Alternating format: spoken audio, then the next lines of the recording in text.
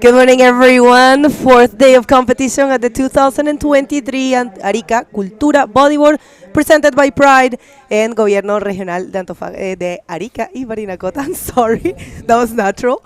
Good morning, Dion. Hey, good morning. What's up? Good morning, viewers, and welcome for tuning in. We are slowly but surely easing our way into this morning as we watch our riders making their way to the back line. You know, conditions, I think that's the biggest question. What's it like this morning? Having watched it now, I think we're in for fun floppers. You know, we don't have that gnarly death bombs rolling through. We got some shape on the waves. We got some good left-handers rolling through, nice right-handers. So I think the athletes will be a lot more confident, a bit more relaxed in the water, and that by saying that, then you mean we're going to see some explosive surfing. I agree totally, and yes, it's going to be another great day. We're going to be running the round number 4, which is the repertoire round. It's a full elimination one, and we will see if the conditions allow it. We will be continuing with the round number 7. For now, we're going to hit the highlights of yesterday because they're very good, and you guys have to check them out, and then we're going to come back with the action.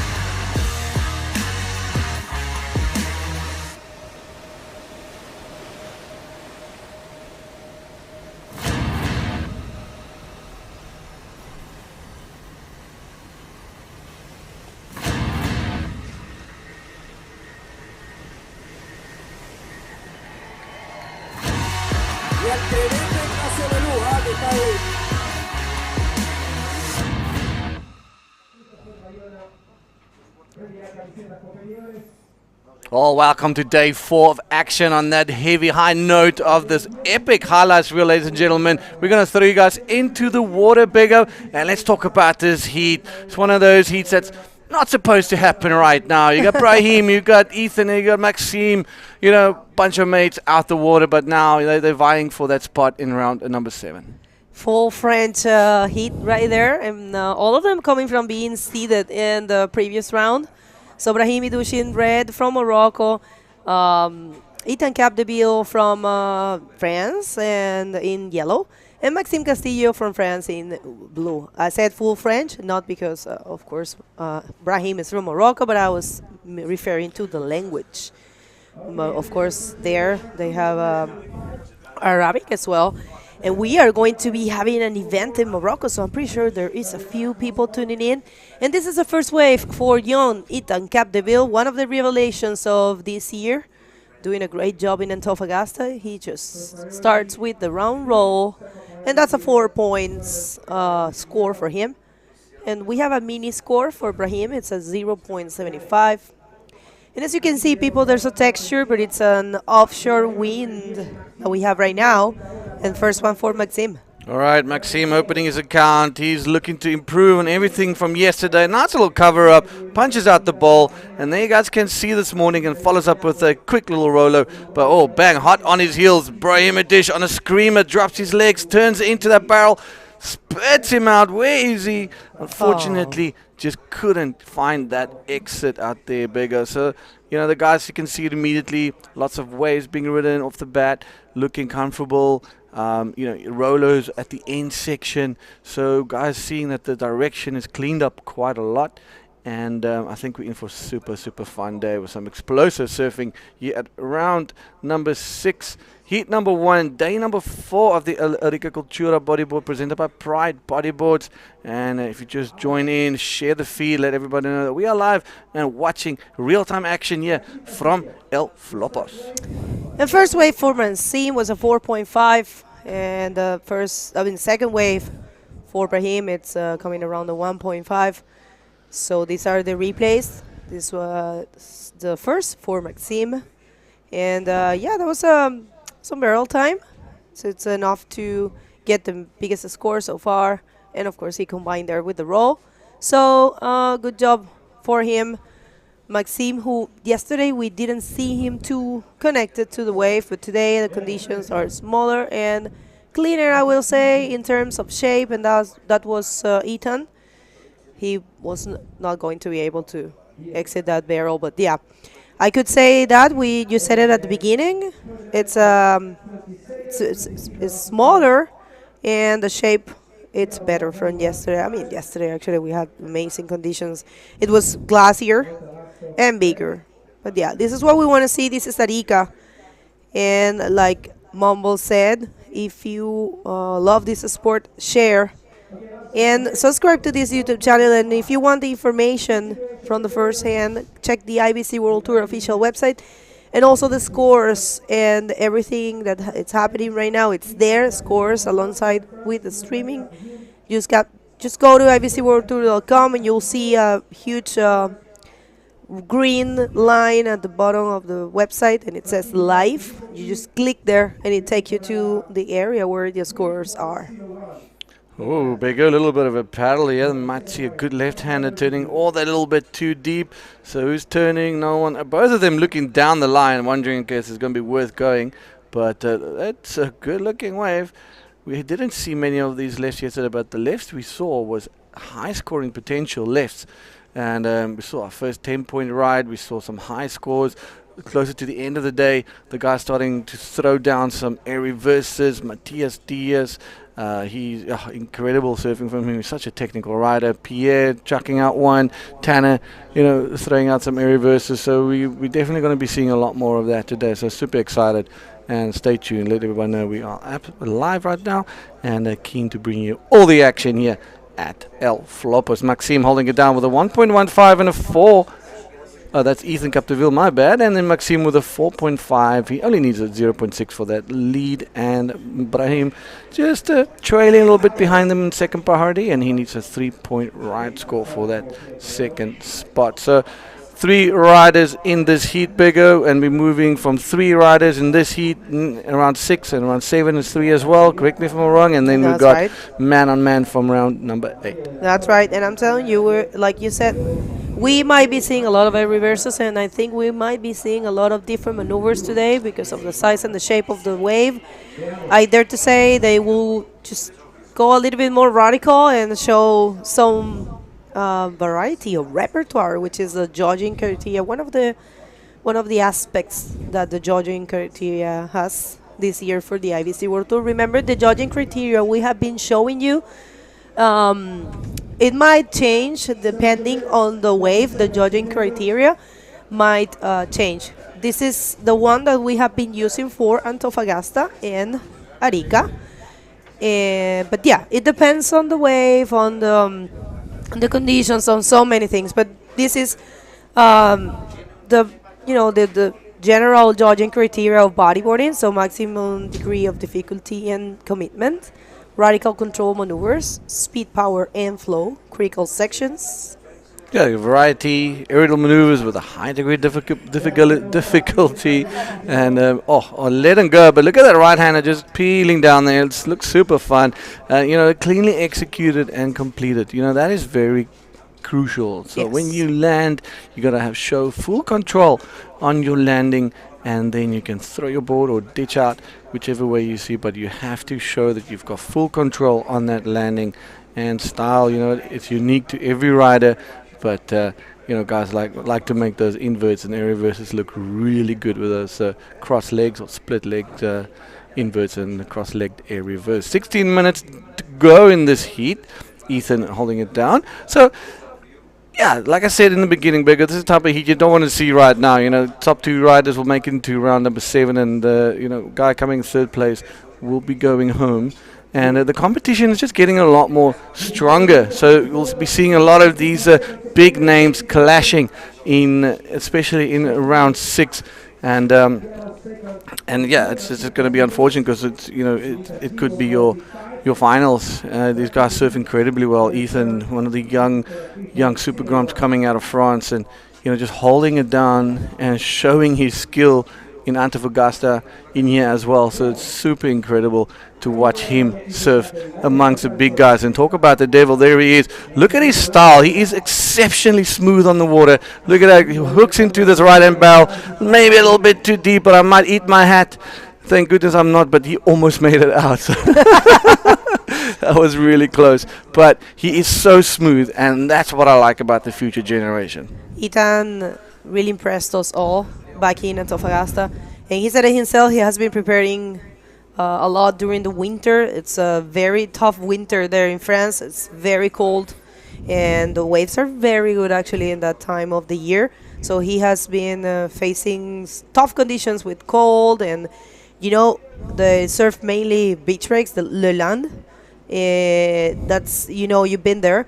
It's a lot of waves in your head when you're paddling out. So many, and so cold. I mean, so cold, just to dive so many times. You got this ice layer on the sand. It's pretty trippy. And then the water temperature is warmer than the air temperature. Like the water's 8 and it's -2. There you have it. That's right. It's like getting into a bath but it's not like getting into a bath. So winter there is no joke, and he has been training a lot. And he looks very, very sharp. He's only 20 years of age, but yeah, Maxime Castillo is one of these riders that impress us also. And we don't know what's going to happen in Brahim. He doesn't need any presentation. And here comes Ethan with an amazing backflip, and that's a complete maneuver. And yes, that's going to definitely improve his total score. And I tell you, he feels comfortable here. But yeah, Maxime and Brahim, they will be boosting some crazy maneuvers for sure. Yeah, both of them getting caught now, duck diving this big set. And it's almost, I just want to point it out, between Michael Jansi, between Ethan, these guys don't utilize, okay, well, I want to touch that point again, but let's just look at this ride. Super smooth, seated section, there it is, bangs this beautiful arch backflip. I mean, that is incredible. Turns it around, and thanks for coming in. Yesterday, it was very tricky for the guys to land anything there because there was so much look at him. water moving out of that keyhole. And, now it's a lot more manageable, but he's definitely putting himself in a bit of a spot here. It's not easy coming out of that keyhole. Not easy at all, but he will be fine. He's in a good place there. Yeah. It's just he probably scratch his legs a little bit, or Yeah, maybe definitely hitting a couple of rocks there. But what I wanted to say is, if you look at the younger riders now, Maxime and Brahim, they basically dropped anchor and they're waiting for a set wave. Michael Yancey, Ethan, they keep really busy under priority. Now he's been posting these scores without even a hint of being in a priority lineup. So he's been under priority almost the whole heat, and he scores 9.75, so 457. So he's got more waves than these guys as well under the belt. So he's just been keeping busy. And here we go, Maxime. Let's say this one for Maxime. It's got a good shape. It's got a good size. He just stalls, gets some barrel time, and goes for the roll. This is going to be probably his best score. Good one for Maxime. Looking for 5.26 to get that lead. It's so important. It's only one, and the first and second who will keep going in competition. This is a full elimination round. 25 minutes. As usual, your top bets waves are the ones that are counting, and take us through this replay. All right, now wide bottom turn. There he gets in under the curtain. Nice little barrel time. A little bit in front of the wave, and nice little roller out of there. So that's definitely going to help Maxime and put him into that first position with a 5.4. So he held that priority for long. It paid off for him. Ethan's operating underneath the priority and still posting good scores. So I was gonna say that because you were saying on the priority. I was like, isn't it underneath? But you are the native, so. Yeah, he's under priority, so he keeps on busy, and he's going to get second priority, so he'll start using it. But he sees that opportunity to not just wait for a wave. He goes and he finds them and he puts on competitive scores, which makes things really hard for Brahim. Look, he needs 8.25 to get in that second position. There's 10 minutes to go, so it's really hard now that he needs to get a good wave. This could be Brahim's chance. This is a really good-looking left-hander. What's going to happen here? Lots of speed, drops his legs, looking for that barrel, stalls a bit, releases the rail. Now he needs to do an explosive maneuver, tries a roll, but not much of a section. So a little bit of desperation there from Brahim, and he knows that he just couldn't get a big score on that one. You can see the frustration there, the head shaking, and just he's a fierce competitor, and I'm sure he'll be very disappointed in that one. It's all right. They still have a lot of time, 10 minutes and 45 seconds in the clock.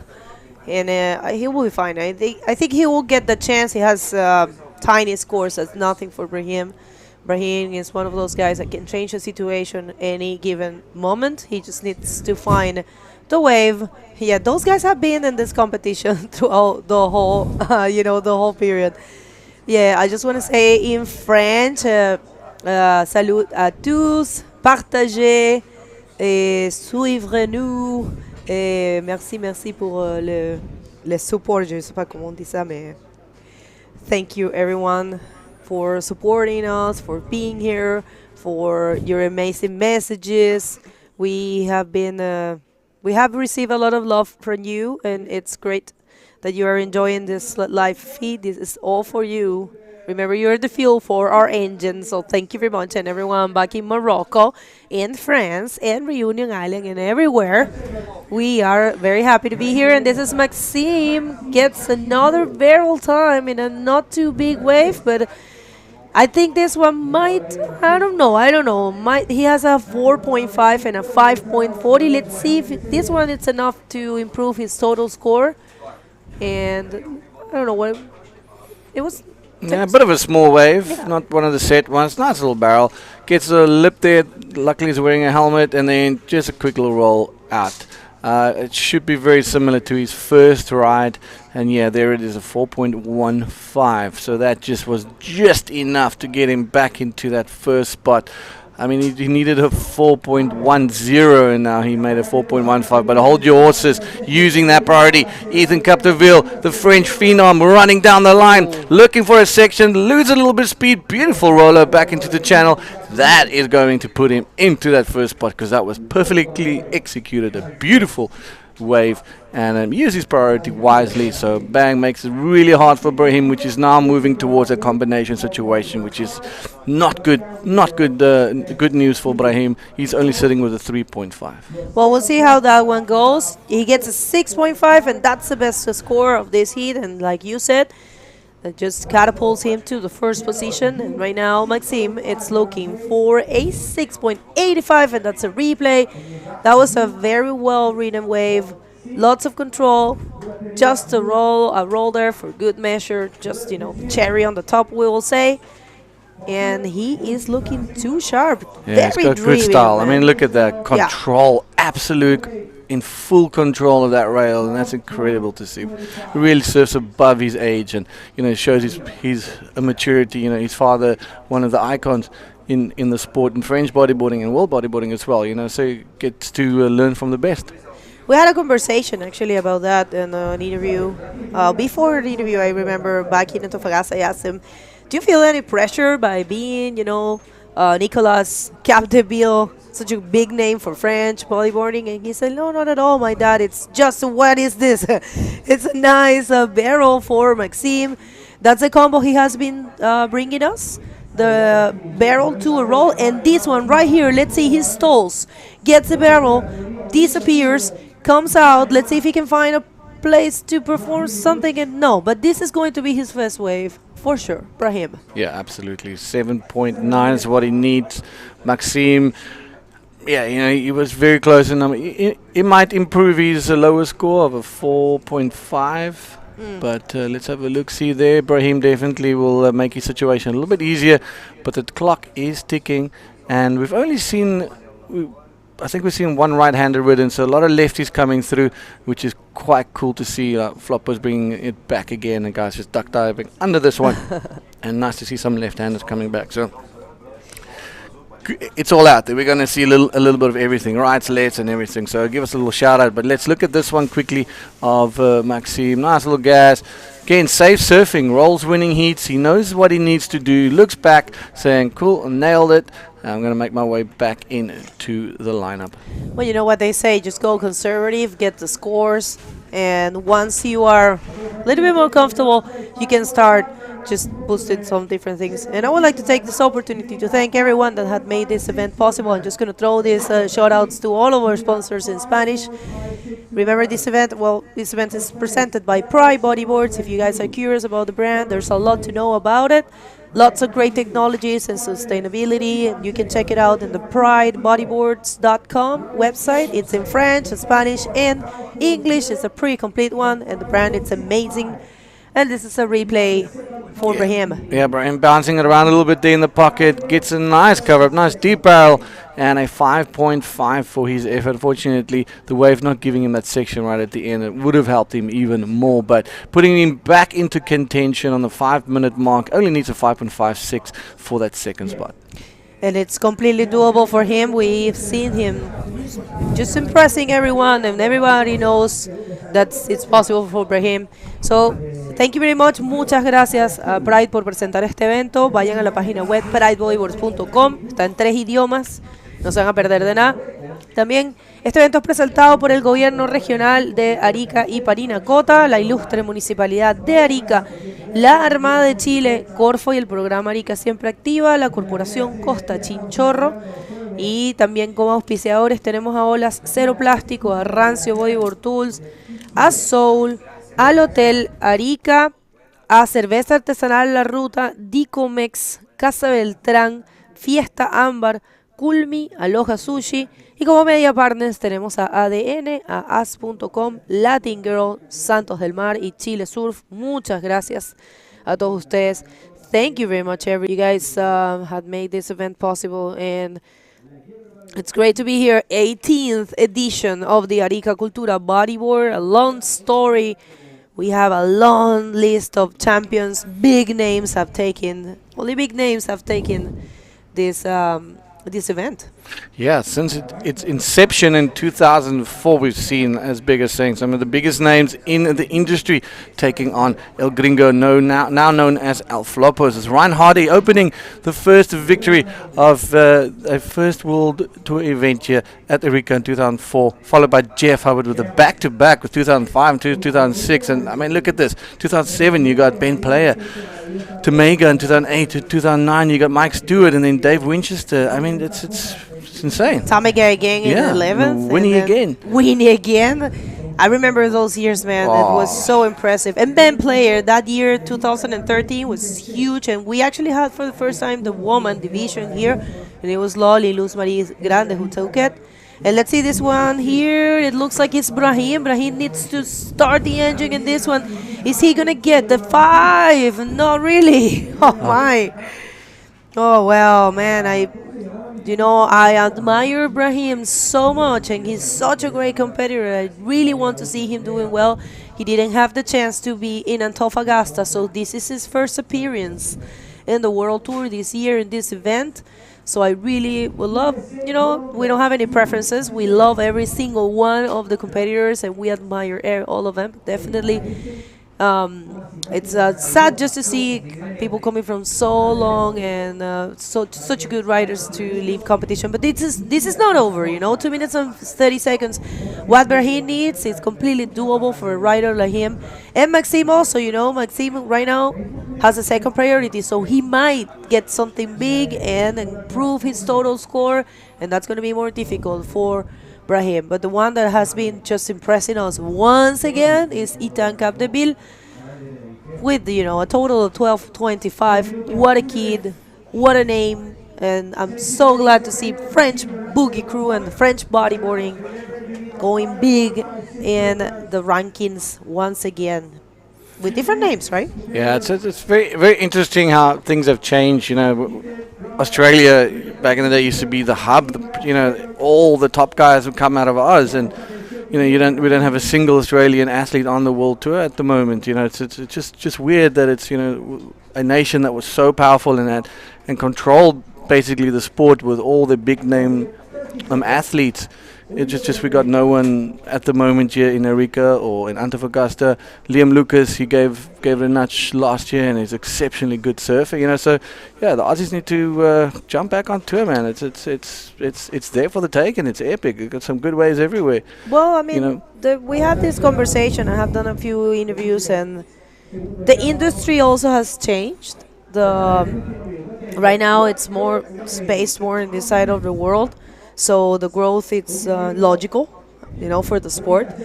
In there, I believe the big names, like we have been saying, they are all, they grown old, they have families, they have kids, they have other priorities.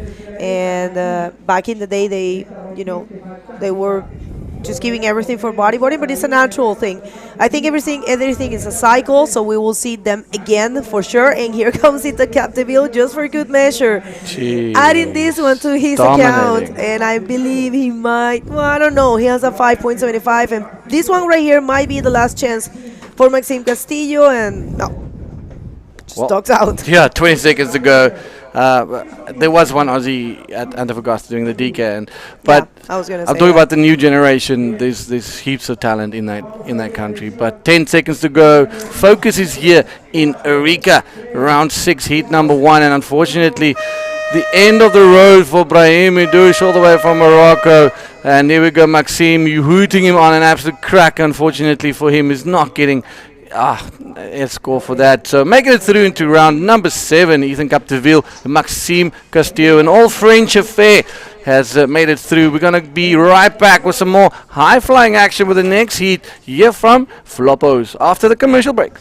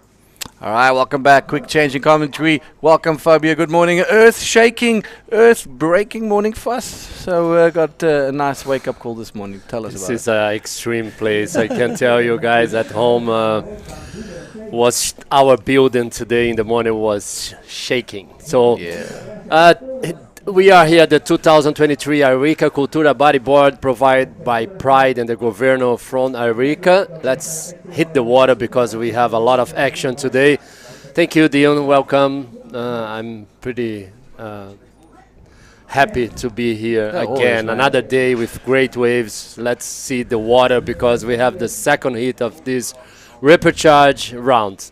Yeah, round 16, number 2. Fabian Tazar, Jorge Saavedra, and Christopher Bayona, 2 Peruvians up against the reunion athletes. So this is going to be a cracker. Top 2 riders make it out. Unfortunately, saw the end of the road for Brahim, not having his best performance here, and probably looking to change things for him in Itaquachara coming up next. But here we go, all focus on the water as we see 3 explosive riders in here, and my eyes will be fixed on Christopher Bayona. Yeah, let's wait. I saw some rides going through the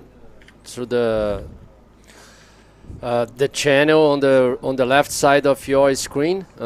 Pretty good actually, Dion. And the riders are not looking for the right; they are looking more for the left. But this is first wave for yellow. Jorge is surfing so good, and he loves those conditions. Was peril there, but it was incomplete. And here he comes, Fabian Tazar to the right. All right, just as you were saying, some good right-handers down there, lots of speed. There it is, quick little roller, top to bottom, drops down, and that is the end of that wave for him. So there's some scoring opportunities, left and right. We've seen a last heat just basically, I think we saw one right-hander ridden, and the rest was on the left, guys, focusing on that. So there is Brahim congratulating Ethan Capdeville, the young Frenchman, and part of their crew. So this is the whole crew together. These guys travel together, live together, do everything together for many, many years, and then welcoming this young Frenchman within their ranks. And he's got some of the best mentors in the game, and it's evident in the way that he serves. Maxime making it through. Unfortunately, Brahim will be spectating with us. Yeah, for sure. It's a contest is like this, Dion. So this is already like round number 6, and this is the replay for first wave for red. It was a roller there, got stuck a little bit on the lip to complete that maneuver. He received 3 points. It's a wave building the scores, and I see on the French team good. They stay together, and it's so good to see them together. So it's like you said, they have like Pierre and Amaury together with them. So it's good. Like the both guys giving some skills for the young generation of France. So we've been talking a lot from the Peruvian, and it's good to watch the French team together. And this is first wave for blue, second wave, sorry. Nice little roller there. He's adjusting his leash as he's going and pulling out of that one. So, guys, just kind of a bit of a different rhythm in this heat, Fabio. You can see the guys are a little bit all over the place, on the rights, on the lefts. And we saw in the previous heat, the guys kind of just focusing on the lefts, using that priority fan belt, if you want to call it that, because, it's just been turning and changing hands the whole time, and guys getting some good waves. So different tactics for every single heat, for every single rider. And this is now heat number 2 of round number 6. The top 2 riders make it into round number 7. So for now, it's do or die for the guys. Can they continue their charge in the Arica Cultura Bodyboard here, presented by Pride Bodyboards, or will they be coming spectators? We've seen the first victim to fall by the axe is Brahim Edish. Unfortunately, the first heat of the day, always a tough one. But here we go, Fabian Tazar opting to go on the left-hander. What are we going to see? Nice clean line. Look at that clean face, Fabio. There's a section, runs a little bit away from it. Unfortunately, a little bit too late to react. Yeah, it was a clean bottom turn for Fabian Tazar, but unfortunately he couldn't find that spot to hit a maneuver there. Seems to me, Dion, today it's a lot smaller than yesterday, but direction of the swell is the same. So that's why it's not too many lefts, and now we're having high tide. Look That's at that why, right hander, yeah. just gas out there. And I think the rights are better, but it's harder to read. Let's see George Saavedra's second wave. He loves the rights. Let's see. Oh my God. Oh wow, that was interesting. Yeah, he tried a roller there, but I think it was too much white water on the wall of the wave, so it's not good to be on that spot. It's very shallow over there, but like I said, there is a high tide, so a lot of water on the reef now, Dion. I think that's why we're not seeing too many lefts. There is lefts, but I'm pretty sure when the tide will go more like low tide, we may see more lefts, more good lefts today. Yeah, definitely more than yesterday. And I've actually in the previous heat already seen guys only focusing on the left. So it's a good sign. But yeah, you're right. That direction still isn't that true like south direction or that it needs. Correct me if I'm wrong if it's the southerly, because now we're southwest. Yeah. So maybe, yeah. But I think here is better south, more east than west. Right. So there we go. So it's still not hitting the reef like like it's supposed to hit the reef. So, but alas, we got good competition, some fun waves, and we'll just see it heating up as the tide gets lower as well. It means the sets will become a wee bit bigger, and yeah, we're in for some good action. So take us through the forecast for today, tomorrow, and maybe Monday as well. Let's have a look-see of what is in store for us. Apparently tomorrow it's going to be absolute carnage, so not sure if we're going to be having competition. It's kind of the calm before the storm. Yeah. But we'll have a look-see, right? Yeah, today we are looking for 5 to 8. That's what we've been having now. And end of the day will be like 5 to 7. So low tide today, it's at... oh, here it goes. Blue again, Christopher Bayona in a good-looking right. Lots of speed, nice bottom turn, hit the lip. Beautiful roller for this guy, Christopher Bayona from Peru. He loves those rides. Still on the wave. Let's see. Lots of speed again. Managed to do another roller there and a complete maneuver. Good wave for Christopher. Yeah, that was that. You know, words aren't even cold yet, and there he goes, clocking a big score on that right-hander.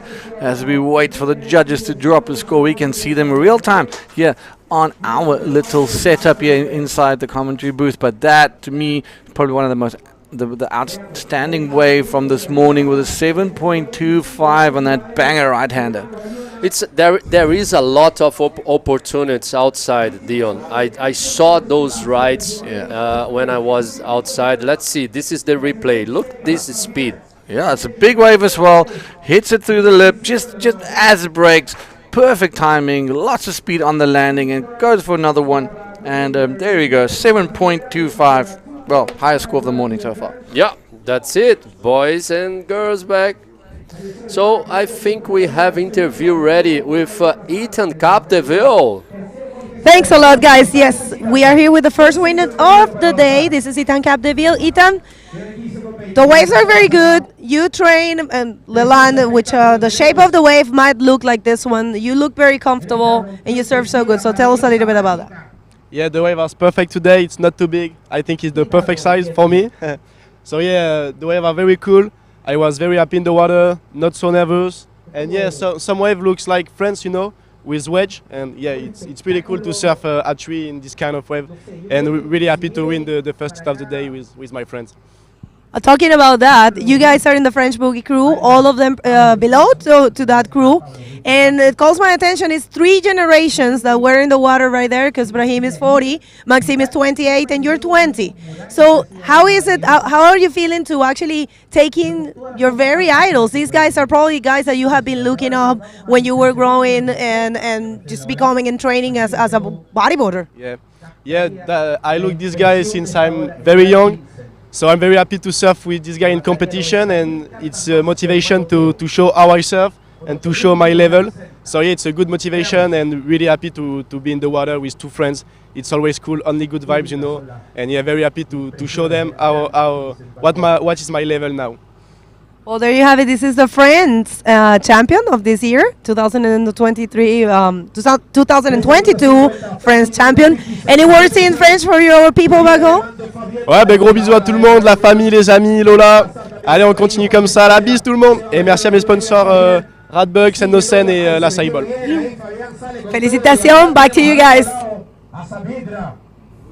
Wow, thank you. Dude, that was a Oh bomb. my God, what a wave for Fabian Tazar. Let's wait for the scores. We're going to show to you guys the replay pretty soon. There's a wave on the back. No takers. Christopher Bayona is still with first priority there. What a barrel for Fabian Tazar. Yeah, let's look at this thing. Nice mid-face line, lots of speed, keeping that rail nicely tucked into the face of the wave. There he corrects, scoops again. Another one, comes out with the gas, looks back, and bam, thanks for coming. That's going to be a nice score. And a split peak action, might I add, and this is okay, jumping and cruising around, trying to get that control there. He finally has it, tries to get around. Unfortunately, this wave not giving him anything, and yeah, unfortunately, he'll be super frustrated. Yeah, let's see. First judge already gave the scores, and here he comes. It's a 5.25 for Fabian Tazar. So now he's in second position. Christopher Bayona with combination of two waves, 10.75. He's in first. George Saavedra needs a 6.75. So we was talking about the forecast, Dion. Today we're having a high tide at 8:45 a.m. Low tide is 3:08 p.m. So the tide goes from 4.5 feet to 1.5 feet. So I'm pretty sure the wave is gonna get lot better. Here at the Flopos, the best condition so far is south swell and low tide. So I'm pretty sure the conditions will improve during the day. And this is Yerko, our water photographer from here, local guy. Yeah, got two amazing photographers working this event. Both of them from Arica, and you can see it by the images on the IBC World Tour and the ACB Instagrams and the website. Just it's absolute mental images. It is.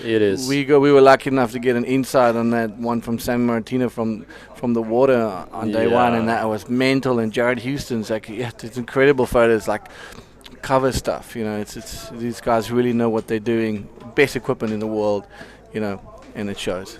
For sure, it's a time to say thank you for all our crew of the IBC photographers. Thank you so much to bring to us all the footage on our website and Instagram.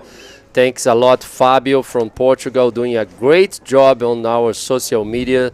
Thanks for our crew in our web streaming team, leading by Luciano.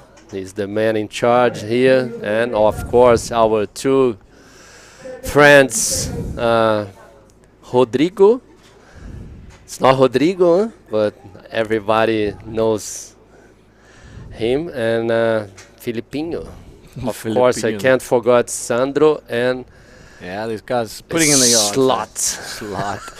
Brothers from another fathers, as they say. And good chuckle. We're a good crew. Everybody works together so well, and these guys are on another league. 10 minutes to go. Round number 6, heat number 2. If you just joined us, welcome to day number 4 of competition. Yeah, the Arica Cultura bodyboard presented by Pride Bodyboards with a nice little lump showing itself at the back. You're going to see the guys paddling really hard to try and get in position, and some seals following suit. But this one might catch them all. Look and at this sweep deal. them underneath the rug and out the door. But let's see. Hopefully they can activate their inner horsepower. There we go. This left, bro. My God. Yeah, look at that thing all floating. And look at that right-hander. Right. That thing is mental. Wow, that's probably going to gas any moment now. Not too much, but wow, geez, that was some good waves, and Jorge is getting an absolute punishment out there. it might be a bit slow. You know, you got a lot of inside waves, and that's the thing. So guys are sitting a bit shallow. It's a slow on the sets, so they're taking the mid waves, and this is a classic example where you're sitting a bit too close to the shore and get caught by the big ones. The big ones, you know, they're probably not the best shaped ones as well. Yeah, sometimes you never know, Dio, because I think that's because of the high tide. Today we have a very high tide at the start of the day. It's higher than yesterday, actually. And this is Jan Salon from the next heat, again with Pierre-Louis Costes and Rodrigo Silva. Will be a final this next heat. Cracker heat coming up next. But let's continue with the forecast, specifically, you know, Okay, tomorrow and Monday, while we still have a couple of minutes left in this heat, Fabio. Yeah, okay. So today we start the day with 5 to 8 and we finish the day with 5 to 7. And tomorrow, Dino, we're gonna have a 10 to 15 feet. It will be like 10:07 feet with 16 seconds. This is the replay, the best wave for Christopher Bayonne in this hit, 7.25. Beautiful first roller. He managed to do another roller. Nice position on the bodyboard, nicer rollers. Rollers can win a contest, guys. And here we go. This is Fabio Tazar's barrel cruising in the line there. A little bit of cover up. Nice quick little cover up again. Beautiful surfing. Double gas and out to the back door. All right. So tomorrow looking chaotic. Is it cleaning up again on Monday? Monday we're looking for 8 to 12. Beautiful. It's not small. I can tell. That's what you're looking for. Wow. And the last day of the competition, it's looking 6 to 10. So you guys at home, we gonna have a lot of shows for you. A treat. Yeah. Forecast is looking amazing. This is Pierre-Louis Costes taking his vest. And this is live. Oh, just in and out, and to the right, George Saavedra. Getting that roller, finally, the roller he's been looking for the last 20 minutes almost. Yeah, PLC one, and a stable name in the Pride Bodyboards team. Yeah. You know, kind of been there since the beginning almost. But here we go, we'll talk about that. Drops his legs, gets a little easy, getting a little cover up. No, nice little roll through the lip. So you'll get that nice, somewhere in between the 3s and 4s. I'm not too sure, but in any case, there you go. A 1.5 and a 3.75 was awarded for his last wave. So he needs a 4.51 to get back into that contention for the second spot. So there's our judges, all focused, hawk-eyed, and General Chico behind them, making sure everything is going smoothly above there. These guys really putting in the long hours, doing the hard yards to get to where they are. This is our Peruvian Charger again, looking at this one. Here's a little section for him, dropping his legs, goes for a little spin, loses his board, and it's still almost not the same person as yesterday that's surfing. Yesterday he was loving the big stuff, smooth and charging, and it seems a little bit out of sync right now. Yeah, it's competition, Dion. Sometimes you're not, it's not your day, but never count out George Saavedra. He knows this place pretty well. He loves those rocks. And the rocks are places like this, like he loves reef breaks. Hitting rocks. This is more rocks than reefs. More Rocco. This is more Rocco. But George Saavedra, bad joke, right? He knows how to charge, man. I can tell you that's that. For sure. And his son just absolutely sending him. You know, again, one of those young athletes that's just coming through the ranks and just punching way above their weight, making it through the heat by heat, winning, and he's around 7 later on. Yeah, for sure. Fabio Saavedra is doing a great job. So this is the next heat. Will be a show for you guys at home. Pierre-Louis Costes, Jan Salon, and Rodrigo Silva. Rodrigo is a local kid from here. He knows this place a lot. We saw him yesterday charging. And here he goes again, Fabian Tazar to the left, pull in a barrel, but was a close out for him. Fabian Tazar from the Union Island, he loves the lefts, Dion. Yes, he definitely loves the lefts. You can see in how his wave selection goes, just looking for those lefts the whole time. Yeah, I think he had a nice right-hander as well.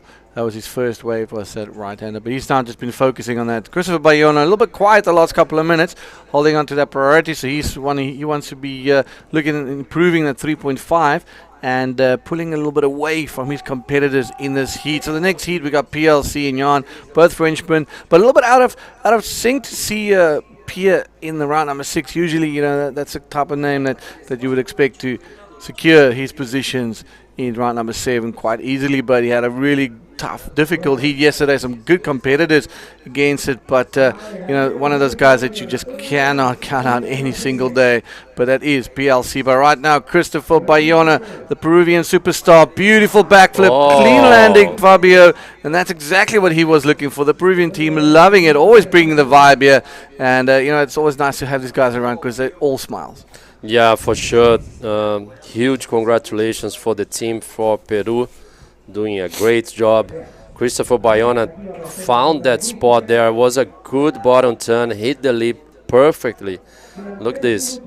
Trying to find that spot, hit the lip.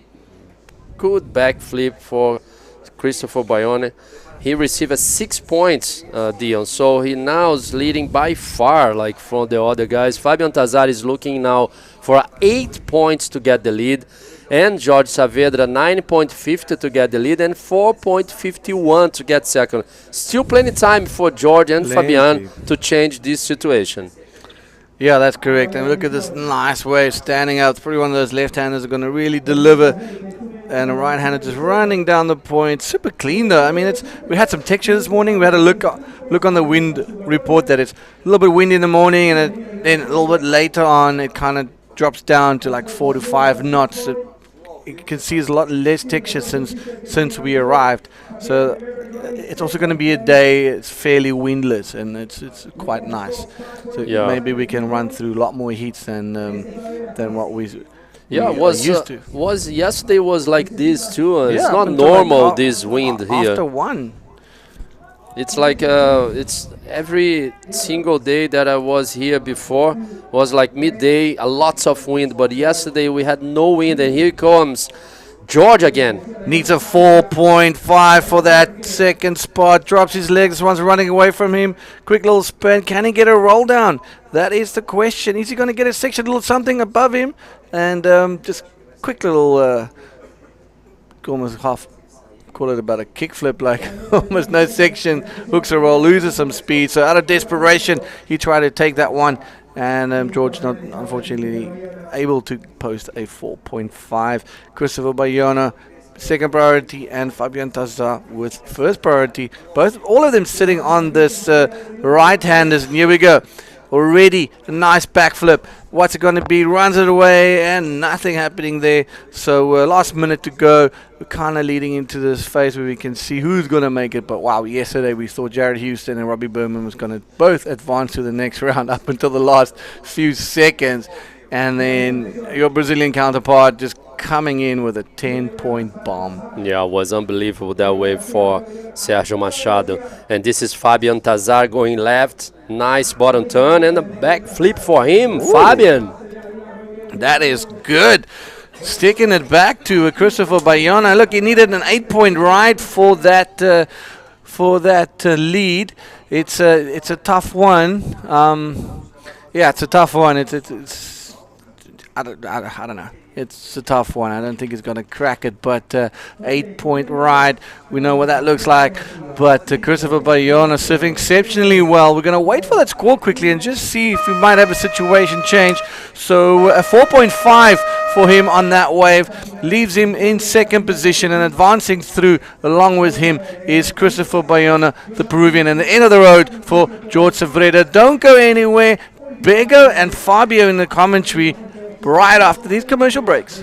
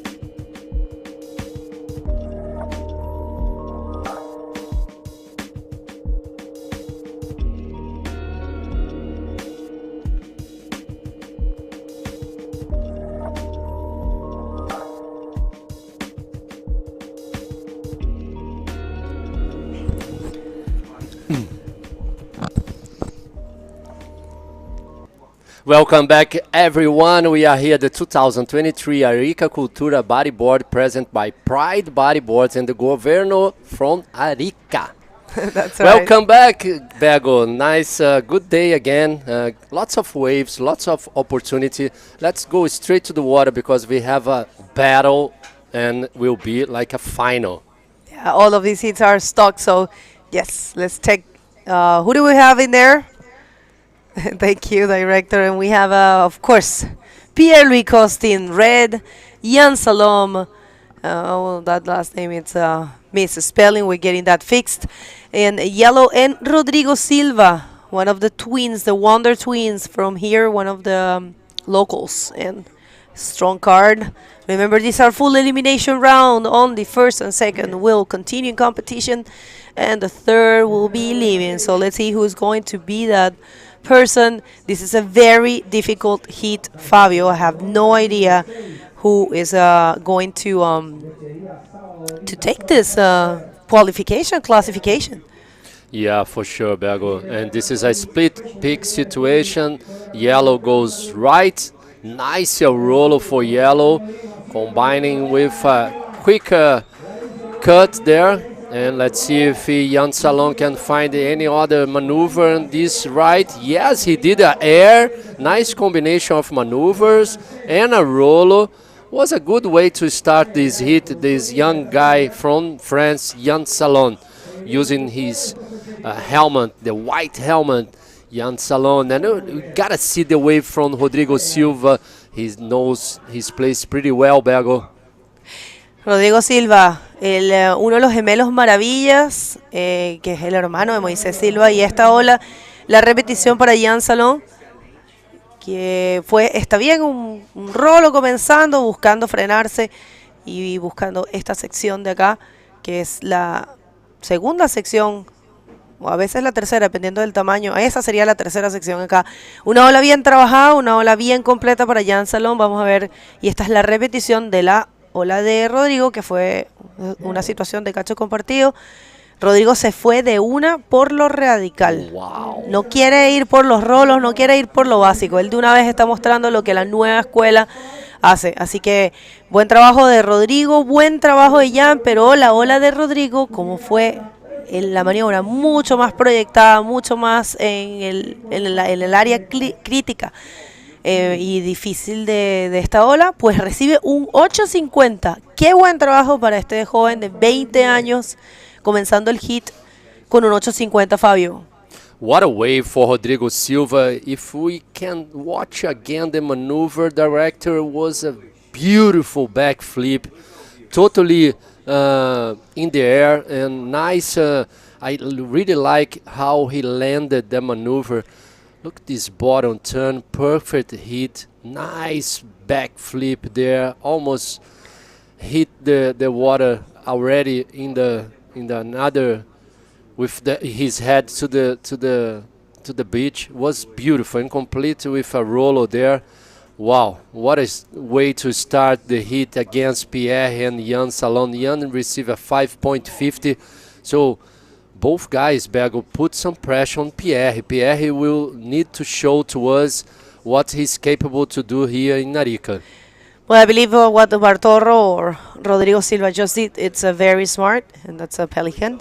He knows he's, facing two very strong competitors, and this is his wave, and it's not holding anything back. He wants to start really strong, and this is what he has to do. And here comes Pierre with, I think, even dry hair there, and goes for some barrel time, and of course a signature backflip for Pierre. This is also going to be nice score.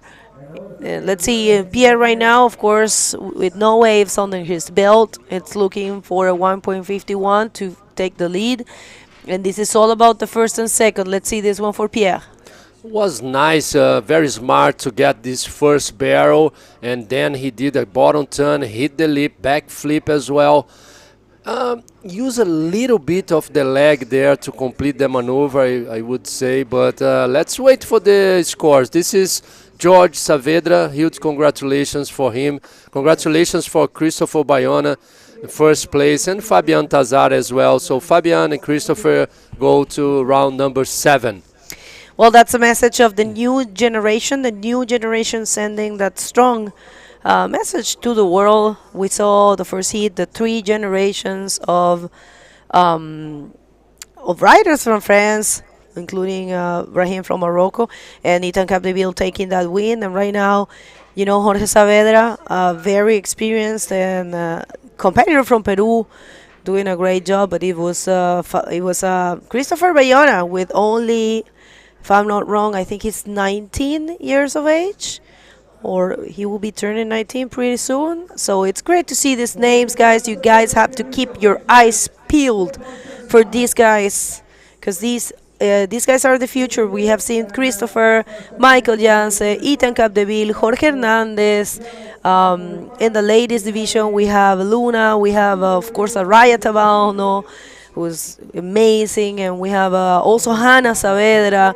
We have Emilia Gonzalez from here, from Chile. So these are the names that are going to be leading the charts in a few years in the professional divisions, and we are more than happy to have the IBC bringing the Pro Junior division in either men and women. Yes, of course, I agree with you 100%. Last wave, first wave for Pierre, he was a 4.75, and here he comes again, him to the left, big wave. Let's see, lots of speed for the Frenchman. Yes, a beautiful air. Was not too much invert, but was a good air, and here he comes, the local boy pulling in a barrel bag. Oh my God! Almost, it was very close. Buena ola y mucha determinación para Rodrigo Silva. Rodrigo sabe que está enfrentando a 2 competidores muy fuertes, Jan Salón, que lo ha hecho increíble, y Pierre, que obviamente no necesita presentación, ya ha ganado este evento 2 veces y además es 2 veces campeón mundial y uno de los mejores bodyboarders del mundo, pero Rodrigo ni siquiera piensa en eso, está surfeando muy bien. And this wave here for Jan Salon, let's see, he's going for the lefts. He loves those rights, but yeah, he's gonna throw that backflip. Not too fluent, but it will be a backup score for him. And we are waiting for the score of Pierre. Like you said, last wave of Pierre, the invert was not too inverted. Sorry, it sounds a little bit. And there you have it. It's actually a 7.25. You know why he probably didn't inverted the board that much? Because he knew that section right there is really tricky to land, and if you take too much time inverting your board, you will be probably not landing in the proper place. So that's a total make and a great wave for Pierre. So he is right now in the lead. And this one here for Rodrigo, that's a shame. He would have get a huge score. Yeah, for sure. He received 1.65 for this last wave. And it looks like we have an interview ready with Dion. Okay, after this wave now, let's see, this is live. This is a replay for last wave for yellow. Was a 3.50. Again, the replay. Actually, he received the 3.50 because he landed on the top of the wave. So let's see if we have something live. Yeah, there was a wave. I can, we are not supposed to hear what the beach announcer says, but I was just sneaking my ear. I was just like trying to hear, and it looks like, I think Rodrigo got a wave.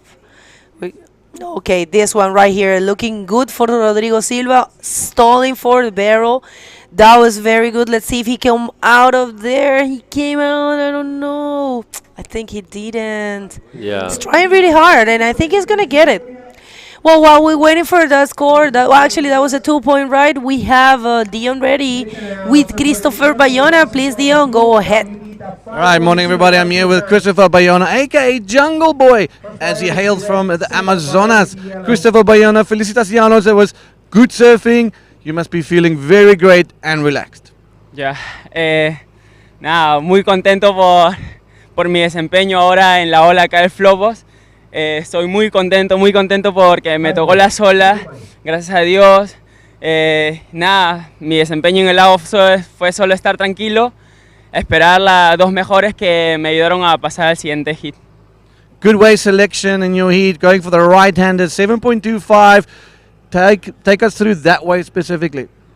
El 7 puntos lo logré con tranquilidad, esperé la grande, la big como dice, y pude intentar el rolo. Dije backflip, pero no tenía otra ola que me soporte, así que aseguré con dos rolos y logré pasar primero, gracias a Dios.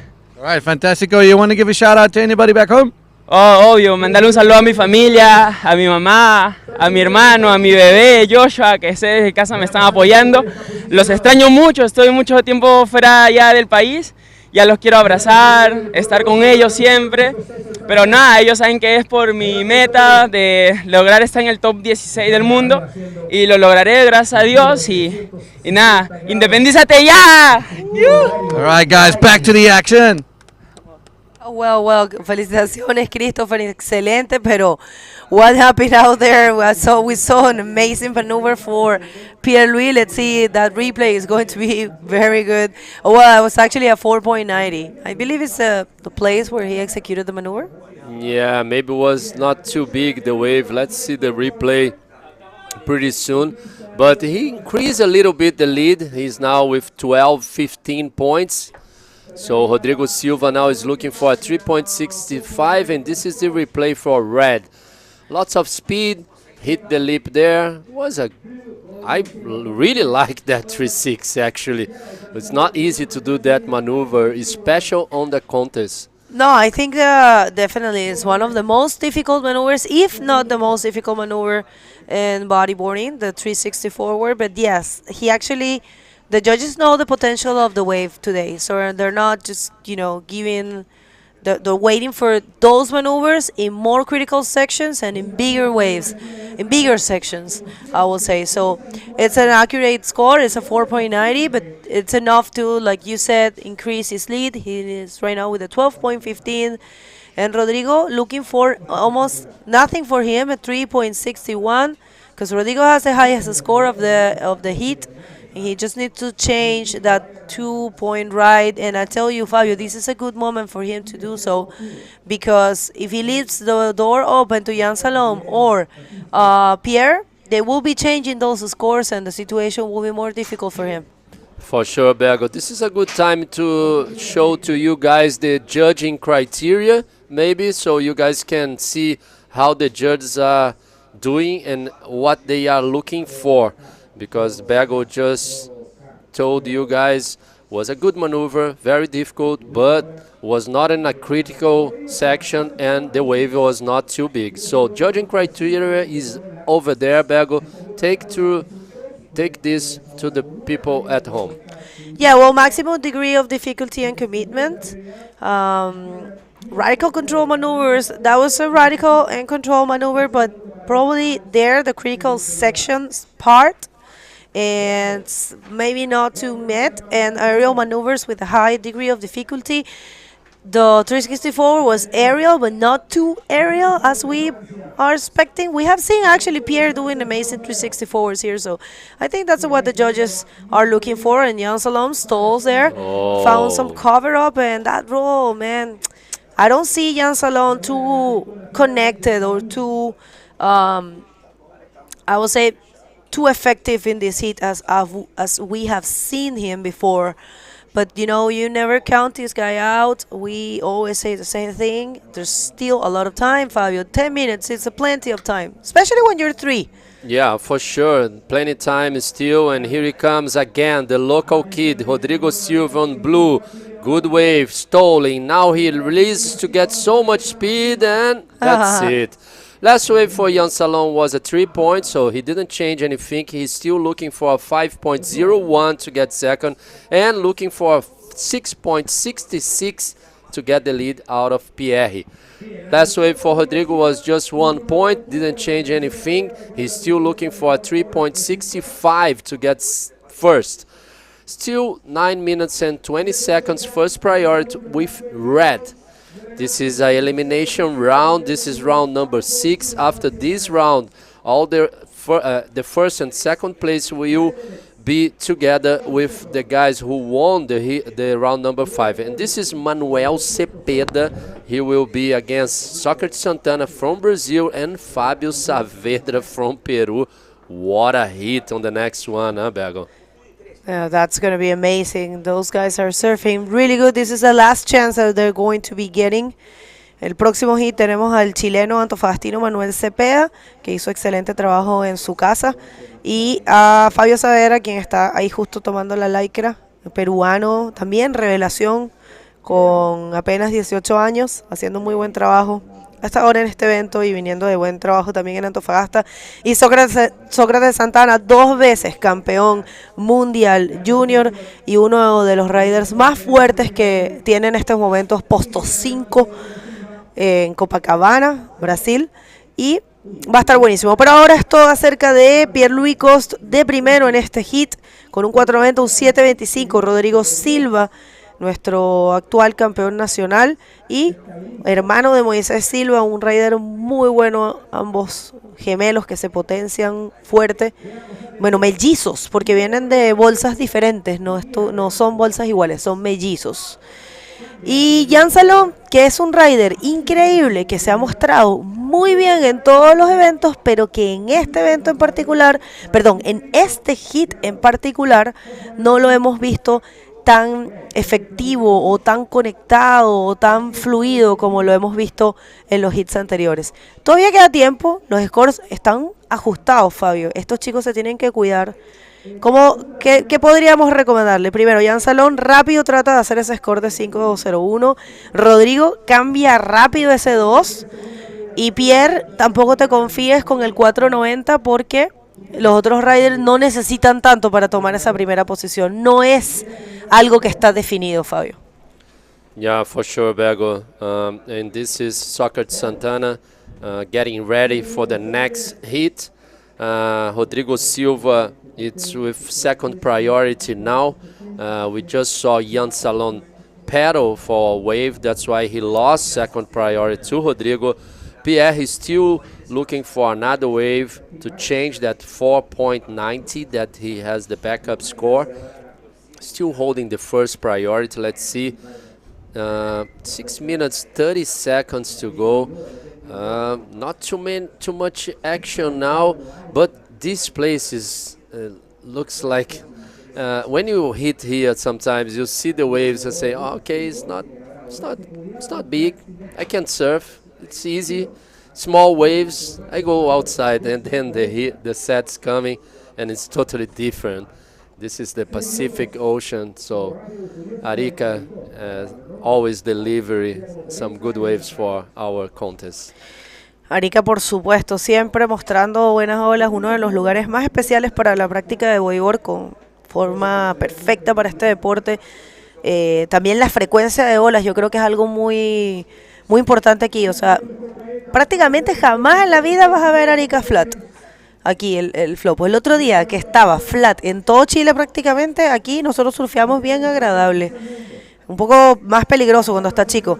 This wave here for Jan Salon. Let's see if he can just get some momentum and go back into contention. I mean, actually he's only looking for a 5.01, Fabio. 5.01, and this is what we were saying, you know, the other competitors have to improve his total score.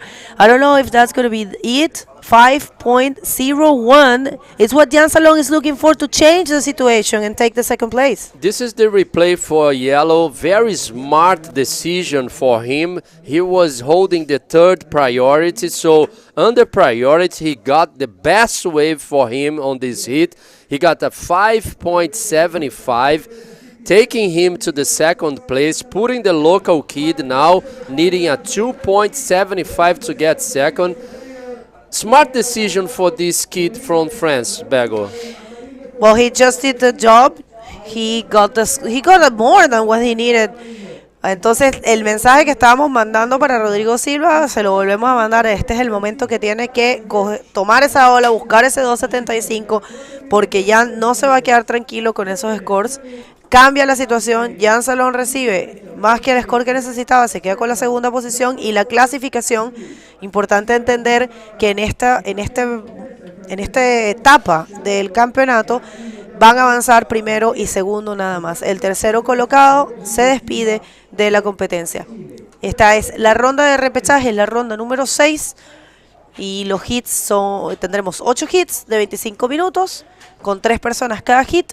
Por supuesto, las 2 mejores olas son las que van a contar y tienen un tope de 12 olas para tomar. Vamos a ver una recapitulación de las mejores olas que hemos tenido de cada competidor. Y esta que está aquí es la mejor ola del hit, es un 8.50. Él hizo esta maniobra con solamente, habían transcurrido solamente 3 minutos en el reloj. Muy buen comienzo para Rodrigo Silva. Y esta de aquí, la ola del 7.25 de Pierre. It was a nice maneuver for Pierre. He flies so, like the distance that he was flying was pretty hard. And this is Jan Salon last wave. He changed the hit situation with this 5.75. Very smart decision that he made. And yeah, he saw probably Pierre doing those inverts and he said like, yes, sorry Fabio. No, don't worry. Less than 3 minutes to go, Bego. Rodrigo Silva, second priority. He needs only a 2.75, the local kid from Arica, from Flopos. Rodrigo ahora que busca un score de 2.75 y está con la segunda prioridad, tiene posibilidad de lograrlo. Por supuesto debe alejarse un poquito de Pierre porque me imagino que Pierre va a utilizar esa prioridad. Pierre, rider de Pride, debe estar bien contento y bien cómodo sabiendo que está surfeando en este evento patrocinado por la marca que ha acompañado su carrera por tantos años. Pierre-Louis Cost, 2 veces campeón mundial y 2 veces campeón de la Arica Cultura Bodyboard también. Ayer hablábamos con Amaury, si Amaury se iba a atrever o iba a lograr romper ese hechizo que decimos, porque ningún competidor ha logrado ganar aquí este campeonato más de 2 veces. Hay varios que han ganado 2 veces, Pierre es uno, Amaury es otro, de los que están presentes en este evento, solo ellos 2. Y ayer Amaury decía, pues bueno, vamos a ver si Pierre logra romper ese hechizo, o si lo logro romper yo, o si nadie lo logra romper, quién sabe. Sería igual interesante tener a un chileno ganando por primera vez aquí. Tuvimos a nuestro Beach Marshal, que es el Popeye, que es de los que han llegado más lejos, y por supuesto Alan Muñoz, que ha tenido un par de podiums acá, pero no han ganado ninguna vez ningún chileno. Vamos a ver esta ola. Última oportunidad de Rodrigo Silva, 2.75 está buscando, yo creo que lo va a lograr. Inteligente Rolo, eso es lo que tenía que hacer. Oh my Ay Dios, God. no te creo que no pudo salir. Bueno. Let's wait for the results, for the scores, and this is red, going right. Was a nice air, but it was incomplete, No, complete. Let's say. Complete. Yeah, he complete the maneuver. You know, we have to be very careful here because sometimes we think he is not going to make it, but yes, that's a make for Pierre. ¿Y qué situación? Vamos a ver. Oh, esta también puede ser muy buena para Jan Salón. Y si Jan consigue un score más grande, y si a Rodrigo no le alcanza, yo creo que la última maniobra fue ya punteada, parece que fue un 1, y esta de aquí, a ver si Jan consigue un score más grande. Estas son los últimos segundos. I don't think we will change nothing on this last wave for yellow. Less than 30 seconds, Bego. Let's go, Rodrigo. You still have a couple seconds. You know this place. All Chile is together with you. Only 15 seconds. Look, Rodrigo. Maybe, guys. Stay with us. Está haciéndolo muy bien. Esto es lo que tiene que hacer. Agarrar lo que sea. 2.75, gente. 2.75. Cae ese rolo. 2.75. Está buscando. De hecho, está cayendo la nota anterior. Ay, Dios. Creo que hay cambio de situación, Fabio. Creo que Rodrigo Silva lo va a lograr. Estoy viendo scores cayendo, gente. Ustedes en casa también lo pueden ver. Vamos a esperar estos puntajes. Estamos en momentos críticos para Chile, momentos críticos para Arica, porque el local Rodrigo Silva está esperando una nota. La nota de Jan Salom no lo fue, lo logró. Cambia la situación. Su penúltima nota fue un 4.25. El rolo fue tomado concretado, una maniobra completa. Y la última fue un 3.50. Clasifica Rodrigo Silva. Felicitaciones a Jan Salom. Felicitaciones a Pierre-Louis. Qué momentos de tensión, ¿ah? Casi nos da un infarto acá con Fabio. Yeah, it was very exciting. This last seconds of this hit number 3, round number 6. Guys, don't go anywhere. Next hit will be amazing as well. So stay with this recap, a quick commercial break, and we're gonna be back pretty soon. Ooh.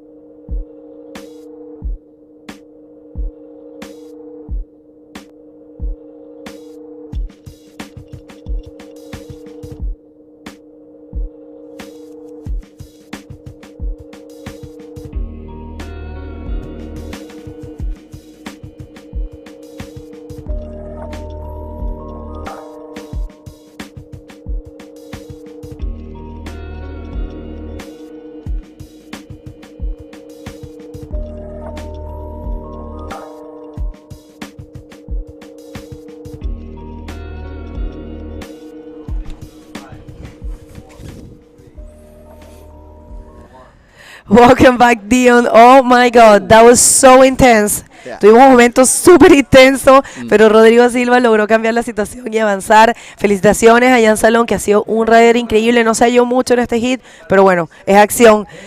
What a hit. Pierre-Louis took the win, and look at Rodrigo there, man. Local He, knowledge paid off. That dying seconds, he got 2 waves and turned the heat, put himself back into round number 7. Stoked as all can be. All the Chilenos were clapping and screaming for that. So well done to him. And unfortunate for Jan Salon, which is he had a good campaign and just pipped right at the end.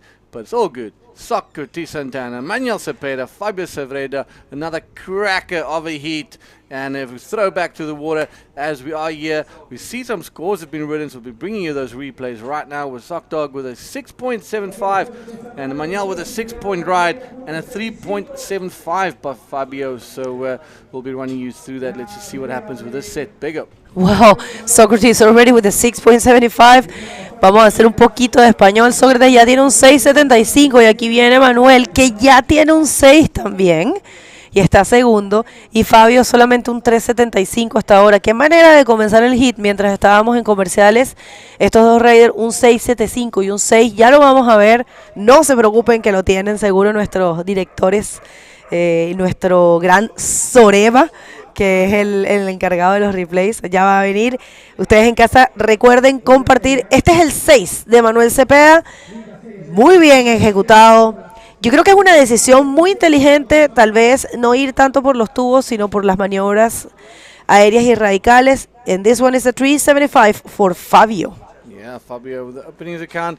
3.75. Beautiful backflip from our previous wave. Jeepers, that was so good. And a nice little spin roll combo. But here we go. Sock Dog's highest score, 6.75. Quick scoop in the barrel.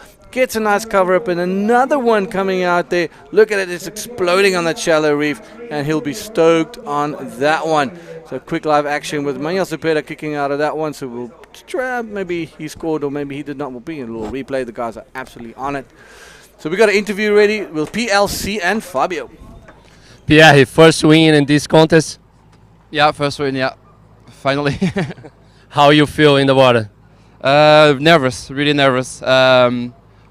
It's been 2 competitions in a row. I've been in I got second in the first round, so I had to go to the repêchage.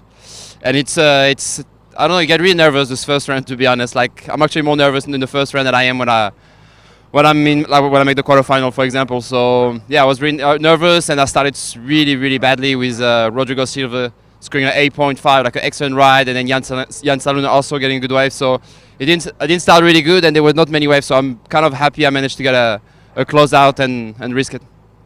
How's important for us have pride in sponsor this event? Yeah, it's really important. Pride is one of the few brands that invest into back into the sport, into the events, and it's very important, you know, for our sport improving. And I mean, yeah, I'm really proud to be, you know, riding for them and representing them here in Chile and around the world. And yeah, thanks to them and all the brand that support bodyboarding. Any words in French or Portuguese? Yeah, really happy to go to the next round. Muito feliz. Abraço a um beijinho à minha família que está a ver lá em Portugal. Et merci à tous mes amis, toute ma famille. Comme d'habitude, on essaie d'aller le plus loin possible. You? Congratulations, Pierre. I see you today again, actually. Back to you guys. All right, thanks Fabio, thanks PLC, finally on the scoreboard. Settling those nerves, interesting for a man of his stature, saying a little bit nervous out there. So, admitting that he needed to work a little bit harder than the others. Well, he hasn't had the best run in this year, but yeah, he is one to look for always, and I believe the whole world admire him for his career, his bright career. And he will always be one of the best, and congratulations for him, and saludos a Hut y Benji. I'm pretty sure they're tuning in right now. So wave here, Fabio Saavedra, el peruano que le fascinan estas derechas, una ola de tamaño, un rolo ejecutado fluido bien y combinaba rápido con un giro 360 que no logra conectar, pero va a ser una nota tal vez mayor al 375 que tiene. Manuel Cepeda, que lograba un 475 y un 6, está en la primera posición, y hasta ahora Sócrates, que no ha tomado más nada. Oh, good looking right-hander, beautiful roll, arm extended, back in the flats, hooked a spin, but the white water just getting the best of him. And but that roll will definitely deemed as complete. But here we go, Manuel Cepeda keeping really busy under this priority of Socrates Santana, posting some good scores. This is going to be another banger of his beautiful invert. I mean, that is just textbook. This guy is probably one of the most underrated surfers on this world tour right now. Yeah. I agree with you. And his versatility again, he's supremo DK. I'll tell you this, he has been getting better and better throughout the years. Esta bola de Manu fue realmente impresionante. Miren esta ejecución, miren el tiempo que pasó en el aire. La buena forma del invert, una ejecución fluida, aérea, proyectada. Está cumpliendo con muchos de los aspectos de nuestro criterio de juzgamiento que tenemos para la IBC World Tour en estos dos últimos eventos, y por supuesto recibió un 7, la nota más alta. Manuel Cepeda realmente destruyendo hoy, con un montón de tiempo sí en el reloj porque faltan 17 minutos y medio, pero hay que destacar que ha sido muy increíble su performance hasta ahora en este hit. Muy bien Antofagasta, muy bien Manuel.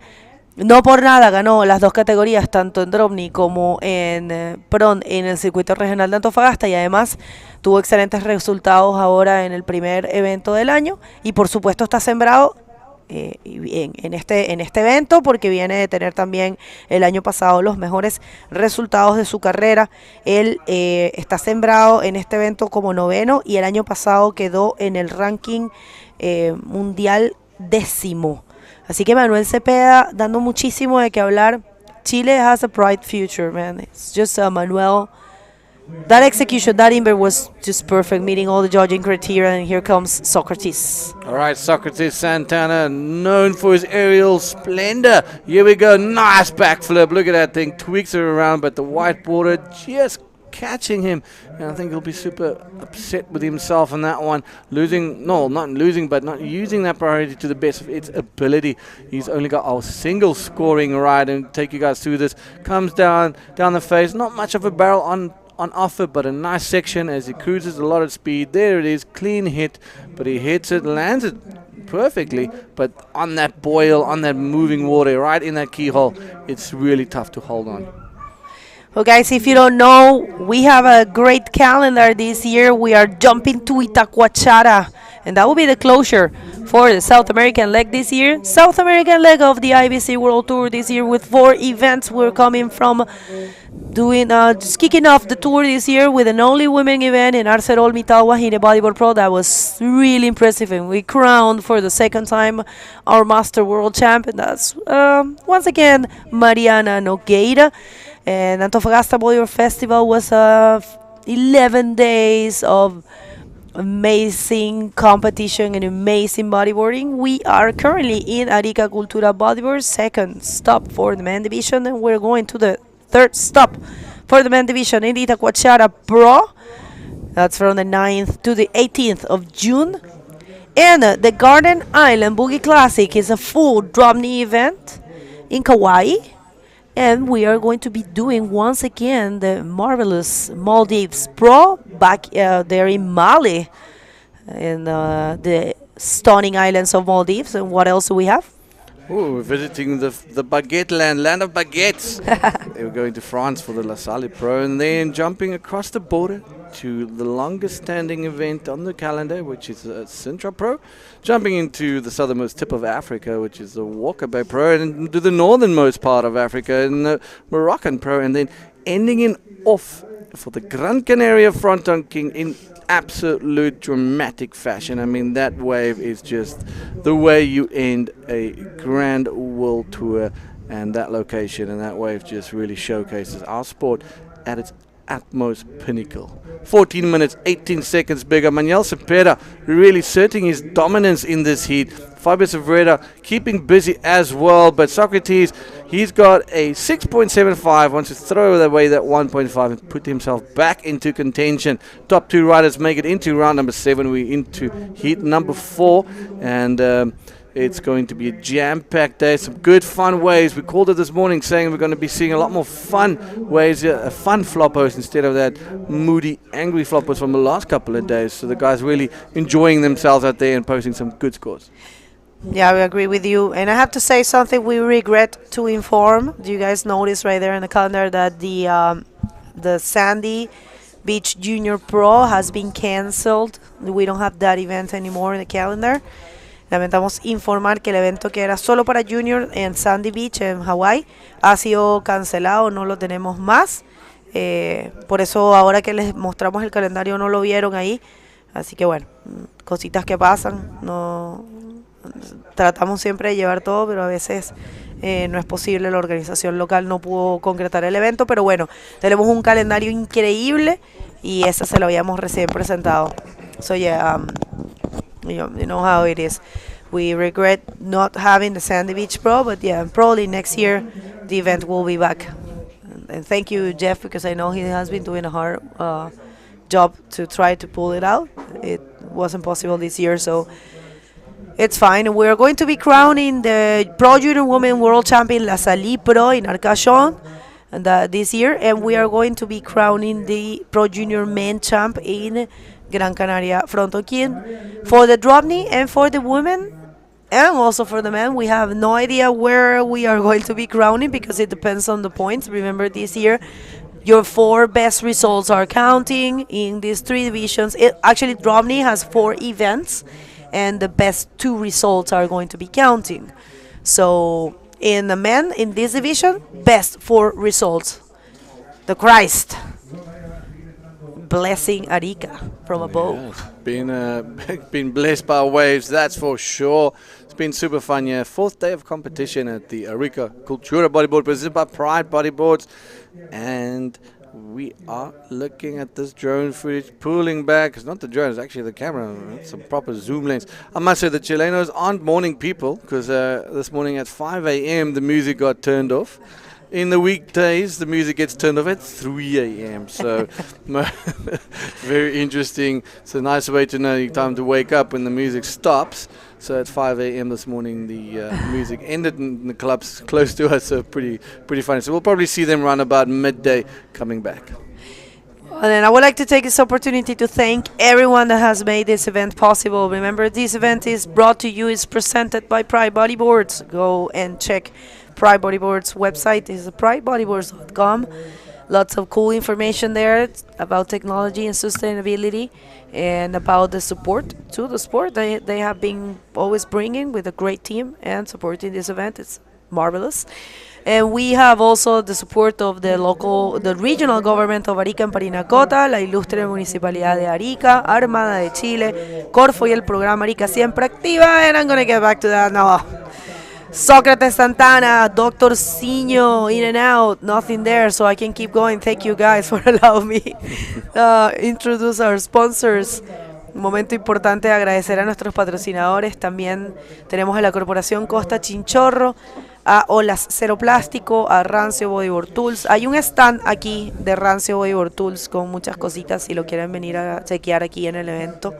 Que está de esta imagen, lo pueden ver hacia allá donde están carpita o esos tolditos blancos. Ahí tenemos varias tienditas y también está la Corporación Costa Chinchorro con unos recuerdos bellísimos de las momias Chinchorro que me fascinan. El año pasado fuimos a ver las momias Chinchorro a Camarones. Fue un tour increíble. También tenemos a Soul, que es la empresa de audio que nos patrocina, Industria San Miguel, el Hotel Arica que está allá en el fondito, donde se ve ese pequeño escollera o muellecito. Allá se está quedando el staff en su mayoría. Está la cerveza artesanal La Ruta, que está buenísima, está hecha aquí en Arica y hemos probado varias bien ricas. Dicomex y Casa Beltrán, donde nos estamos quedando. Fiesta Ámbar, en donde será la clausura de este evento. Culmi, Aloha Sushi, y tenemos como media partners a ADN, As.com, Latin Girl y Santos del Mar, y por supuesto Chile Surf. Muchas gracias a todo el mundo. Thank you very much, everyone. You got stuck there. He was like thinking about the sponsors. And this view, Alacrán Island or Scorpion Island, it will be in English. Nelson Mandela Boulevard for the South African watching. That's a road linking the two. It's mental to think from all the places in the world. That is called Nelson Mandela Boulevard. It's awesome though. So Socrates Santana looking to improve his situation, but struggling a bit and not connecting and having good rhythm. But Fabio Savreda always finding a bomb, and there he is cruising down the line with an absolute nugget. But again, not getting a little bit of a section. There's maybe something. There he goes. Quick little Rolo and gets it locked down. Hard to see if he's landed it, so not sure where he is. And maybe if he pops out on the far side, he would have made it. But I don't know. The judges have eagle eyes, so there he is, paddling back already. So we'll see in his scores that the scores will be dropped quite soon. 8 minutes to go. Coming down to the wire, around 6. Heat number 4. Manuel Cepeda just stamping his authority with a 6 and a 7. Fabio, he's also trailing with a 3.75. He needs an 8 point for that first place. And Socrates Santana, Bego, a 2 point ride is all he needs to put himself into round number 7.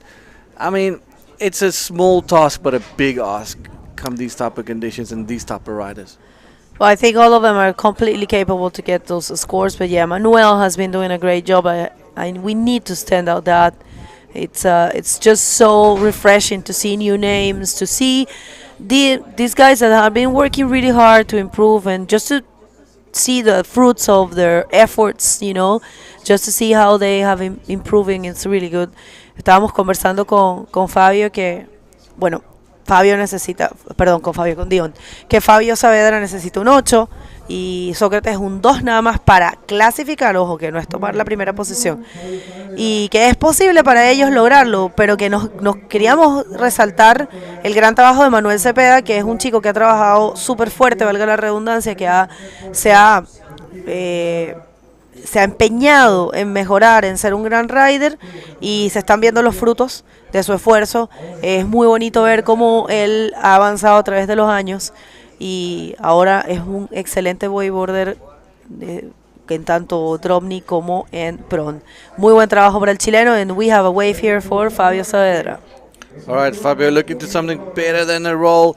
He's going to hook it up with a nice little forward spin there.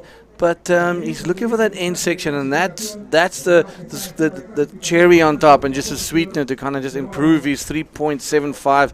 But struggling a little bit there. I'm not too sure if that one will be thrown between the mix there. And Socrates, the second priority, just with 6 minutes to go. You can see a small little insider wave, quick little roll, top to bottom, followed up by a forward spin. And that's all she wrote for Fabio. So Fabio getting a 4 point ride for that one, and helping him now needing a 2.25 for that second position.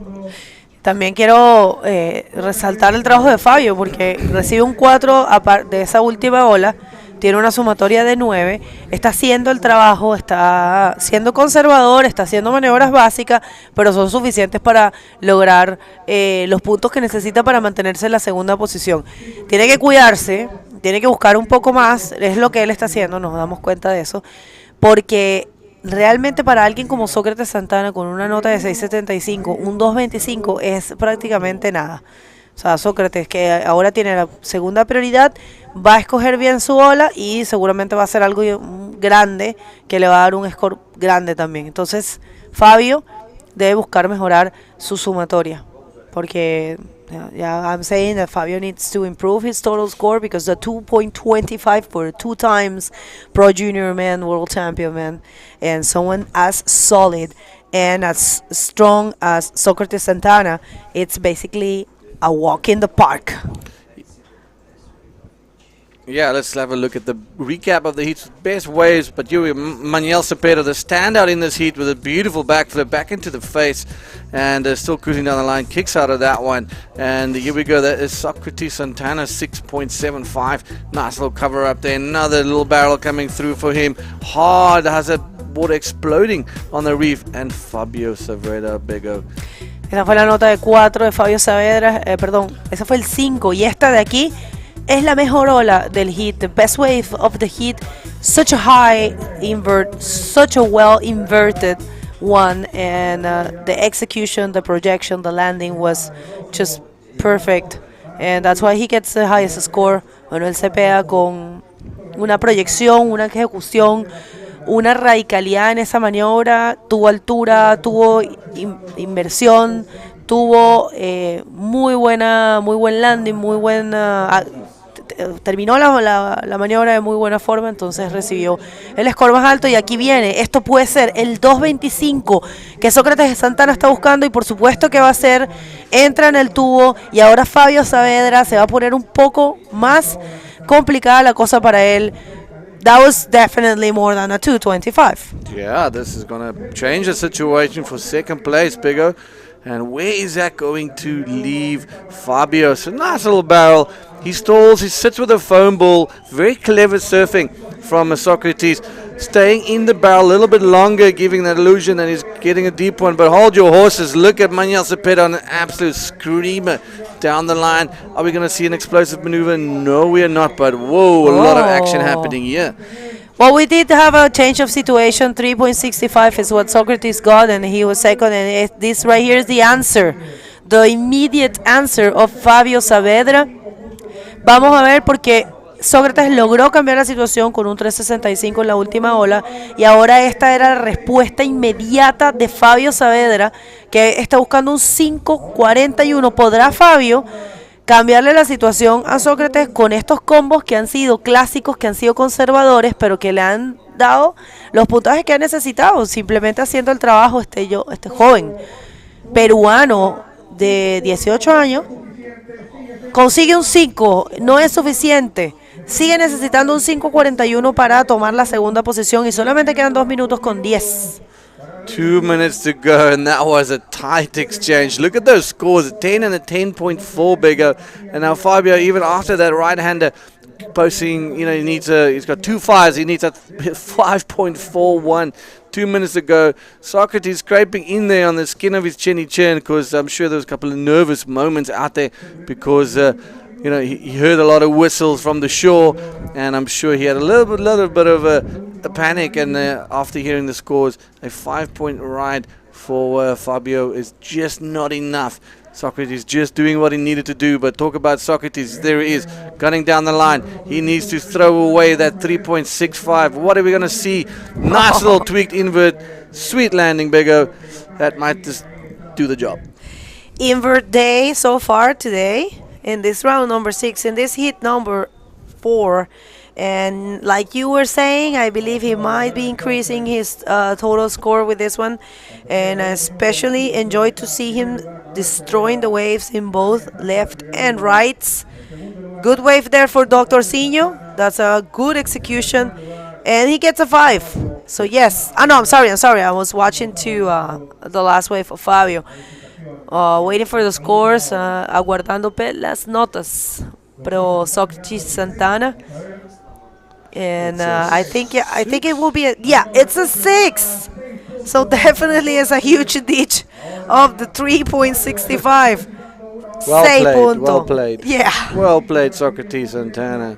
Surfing equally is good to both sides. We don't have that too. Definitely. No, the riders can do that. Yeah, for sure. That ambidextrousness that you need to be very good on both ends. And you can see guys putting a lot of time in working on their weaknesses. So, look at this bomb wrapping around the reef as we see Manuel Cepeda, our heat leader. Can we see a nice little barrel? Oh, a good maneuver, but not just running away from him. 4 seconds to go, a little bit of victory lap bigger, and that's all she wrote. Socrates Santana, Manuel Cepeda, unfortunately, end of road for Fabio.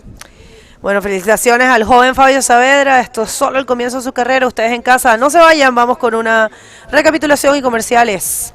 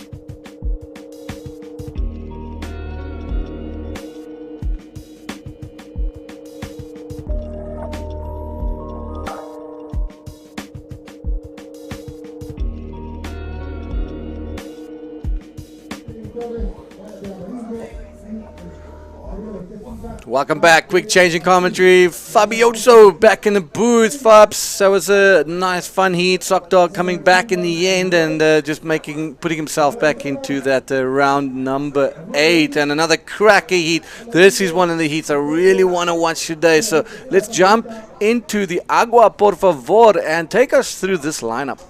Yeah, we're gonna have here at Matias Diaz on red, Joel Rodrigues in yellow, and Sergio Machado from Brazil in blue. If you guys just turn it in, we are here at the Arica Cultura Bodyboard, second stop for the World Tour, the IBC World Tour, and presented by Pride Bodyboards and Governo from Arica.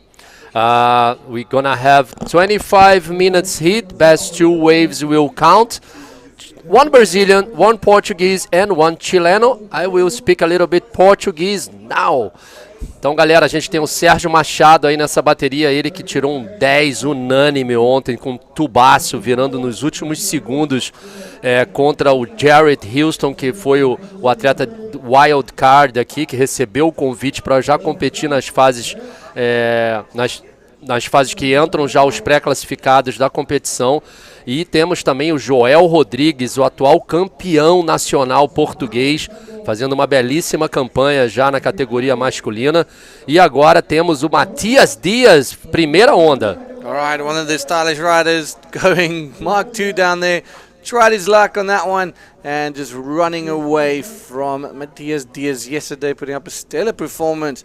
Technical in his delivery of his air reverses, the first guy to attempt them and to land them in his heat yesterday. Up against Joel Rodrigues, who find himself fighting another day after finding himself in a fairly precarious position and the jet ski almost going over the rocks. So a little bit of drama yesterday, but all good and everybody safe and sound. So yeah, this is round number 6, heat number 5. Joel Rodrigues, Matias Diaz, Sergio Machado with that 10-point bomb that he got, knocking out Jarrett Houston. And later on yesterday, I was like, well, Jerry, that's a tough one. And it's like, oh, mate, it's not that tough. It's I'd rather go out on a 10 than a 0.1. It was his moment. So. Great sportsmanship by the 2-time world champion, but it would have been nice to see him take on the bigger conditions later on in the event. But that's competition for you. Well done, Sergio Machado. He rode that barrel exceptionally well. I mean, geez, all credit to him. Matias Diaz, again, one of those stellar guys. And Joel Rodrigues, Portugal champion. Yeah, Joel, last year he did a great job on the Pro Junior Men's Division. And he's now, because he turned already 18 years old, and now he's on the men's division. Doing a great job, Joel Rodrigues. He did pretty well in the first stop of the tour, in Antofagasta, and now here in Arica. So Joel Rodriguez's first wave was just 1 point. First wave for Matteo was 0.90. Nothing happened in this heat yet, but plenty time is still, Dion. Seems to me like there is a lot of opportunities. The riders need to wait a little bit for the set. Yeah, completely different scene from yesterday and the day before, but also a lot more aerial and guys feeling a lot more relaxed out there. So yeah, I think also a little bit slow with the tide draining out. Like it's things are changing, and then a little bit later on, like yesterday when the tide's getting nice and low, you just see those bombs coming back in. So that mid-tide madness that we're actually seeing out here, it's never nice, but you know what? It is still very competitive out there. Oh, of course. Arica always delivering some good conditions for the Arica Cultura Bodyboard. And this is Fabio Saavedra. Congratulations for this kid. He's doing so good in the water. Soccer Santana second position, Manuel Cepeda first. And this is the local guy, Kevin Torres. He knows this place a lot. Will be in the next heat against Robbie Berman and Moisés Silva. So 2 Chilenos and 1 South African.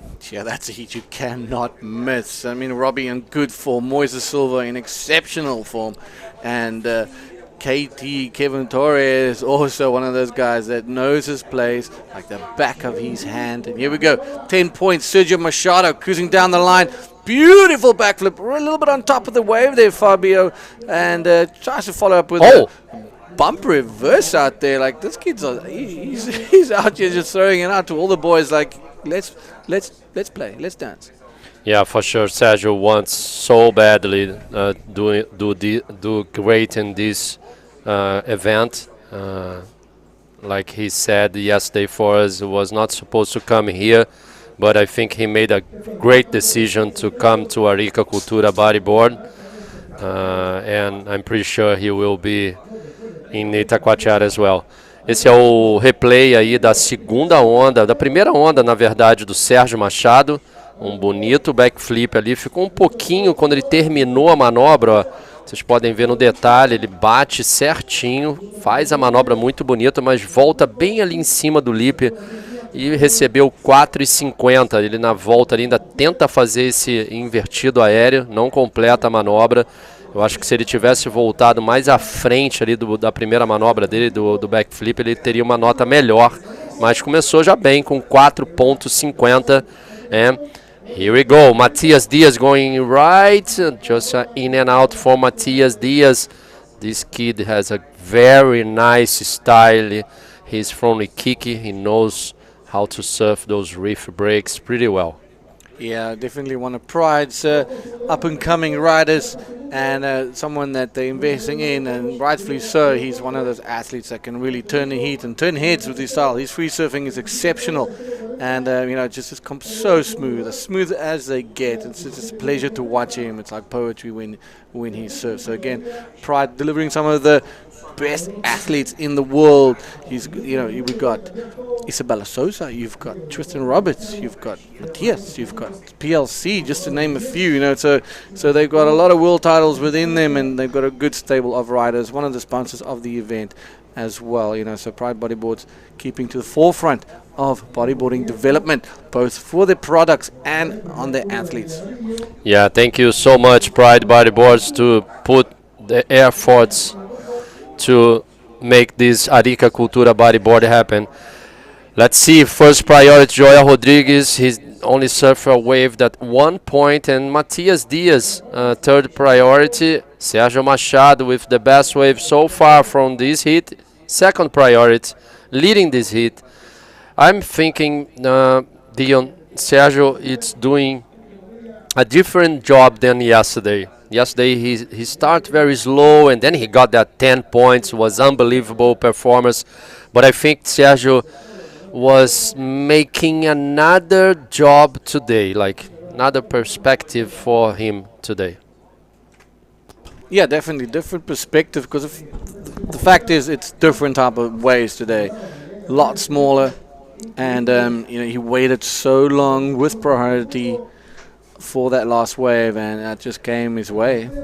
And he did struggle a little bit with rhythm yesterday, posting like lower scores, and not being able to be in a good position the whole time. But we'll get back to that. Here's our Puerto Rican bomb cruising down the line. This is a good looking wave, lots of speed, and he throws it out, and it just makes it behind there, and that thing just running away and just closing out over the reef. So Sergio Machado definitely living up to expectation, and he will be, he's sitting in first place right now, so it's a good place for him to be. He's hungry, he wants it, and I won't be surprised to see him make it into the next round. Yeah, for sure. Sérgio Machado agora, com essa onda do Joel Rodrigues que ele pegou, recebeu ali a primeira prioridade. Se vocês repararem, ao lado do nome dos atletas tem um número. Esse número significa o sistema de prioridade.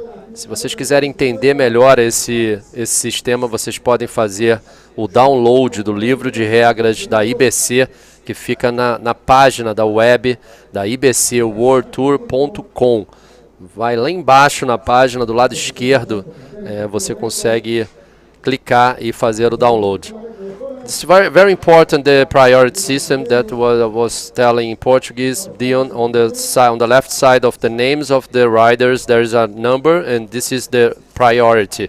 If everyone wants to download, there is in our website, the ibcworldtour.com, everyone can download the rule book, so you guys can read, and there's the priority system. Here he goes again, blue. Using his priority, Sergio Machado on a screamer. Can he get a good section? Something showing for him. Banks a nice invert every verse. This guy is going for broke. Did you see that?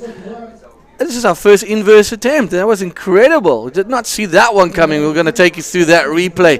But Sergio Machado, wow, that is, he's making a statement. This is what he's doing right now. Esse aí é o replay da última onda do Sérgio Machado, muita velocidade, ele faz o aéreo, tenta voltar com 360, mas infelizmente ele não conseguiu.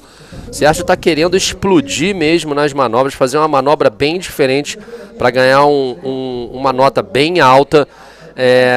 Talvez ele esteja certo, mas se ele tivesse feito só o aéreo, talvez eu acho que ele também teria uma nota muito boa. Ele começou com 4,50, mas o Sérgio tá com esse feeling. Vamos deixar ele com esse feeling. Ele conhece muito competição, então vamos esperar coisa grande aí desse atleta do Brasil. I was telling Portuguese, if he made that air, maybe he got a nice score. Well, he almost did. I mean, look at the projection of the invert. Tweaked it, and then he brought his board back, swung it around, and then landed kind of facing the waves. So unfortunately, couldn't turn it around quick enough. But that would have been a special score. So we haven't seen one of those before. And we're going to talk a little bit more about that after this interview with Begonia and our previous heat winner. Thank you very much, Dion. Yes, Manuel Cepeda. What a great job you did out there. That performance, those maneuvers, you look very comfortable. So why was that? Al principio los primeros días estaba un poquito como con duda, un poco miedo ahí en el agua. Me costó conectarme, una ola fuerte, rápida, entonces bien chupada ahí en la izquierda. Pero hoy día fue distinto, me metí temprano, traté de conectar con la ola, corrí puras derechas, ninguna izquierda, pero conecté con la ola, y ahora cuando me metí al agua me tocaron así de la nada, así. Muy feliz porque salieron la ola izquierda y la pude aprovechar. Well, he said he actually was struggling to find himself in the previous days, but today was different. He actually free surfed at the beginning of the day, and he actually only took rights while he was free surfing, and he felt connected to the wave. He felt the wave was really good, and he was very happy to find the left. He's a left lover. Of course, he surfed equally as good to right, but yeah, he was just so happy and feel connected to this place. This event for you, This event has been running for so long, 18 editions. It's a classic. It's part of the story here in Chile. You probably grow seeing this event. So how special is this place for you? Sí, sí, de chico veía revistas de la ola, no pensaba en que iba a venir a competir, a representar a Antofagasta, a Chile, y ahora estamos acá representando, entonces igual es algo muy especial, es como es la mejor ola de Chile, entonces muy feliz de estar aquí y que me está regalando estas olas buenas. Well, he said when he was little, he used to see this place in magazines and dream about the place, and he never thought he was actually coming here and representing Antofagasta, representing Chile in this World Tour event. He feels this is the best wave of Chile and one of the best for bodyboarding, so for him it's a pleasure, it's an honor to be here and to represent his city and his country and just advancing. Anyone to say hi or thanks? ¿Alguien quiere saludar? Un saludo a Daniceli que está preparando todo para el viaje de Itacoitiara, a mi familia, a la gente que me apoya, a todo en realidad. Daniceli is his girlfriend here. Ok, congratulations, felicitaciones. Saludos a Daniceli y todas las personas en casa. Vamos a seguir con la acción. Back to you guys. Ok, Manuel Cepeda did a great job. Agora vemos aí o português Joel Rodrigues numa bonita manobra, um backflip, consegue completar. Muito bem executada essa manobra para o atleta campeão português, o atleta Joel Rodrigues, competindo aí com a camiseta amarela. Ele que está precisando de um 4.90 para ir para segundo. Vamos aguardar aí as notas, a galera de Portugal aí, vamos mandar boa vibração. Muita sorte para o atleta de camiseta amarela. Last wave for Matias Dias was a 4.75, and this was the last wave for Matias was a 4. This is the last wave. Sorry guys, this is a 4.25. The backflip was a 4.75. Matias Dias now in first position, Dion. Yeah, good for him. Two good scoring waves back to back, and look at this beautiful projected backflip from Joel Rodriguez. Turns it around, gets caught there a little bit, and manages to hold on for dear life. Swings it around in the white water, and then coming out there. So a good wave exchange between Matias and Joel, but Matias with a 9.1 collectively, and Sergio Machado with that 4.5 and a 1.5. He needs that backup score, and now Joel also needs that backup score. 8 minutes, 18 seconds to go.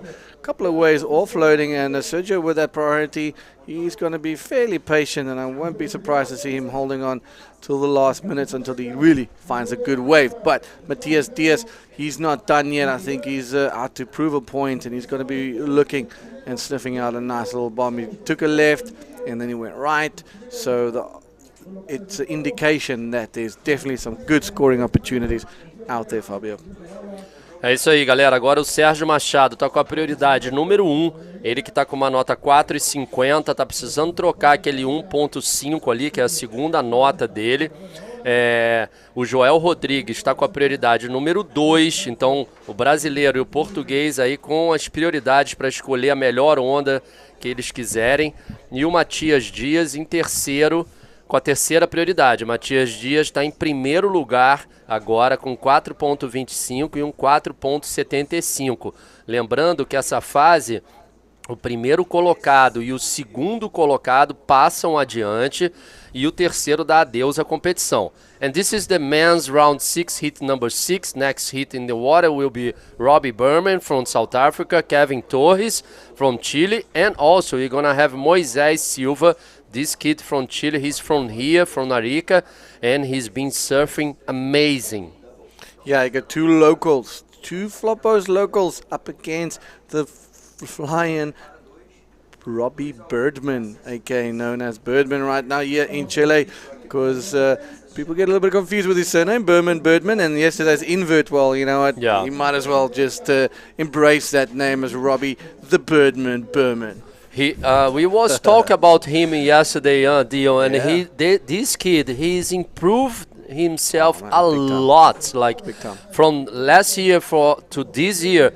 I saw him in Antofagasta on the biggest day of the competition doing a great job, good combination of maneuvers, very calm, very focused. I think he understands more the competition skills. It's beautiful to watch this kid.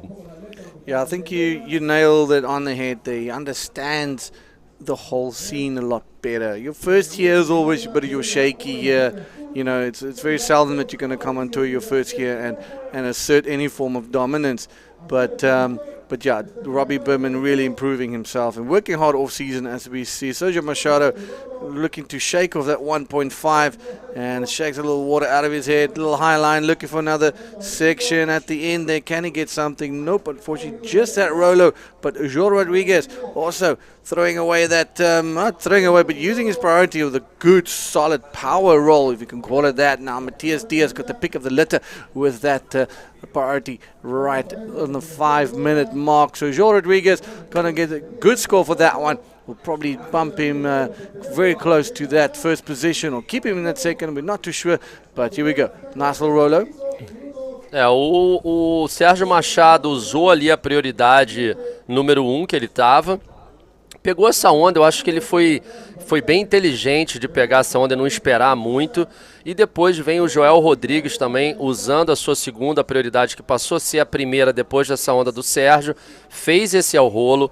A nota deles dois ainda está caindo aqui no nosso sistema. A nota do Sérgio Machado na última onda foi 3.50, levou ele para segundo, mas aí sai a nota do Joel Rodrigues, 5.50. Agora, o atleta português, atual campeão nacional de Portugal, está em primeiro lugar. Vemos aí o Ricardo ajudando a ele, o Ricardo Rosmaninho, eles que estão viajando juntos. A equipe de Portugal também muito unida, eles que estavam juntos lá com a Luana em Antofagasta. E agora, Matias Diaz. All right, Matias Diaz, the man of the moment. Nice little barrel, lots of speed. How's that rail control? There's a little section. Nice, good, clean roll. And that's exactly what he was waiting for a super long time. And he's happy with that. And I think, it's going to be a big tussle now between Joel and Matias. And it's a great fight. It's a great battle between these three riders. But these two guys, cream of the crop, great riders, powerful surfers. Take us through this one. Yeah, it was a nice turbo there. Lots of control. So smart, Dion, to do a rolo there. That's it. Because he was in first. Now he's back on first position. He received 6 points there. So combining with 2 waves, his total score for Matias is a 10.75. Put some pressure against Joel Rodrigues, and Sérgio Machado now with first priority. He needs a 6.10 and a 6.25 to get the lead. So it's very close still. Only less than 3 minutes to go. Yeah, it is a super close heat. It can get swung any moment. Situations can change in the next 3 minutes. So a tense moment for the three guys in the water. Matias Diaz will feel a little bit comfortable, but not letting his guard down, because he cannot. The scoring that the guys need are not bigger score. We've seen 6s, 5.5s, and 4.75s, and that's all within the scale that these guys need. A higher score that Sergio needs for that second place is a 6.10, and for the lead, Sergio needs a simple 6.25. There he is, looking for that 6.25. Fala português. Uau, que aéreo do Sérgio Machado. Vamos ver se ele consegue voltar dessa manobra, segurando a sua prancha ali. Muita turbulência. Ele não consegue completar esse aéreo, que foi muito bem executado pelo Sérgio. Ele foi muito inteligente de pegar essa onda para a esquerda. Vamos, Sérgio, tem tempo aí, tem 2 minutos. Volta ali rapidinho, tenta pegar essa corrente de retorno e pegar mais uma onda. Esse é o replay. Was a nice invert. Unfortunately, he didn't complete that maneuver, Dion. He only needs a 6.10, but unfortunately, it was not a complete maneuver. Just getting caught in that washing machine, that water just going up and down, just couldn't get in front of that white water. That would have put him into first place, just as what we were talking about. It for sure would have just bam, first place. But unfortunately, luck not on his side. But whoa, here we go, Matias Diaz. 1 minute, 20 seconds to go. Scoop, beautiful scoop. Look at that scoop. Races out of there. Nice deep barrel. Bails back into the section. Now, that was a good barrel. Late takeoff, split legs, mid-face bottom turn, and then set up for that barrel. Rocketed out of there, and that might help his campaign and just further a little bit away from Joel Rodriguez, but getting a 4.85 for that one, ladies and gentlemen. So that is his second highest score, but only by a 0.1, Fabio. What a technique for Matias Diaz. Beautiful style. I really like how he used that leg to put himself more deeper on that last barrel. Really love when riders do this. And esse é Joel Rodrigues. Vamos com ele, galera de Portugal que está aqui com a gente. Vamos torcer muito. Vamos ver o que o Joel pode mostrar agora. Um bonito aéreo, mas completa, mas larga a sua prancha. Faltando agora 15 segundos. O Joel está em segundo lugar. E o Sérgio Machado já voltando ali. Let's see if Sérgio Machado he still have time to get another wave, Dion. Can he turn it right at the death? Unfortunately, just not in the right position. And that's all she wrote for round 6, number 6. Heat number 5. And victorious and coming out top is Matias Diaz. And second place is Joel Rodriguez. Sergio Machado ending his campaign here at Arica Cultura Bodyboard, presented by Pride. Don't go anywhere. Another cracker heat coming up right after the commercial break.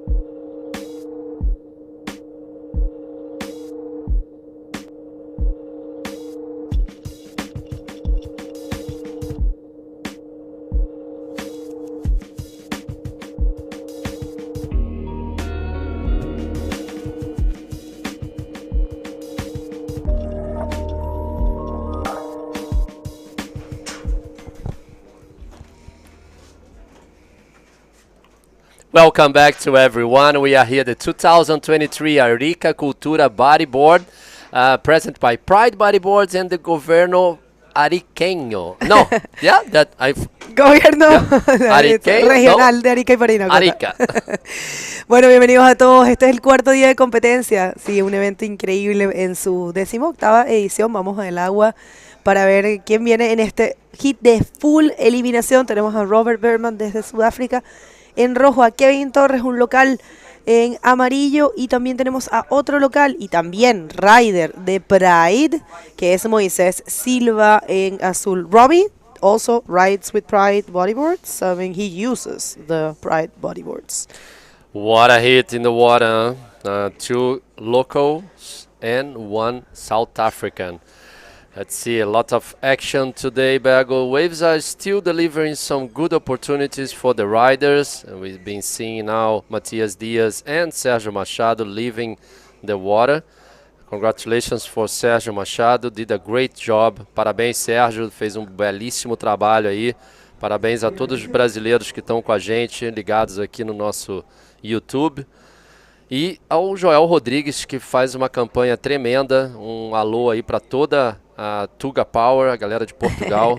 Gosto muito aí da terrinha dos meus avós. Beijo para todos. So, in the water, Robbie is doing a great job. Bergo, we've been talking here with Dion how this kid improved from last year to this year. Y bueno, esta es la primera ola de Moisés Silva. Vamos a hablar un poco de lo que está diciendo Fabio ahora, pero una de las cartas más fuertes de acá de Arica, el rider de Pride y uno de los mejores, su propio hermano gemelo Rodrigo Silva, que logró avanzar en los últimos segundos de los primeros hits del día. Lo decía, es su mayor motivación para él, el mejor rider de Chile y un rider que seguramente va a convertirse en el futuro en probablemente el primer campeón mundial. Moisés Silva con un 6.50 empezando fuerte este hit, sabe que tiene que ser así porque está contra Kevin, que es un rider de acá, que tiene mucha experiencia, es bastante mayor que él y que tiene bastantes eventos encima. ¿Qué tal este replay, Fabio? Oh, I really enjoyed that backflip from Moisés Silva. Very high. He received a 6.50 first wave. It's so good to start the hit doing a maneuver like that and receive a 6.5 from the judge. Still plenty time, Bego. Don't count out Robbie and Kevin, like you're saying in Spanish. Kevin knows this wave a lot. He's been here for ages. Everyone here in the city knows Kevin. That's what I heard yesterday, like when he walked on the streets. And I'm pretty sure it will be a good show for you guys at home. Yeah, that's right. And if you're tuning in right now, we're going to try to send some shout-outs. We haven't done it because we're very, very focused on the action. There's hits are very stacked. Vamos a leer un poco sus saludos. No hemos podido hacerlo porque nos enfocamos muchísimo en lo que está pasando en vivo. Este evento es muy importante, bueno, todos los eventos son importantes, pero aquí hay mucha acción, está mucho pasando. Y aquí viene una segunda ola para Moisés Silva, iba a decir Rodrigo. Moisés, que se la conoce perfecto. Otro backflip muy bien ejecutado. Y este va a ser mejor incluso porque fue la ola un poco más grande y fue más volado y cayó en una zona más limpia de la ola. I agree with you, Bego. I'm pretty sure this score will be better than the first wave for Moisés Silva. We're still waiting for the scores from the judges. There's some waves coming in. Kevin said no, Robbie as well. And that's it, Bego. You are 100% correct. It was a 7 points. How's this job Moisés is doing at 5 minutes only? Well, he knows he's got to do that. So let's see this one for Robbie. Stalling there, he's looking for a section, goes for the ARS, and that's also a very good execution. Combines with the tiny roller right there over the rocks and able to go to a safe place. And good start also for the South African, the Safa Power right there, and doing an amazing job throughout the event. And there's last wave of Moises. Beautiful, beautiful. Moisés using all the skills. Look at this replay, hit the lip, beautiful maneuver. He received 7 points for that wave. And this is the replay for Red. Robbie was a very good maneuver too, Bego. Too much flow. Look at this. Yeah. Didn't use anything to make the maneuver. He received a 5.75. Of course, the size of the wave was way smaller than Moisés Silva. Plays a huge part, and you need to know that there are some bigger sets, there are some bigger waves, and the judges know this, and that's why he's a 5.75. It's really good. And this one right here is the first for Kevin Torres. It's a deep barrel there, and he gets out in a great fashion. So yes, this one is a 4.75 for Kevin Torres. Believe the judges are they know the potential of this place. And you know what, we have the interview ready with the great Matias Diaz and Dion. Go ahead, Dion. All right, thank you guys. I'm here with Matias Diaz, dusting off the cobwebs, getting a nice win on this one. You must be feeling very relieved, a little bit more relaxed, just kind of, wow, it was difficult out there. Take us through your experience in your last hit. Yeah, yesterday I was so nervous. Now the swell is peaking down, so looks much better. It's a little bit messy in the point, but yeah, I couldn't get 2 good waves, and I'm really happy to be able to serve the next round. Yeah, that's a big thing, making it through to the next round is kind of, round number 8, round number 7, and then, man on man after that. So big pressure off your back. So I'm very happy for you. You want to give a shout out to anybody back home? Yeah, I wanna say thank you a all of my sponsors, family, friends. Y nada, muy feliz de haber pasado este hit, desearle lo mejor a todos y muchas gracias a todas las personas que me apoyan, mi familia principalmente, mi sponsor y también a mi amigo. Well, looking forward to seeing you shredding it in the next round. Back to the action, guys. This heat's a cracker. Thank you, Dion. Felicitaciones, Mati. Ahí más ganando tranquilamente. Mati que ayer hizo un excelente trabajo, pero no le pudo ganar a Tanner. Tanner también estaba descontrolado ayer. Bueno, Moisés Silva está descontrolado en una buena forma aquí con un 13.50 en primer lugar. Kevin logró un 5.10 y ahora está segundo. Kevin Torres está buscando un 8.40 para ser líder de este hit. Recordando que solamente primero y segundo van a avanzar, el último se queda. It's a 3-man hit, only first and second will be advancing and the last one will be leaving competition, so let's see if it's going to be one of these locals or the Safa, Robbie Berman. You guys don't take anyone for granted. All of them, they're surfing really good, and that's why they are in the stage of the event. And Fabio, let's just engage a little bit with everyone that is tuning in. Vamos a ver quiénes están sintonizando. Muchas gracias, Jorge Díaz, va por Pirpo, Joao, Lima, Henry Muñoz. And this is the 5.10, el 5.10 que tuvimos de Kevin cuando estábamos en la entrevista. Yeah, it was a nice decision for Kevin to catch that wave. Put him on second position now, leaving Robbie needing a 4.10.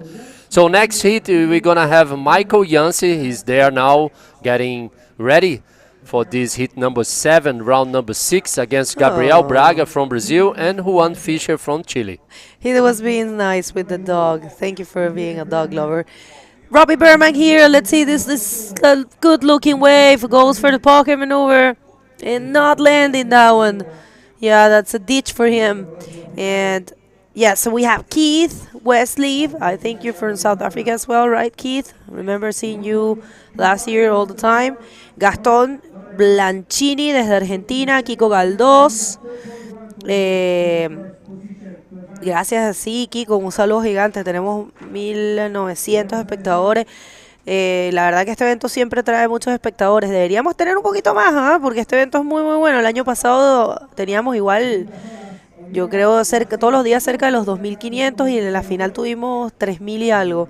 Pero vamos a impulsar esto, vamos a mandar saludos, vamos a compartir. Marcos Núñez, Marcos, amigo, qué bueno que estés sintonizando, te he visto todos los días. Ayer no hemos podido mandar los saludos, a veces los leemos, pero no alcanzamos a hablar.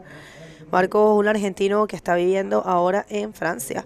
Bark, thank you for being there, everyone. We're trying to send some shout-outs, but it's hard.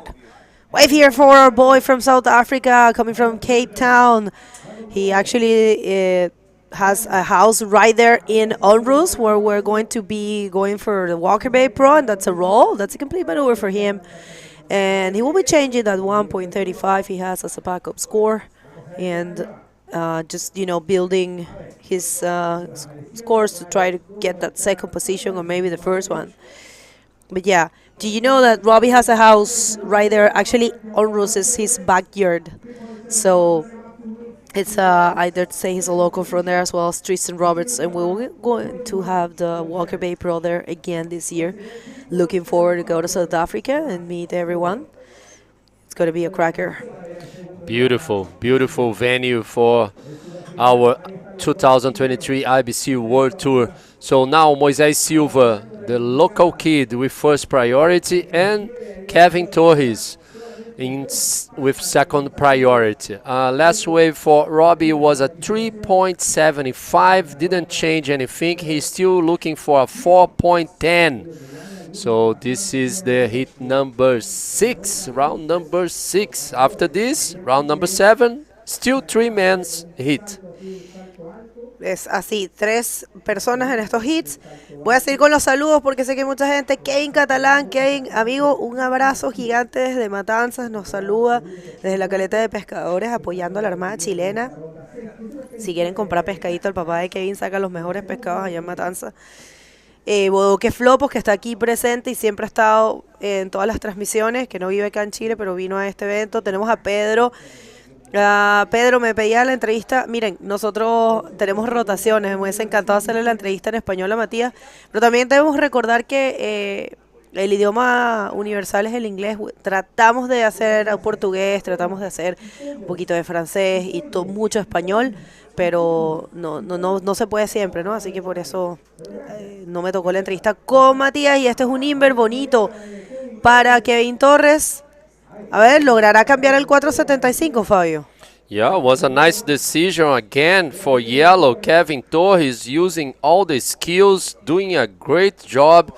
Was a nice maneuver, nice invert. Let's wait for the scores. I'm pretty sure will be the best wave so far for yellow. Hit the lip properly, very fast to finish that wave, to finish the maneuver in front of the white water. He received 5.65. So now Robert Behrman, he needs 5 points to get second and a 7.75 to get the lead. In the other side, Moisés Silva, it's looking another wave, and here he comes. Robbie again to the left. Nice speed. Let's see. Hit the lip. Oh, that's a shame. At the end of the maneuver, he couldn't complete. So I don't think we'll change nothing for Robbie Berman. Still looking for 5 points. He has 1.65 this last wave. Bueno, todas las personas sintonizando, everyone tuning in, thank you. Help us spread the word. You have to share this live feed. You have to share and subscribe, follow. This is the way you guys support this sport. Gente, si queremos que los números crezcan, si queremos que los premios crezcan, si queremos que los eventos sean más grandes, mayores, que puedan venir más riders, que haya más apoyo, que todos sabemos que es lo que se busca, tenemos que hacer nuestra pequeña parte, tenemos que aportar nuestro granito de arena, compartir. No cuesta nada compartir, no cuesta nada suscribirse, no cuesta nada darle un like. Esto es la expresión que nosotros tenemos, son nuestras herramientas de expresión. Você pode falar isso aí em português? Pra galera portuguesa aí, brasileira. Meu sotaque tá indo embora, cara. Ainda bem que agora vamos no Rio, né? Vamos ouvir você falar português aí. Fala pra galera, você. Vamos ver se a galera vai entender. Não vai, Bego, pode falar. Não. Você fala melhor português do que eu espanhol. Com certeza, cara, eu estou estudando. Tanto que eu não estou falando nada. Estou só falando português. Vamos ouvir você português, vamos.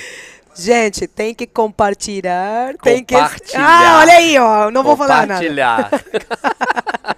Ay, estamos siempre bromeando aquí un poquito para darle un poquito de cariño y humor a la transmisión. Miren, ya empieza a llegar la gente. Esa señora que está ahí es la señora Maura. É a mamá de Pirpo que lo está acompanhando. De Michael Yance. Galera, o que a Bego está dizendo aqui é super importante vocês estarem com a gente no nosso canal do YouTube. Então compartilhem. Vocês aí estão enchendo o nosso canal do YouTube. Aqui na praia também, olha como é que tantas pessoas estão vindo, chegando na praia. Agora é bem cedo aqui ainda, são 9h55, mas a praia já está ficando cheia. A galera toda aí com uma vibe enorme.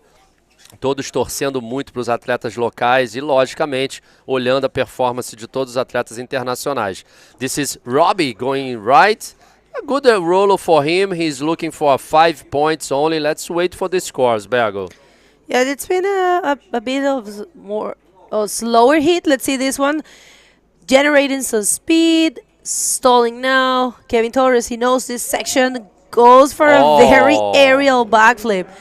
Raises his hands, claim it to show the judges that it was a complete maneuver. Let's see what the judges think. They have a wide vision. Don't ever forget that. We don't have that vision. He knows this place. Kevin, beautiful maneuver. Too much flow. Like, I really like that maneuver. Let's wait for the scores. This was a fourth wave for yellow. He needs a 7.85 to get the lead. So let's see what the judges think. Still waiting for the last score for Robbie as well. So Robbie needs a 5 points. Was a 4.50. So Robbie still on third position. He needs still needs a 5 points to get second. but we're still waiting for the last score for Kevin. Yes, that's it. Kevin, 7.50. He's still in second position, but now Robbie is looking for a 7.41. It's totally capable for Robbie, but it's not easy to get that score. Today we've been seeing scores like 8.5, 7, and this is the last wave for Robbie. Yeah, Robbie surfed really good, but you know, he hasn't been finding himself too much in this one, but this one right here was the highest score of the heat. Well, execution, that was an explosive maneuver, a good landing, very difficult one to pull out, I'm sorry, and he gets a 7.45, and right now he needs a 6 to get the lead, because Moises Silva, Pride Rider, it's been doing a great job in this event, and this heat especially, because in the previous heats Moises was not too connected, I will say. Maybe these conditions suits him best. I believe he's a very good rider, and especially in maneuvers, and probably when the conditions are huge it's a little bit more difficult to go for maneuvers, but yeah, he is a very qualified rider. He could definitely get one of those huge barrels that we are going to see, because guys, if you haven't checked the swell, I encourage you to go and do so, because we have a monumental swell hitting our coastline today in the night or afternoon. Tomorrow I was talking to Diego Sepúlveda, to Chati. He said, Bego, I think it's going to be too big. Not only Sunday, but Monday as well. Yeah. I thought Monday was dropping, but you know, the swell's changing. Why he always do that? Because this is Arica, this is Flopos, this is the most extreme wave for our sport, and Arica always delivering. And this is again Kevin Torres. Oh. Just in and out. Yeah, but you guys, you must check the forecast. Tomorrow, Bego, it's 10 to 15. Monday, it's 8 to 12. So, and in the last day, we got like still 10 footers. So, will be amazing contest for sure. I don't know if we're gonna run tomorrow. We are not the technical director, no. So we need to wait. I'm pretty sure we're gonna have a check-in tomorrow, of course, and this is blue again. Una más para Moisés Silva, que ha estado muy dominante en este hit, y allí otra vez con un backflip. Tiene esta particularidad de salir muy proyectado, muy volado hacia arriba. Tiene la técnica perfecta para lograr esa proyección. No sé si va a ser una nota más alta, claramente no creo que sea más del 7, pero no sé si va a cambiar el 6.50. De todas formas, aquí, de verdad, Moisés Silva ha despertado en este hit. Mira este replay, Fabio. Wow. I have no words to speak about this kid, Moisés Silva. You laugh when I said that. No words. Actually improved. Yeah, of course. Yeah, that was a very good one. Yeah, I didn't know. Yeah, was the best wave so far from Moisés Silva, Bego. 8 points. So now Kevin is looking for a 7.51. Look this replay again. He knows how to surf Arica, and he knows the judges love this. Was that speed coming out of the barrel, and he was doing that backflip pretty good. Moisés Silva showing all the skills here. He knows how to do it. He knows the wave, and he knows how to compete. I'm very happy to see him just awakening, you know, judging criteria right there, and that's why he get that score, maximum degree of difficulty and commitment, radical control maneuvers. You know what, I'm just going to say this in Spanish because people cannot. Go ahead. Voy a traducirles esto. Esto que ven en pantalla es el criterio de juzgamiento que tenemos en la IBC para los últimos, este evento y el anterior. Yo creo que para Itahuachara va a ser igual. Máximo nivel de dificultad y compromiso, maniobras radicales controladas, velocidad, poder y fluidez, secciones críticas, variedad en el repertorio, maniobras aéreas con alto nivel de dificultad que sean ejecutadas limpiamente y completadas, y estilo. Todo esto fue cumplido por Moisés en la última ola, que es la mejor del hit, es 8 puntos, y él hizo, o sea, dónde le pegó, cómo cayó la maniobra, el backflip, que es difícil, la manera como salió volado, proyectado, eyectado, como lo quieran decir. cumple perfectamente los requisitos. Una sumatoria de 15, es muy agradable ver a Moisés así de despierto, así de conectado en su ola, en su evento de este año, con su marca patrocinando. Si tienen un poco de curiosidad, quieren saber un poco más acerca de Pride Bodyboard, es una marca con un muy fuerte equipo a nivel mundial y además confían en apoyar los eventos mundiales, o sea, los eventos de Tour Mundial. Le agradecemos por confiar una vez más en el Arica Cultura Bodyboard y también agradecer por supuesto al gobierno regional de Arica y Parinacota y a la municipalidad de Arica por haber hecho posible este evento con su apoyo. Nada en esas olas. Disculpen. What a wave, huh? What a wave. They missed it. Yeah, Moisés Silva used the criteria, and that's why he received 8 points. Doing a great job, this kid. And here he comes again. This is red. He's looking for a 7.41. He decided to don't go. So first priority now with Kevin Torres. Second priority with Moisés Silva. Less than 1 minute to go. Let's see if Robbie has time to catch a wave. I'm pretty sure he will do it. But Kevin with first priority, Moisés with second will be kind of dangerous situations for Robbie. Let's wait. Still time for this South African doing a great job this year on the 2023 IBC World Tour. Ya son 28 seconds, 26 segundos en realidad se va este hit y un performance inolvidable de Moisés Silva en este preciso hit. Kevin Torres también lo ha hecho muy bien. 7.51 necesita y el que está más complicado, Robbie Berman, 7.41. Regardless of the results, I would like to say, Robbie, you're doing amazing. You are, and actually it's gone. It's official. Robbie is officially knocked out of the competition, but congratulations to him. It's a good stage either way, just to end in this heat. Congratulations to Moises and Kevin, 2 locals advancing. We're going to hit a quick commercial break and we're going to be back real soon.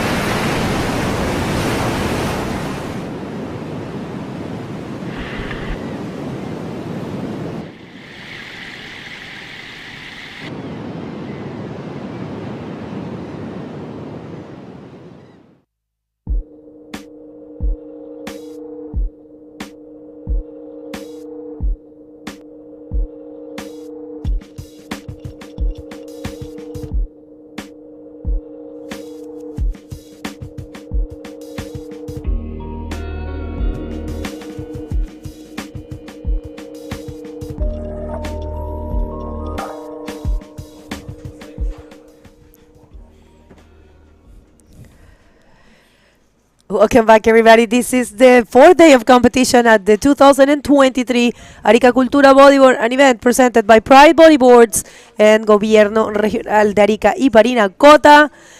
What a day, what a performance from Moisés Silva. You know, local knowledge trumps everything, and this kid has got a bright future. Exceptionally stoked for him.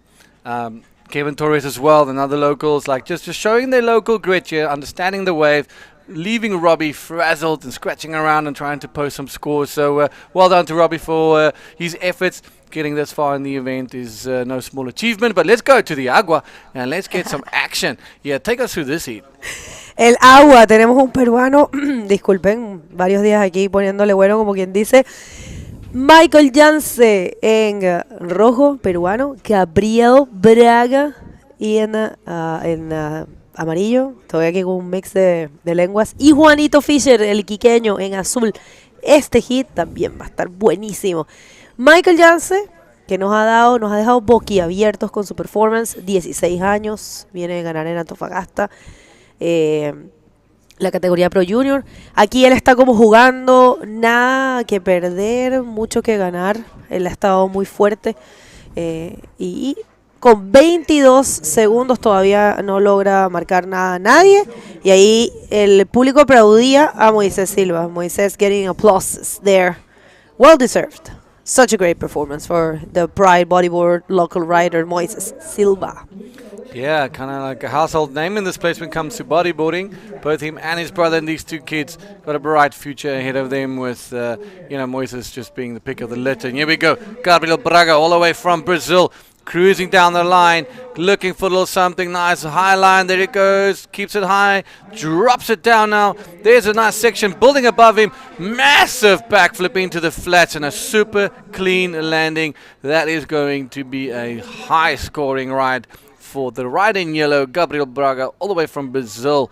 And Michael Jansi, that 16-year-old phenomena from Peru. Let's see if he's going to be surfing the same that he's done over the last couple of days, just out there having lots of fun. But look at this thing, cruising down the line. He sees it way down. He knows his right hand's going to swing over the reef.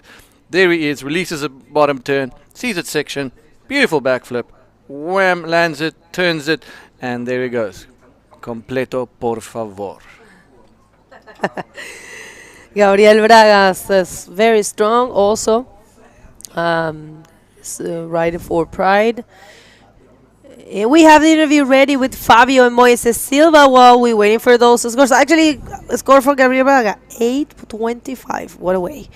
Take it away, Fabio. Moisés, now very connected to the waves, huh? Sí, estoy muy feliz por haber podido conectar las olitas desde el comienzo de la manga.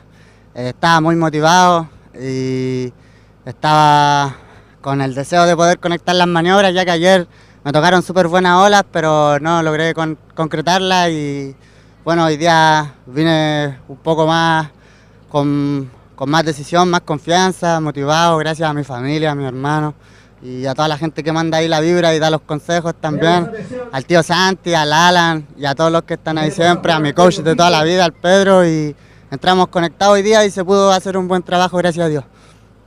He's very motivated now. He find those waves, so he say a lot of good stuff back home. Moisés, how important is to have Pride sponsor you and sponsor the contest? La verdad es que es muy importante en cuanto al apoyo que recibe este evento, porque a diferencia de otros eventos del Tour Mundial, aquí igual falta un poco de apoyo, o el que se merece en realidad este evento, con la categoría que hay de olas. Tenemos la mejor ola de Chile, de las mejores del mundo, están los mejores riders aquí y sería muy bueno ver que creciera más el apoyo hacia este evento, y Pride es un pilar fundamental en ese apoyo que se busca para este deporte, así que muy feliz de que estén con este evento y que estén conmigo también, agradecido de verdad. So it's very important to Pride be with us in this best wave from Chile, one of the best waves so far from the world, and be together with Moisés too. So he's very happy. Thank you so much. Congratulations, Moisés. I'm pretty sure we're going to see you again surfing today. Back to you guys. Yeah, such a good interview, and I definitely agree with Moises. It's important to for the world to know that this is one of the best waves for bodyboard, and one of the actually the best wave here in Chile. I dare to say it's a dangerous one. It's not for beginners.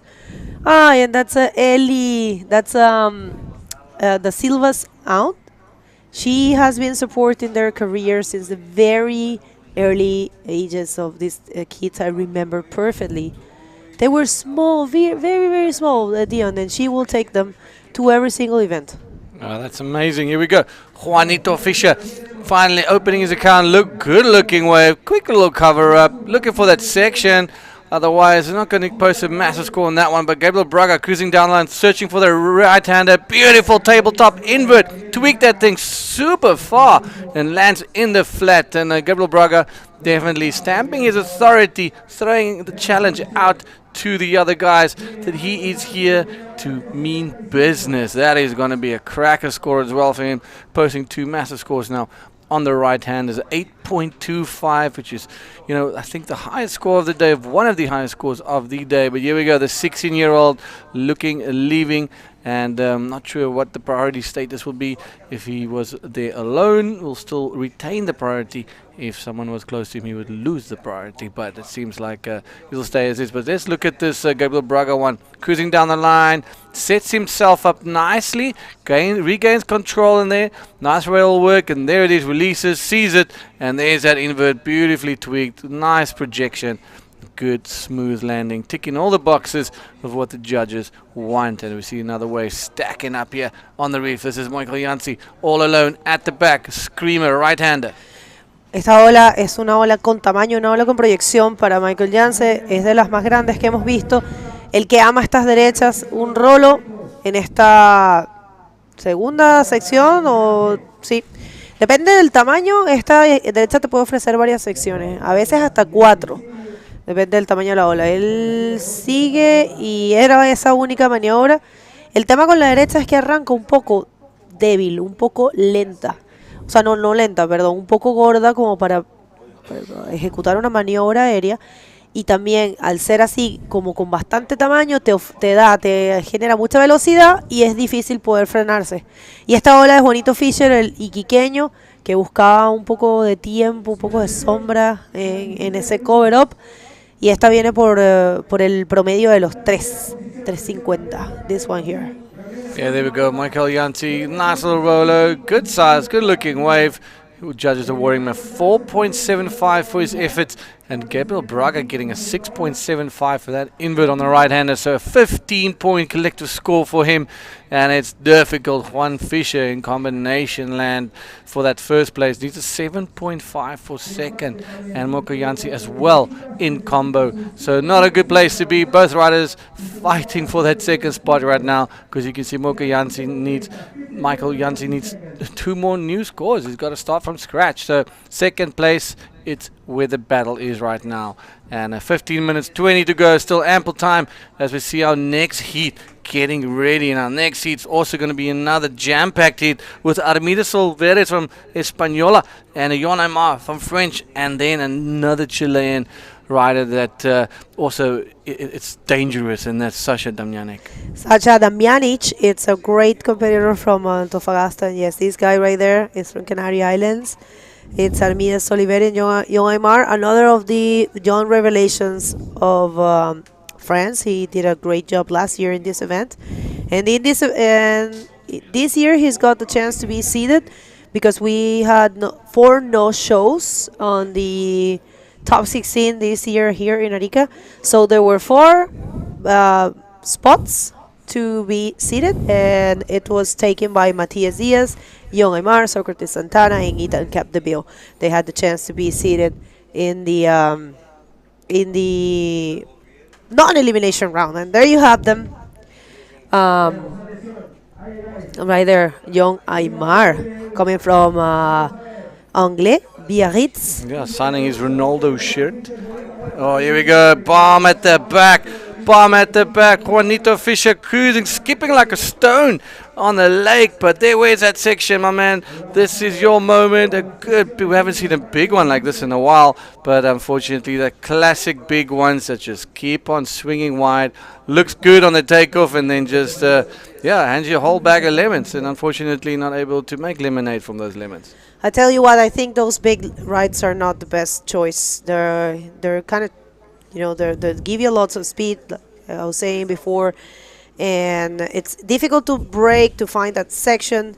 I believe definitely today the lefts are offering better options and better ramps and better possibilities of scoring good notes. But yeah. We'll see. Gabriel Braga right now, 8.25 and 6.75. Brazilian just killing it out there. And Jon Aymar getting ready.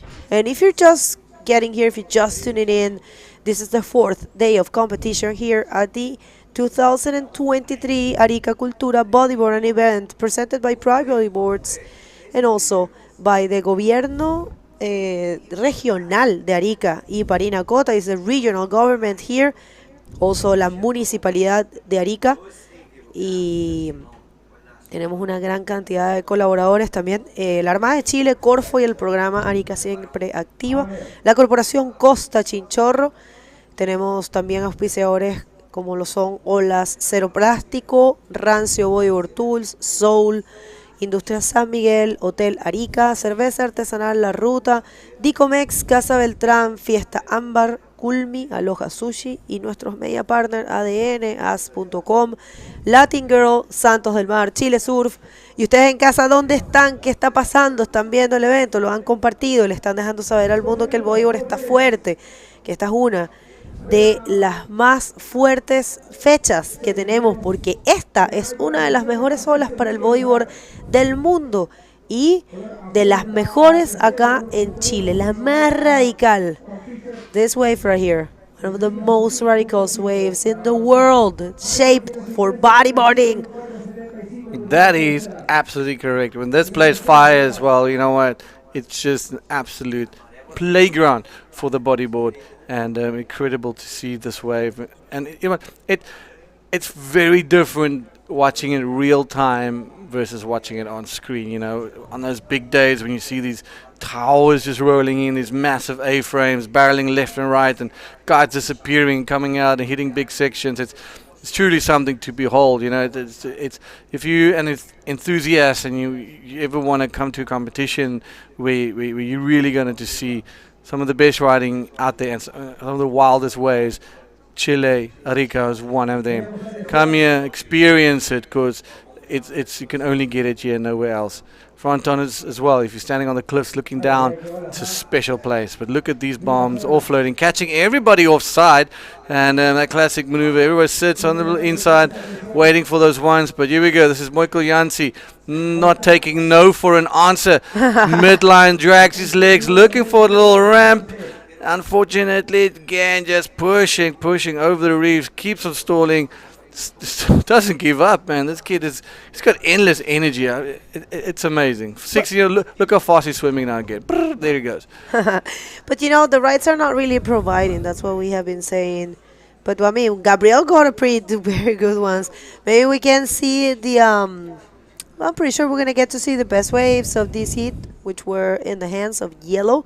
Look at the difference in scores. It's very impressive just to know that Gabriel Braga has everyone in Comboland, and there's still 10 minutes in the clock. But yeah, you know, just given the fact of what we have seen, these are the best waves. So yes, he took some rides, and his line, actually Gabriel, Pride Bodyboards rider, look at that. That's a very impressive execution. He's using his own model called the Arara SDC. If you guys are interested in check this one out, you can follow him on the social media or go to the Pride Bodyboards website. It's got a cool, he says he's, actually I was checking this post after a month of development. The moment finally arrived, and he's got his shape with Bodyboard, Pride Bodyboards. He says this is a dream come true, so thank you, Pride, for allowing this amazing rider to have one of his dreams come true. And right now, with the 15, he's just sending it.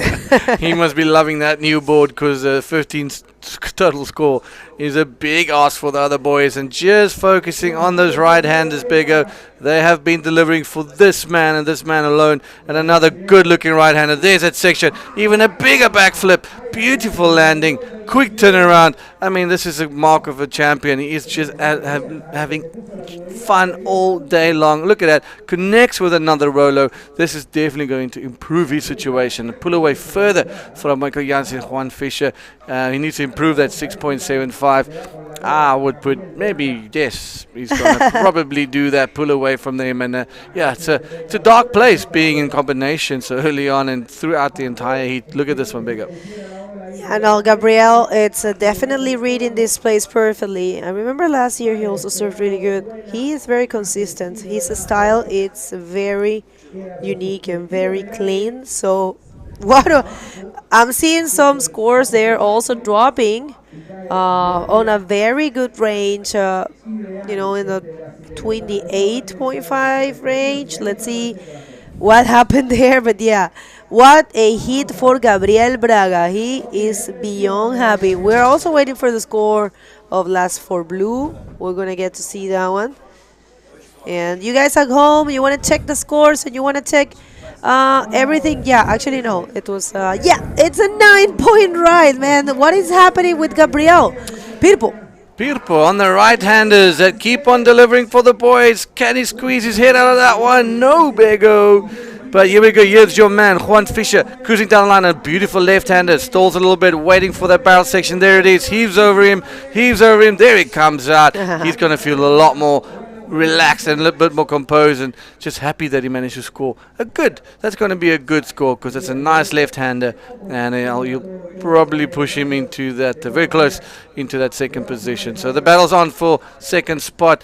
It's a matter of who gets to the back first now, because we saw Michael Jansi. There he is, long paddle back, and he's got a couple of duck dives. So he's priority. He will probably go back into third priority, and Juan Fischer sitting Juan Fischer, sorry, sitting a little bit ahead of him. So let's look at these scores as we see them dropping slowly but surely. He needs a 5.5 for that second spot.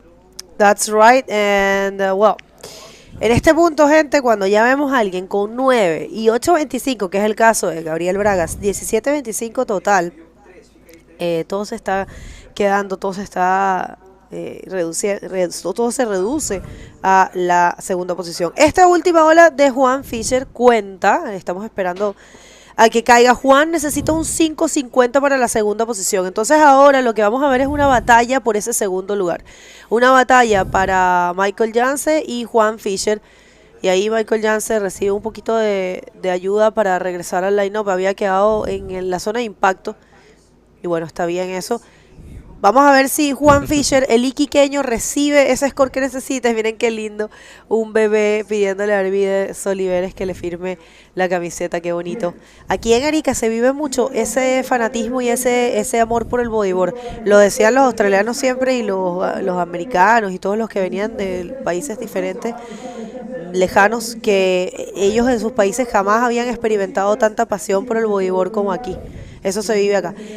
5 puntos recibe Juan Fischer por la última y no es suficiente para tomar la clasificación, para tomar la segunda plaza, pero ahora solamente está buscando un 3.50. Yo creo que en este momento Juan tiene que tratar de conseguir una ola y hacer ese score, porque si no Pirpo se le va a arrancar y va a tratar de mejorar su score, su sumatoria final, y ahí se le va a hacer un poco más difícil a Juan Fischer. I believe this is a very key moment for Juan. He needs to find that 3.5, otherwise Pirpo is going to be changing one of those scores and it's going to be more complicated. He listened to me. Thank you, Juanito. There he goes, bouncing, Bego. He's looking for that end section, or can he get it? You know, it's tough because he's looking for that little section at the end. There's maybe something coming up there for him. That was it. Like, that was the section. Like, hopefully he can still punch something out there. He does a good roller, but that landing is super sketchy. And let's see if he managed to ride it out. Definitely does seem like he has. So let's see if the judges got a better view than us, but that could maybe swing it for him using his priority. 4 minutes to go. He needs to improve that 3-point ride. He needs only a let's see, what does he need? A 3.5 to advance. You know, so it didn't need much. He needed a small roller. He made a little spin, so hopefully he got that score. Let's see. Bueno, esta ola de Juan, que hizo las maniobras muy bien, pero sí hay que reconocer que las hizo al final de la ola. La ola iba buena, no consiguió las secciones del comienzo. Es que esa ola está grande, está rápida, es difícil frenarse, es difícil conectar con esas primeras secciones que...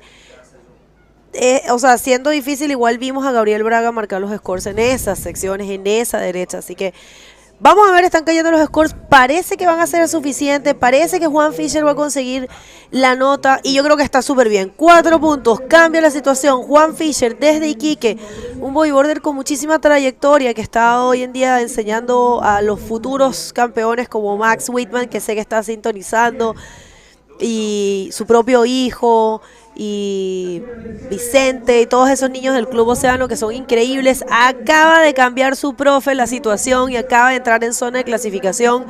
Se debe cuidar, faltan 2 minutos 45. Michael Jansen, que ya lo hemos visto que es una revelación, tiene solo 16 años, está buscando 4.25. Hay que cuidarse con eso.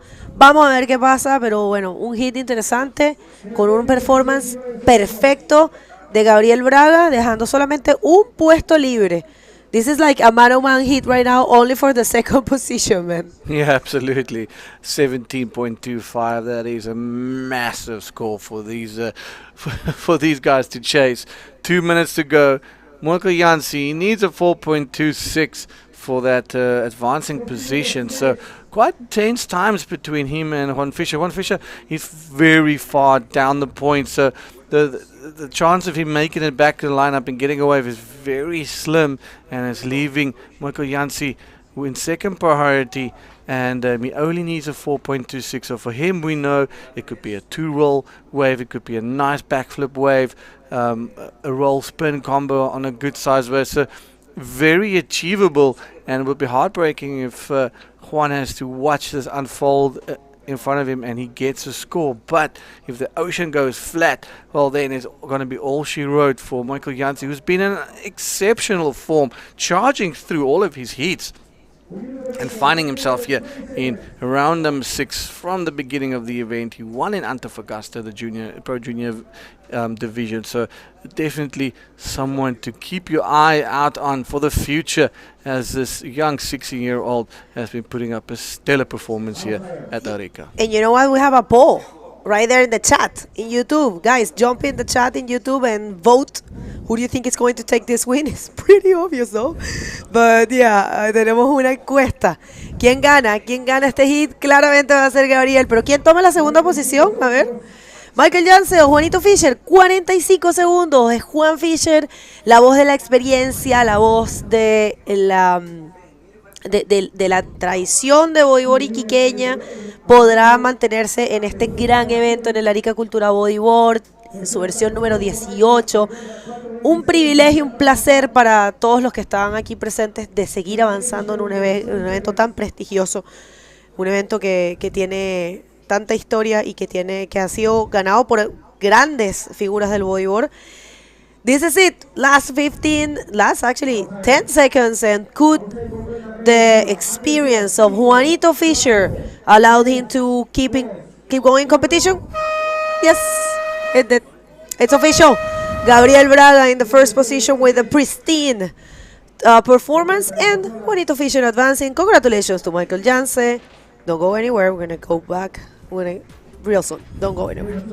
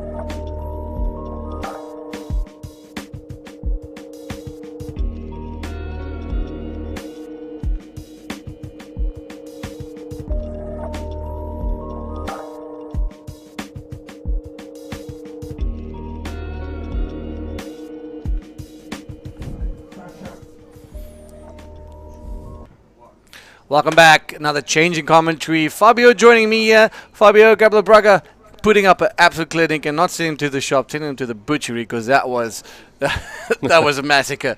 I mean, that was intense. He loves those rides, Wow. Dion. If Incredible you guys setting. just turning in, we are here at the 2023 Arica Cultura Bodyboard, present by Pride Bodyboards and the Governo from Arica.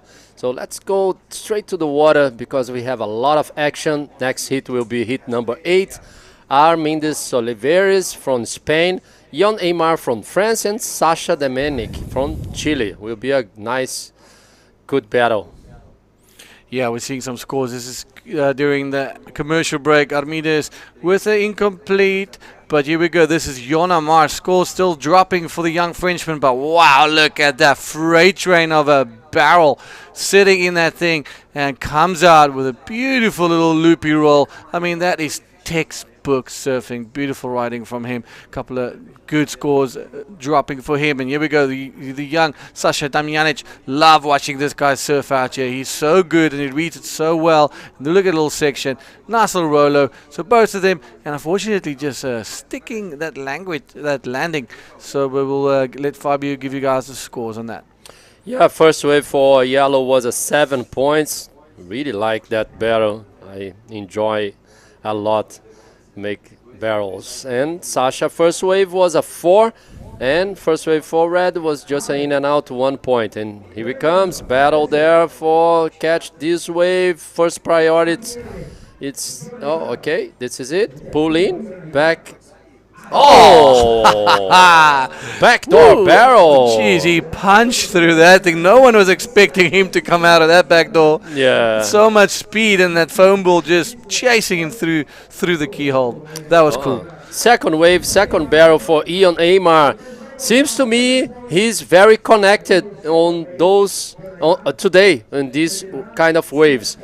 Wow, yeah, good rhythm, man. I think the guys are confident. They're loving the sides. It's a very playful sides. It's super good for them, and I think Armides Oliveres is not going to be far off. We're going to see a big boost from him as soon as he gets a good section. Let's see. This is red. Nice ARS backflip there for him. Let's see if he combine it with another maneuver. Lots of speed. Yes, another one. Good one for Armides from Spain. Yeah, just like I said, this is when he gets a section, he's going to send it. And I think this is going to be one of those heats where we're going to be busy. We're going to be seeing a lot of waves ridden. Last heat was a bit quiet on the wave front. I think they're going to get a lot more waves, but we're going to see some good scores. We're going to see some high-flying action. Let's look at this one from Jonamar. Punches through. It's so deep behind the curtain already, and that foam ball just saying, I got you, mate, and pushes him straight through. Gets a 5-point ride for that little cracker. Lots of speed, and that's how you do it, Fabio. Dion, I gonna say it's not easy to make that a barrel like this. He received a 5 points, and this is the replay for red. He received a 6.25. Hit the lip perfect. Nice backflip for red. Didn't use the legs, and then he somehow do another one there. Look this. Boom! Again. So much white water on that wave. I think that's why he received a 6.25. And it's a good start for this hit. Ian Neymar and the combination of two waves already have 12 points. Yeah, so just pushing a little bit away. Sasha, with that first priority, hanging out there.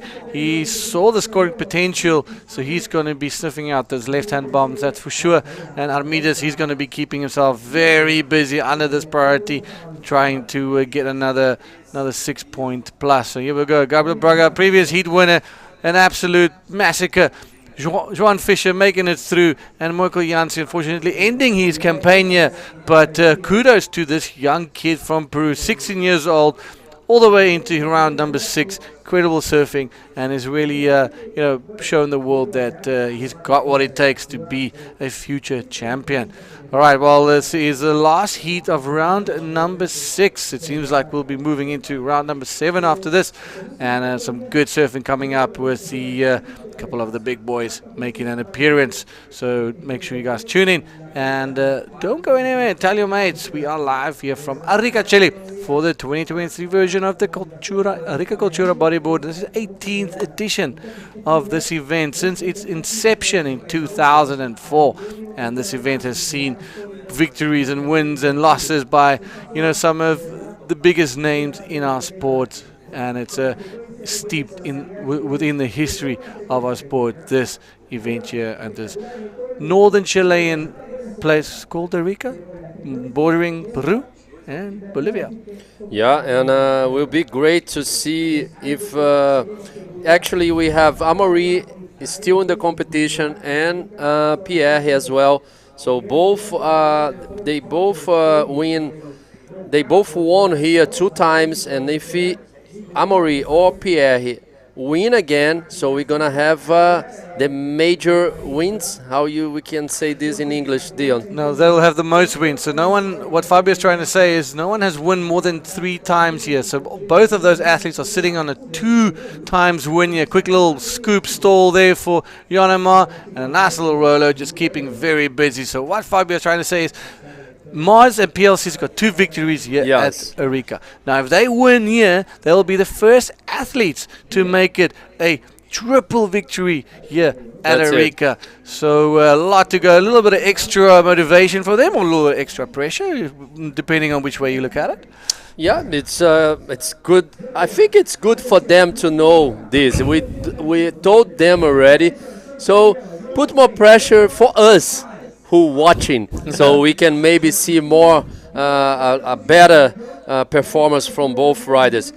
How is this kid doing this in this hit? It was a 4.85 now, so 3 waves, 3 barrels, Dion. Yeah, and just lucky into those small little lifts, the big little lifts, 7.5 and a 4.85. Here we go, heat number 1. Look at that lineup. Sammy Martina getting into the zone. Focused competitor, probably the best, most focused I've ever seen him. He's got his head in the game, up against a firing Ethan Capdeville and a firing Fabian Tazar. So that's going to be a cracker of a lineup as well. Good hit coming up next in round number 7, heat number 1. Expect the big names making an appearance. So start the fires, get the barbecues going. It's going to be a great afternoon of watching some epic surfing here at El Flopos, formerly known as El Gringo. And the reason for that is El Gringo was an American or foreign guy that surfed it for the first time, and that's how they got the name El Gringo. But El Flopos was named after one of twin brothers that unfortunately lost his life just down the road here, and the Union Flopos was accredited around him, and to honor his memory, the wave was called El Flopos, and this is how we will celebrate his legacy here in Arica on Isla Alacrán, Scorpion Island. Yeah, I would need to speak this in Portuguese, but not now after these waves. Let's see. This is blue. Sasha trying to nice bottom turn there. Beautiful roller for Sasha. He started his campaign with 4 points. I'm pretty sure he will receive a great score for this last wave. He's looking for a 3.26. Was a beautiful roller for Sasha. Yeah, man, that was good. Let's see the replay. Beautiful bottom turn, hit the lip in the perfect section there. Really? Yeah, I mean, the timing was perfect. Better than that, you're not going to find. Yeah. It's absolutely on the most critical part of the wave. Perfect. And we're just waiting for some scores to drop. And there it is, a 5.75, Fabio. And here it goes again to the right, the red. Let's see, lots of speed, backflip, but unfortunately he got stuck on the lip there. Was an incomplete maneuver for Armindez from Spain. He's looking now for a 3.50 only. Yeah, so not much in it. We said it's going to be a close heat, and it's definitely one of those close heats. Lots of waves ridden. I mean, we're sitting on 8 waves already collectively between all 3 athletes. And, whew, how's that one gassing? And far from over. Here we go. Yonama, this is a good-looking wave, Fabio. What's going to happen? Heaps of speed. Can he get a good section? Up he goes. Nollie roll, clean landing. Boom. That is going to help him for sure. Extend that lead a little bit. Hold your horses. Sasha Damjanic. Oh, Sasha, lots of speed. Let's see. Oh, just an in and out for Sasha. He's looking for a 6.260. We still need to wait for last wave for Ion Aymar. I don't know if he will change. Let's wait. He needs to change. He needs to do better than a 5. So best wave for Ion, it's a 7. Let's wait. The judges are still thinking. Last wave for Sasha was just a 1 point, in and out, and here he goes. 5.3 for that one, Dion. That's it. So he's working. He's definitely building his house and extending his lead. Now sitting with a 12.3 lead and a beautifully executed roll. Smooth landing. and boom, I'll take that. Thank you. Yeah, the judge thinking it's better than those the second and the third barrel for Ion Neymar, and he's improving a little bit the scores. Now he has a total score of 12.30, and Sasha needs now a 6.56 to get the lead, putting some pressure on Armindes Oliveres. Yeah, Armindes trailing behind. He's got a 1.5. You know what? If he gets another 6.25, well, then he's bang straight up in the lead with a 12.50. So it's really it's a close heat. He doesn't have that second score. He's got that second priority. Sasha with first priority. I think Sasha as well, like feeling a little bit of the pressure from Jon that Jon is applying, so it's all out. But we're going to throw to a quick interview of a previous heat winner. No, sorry.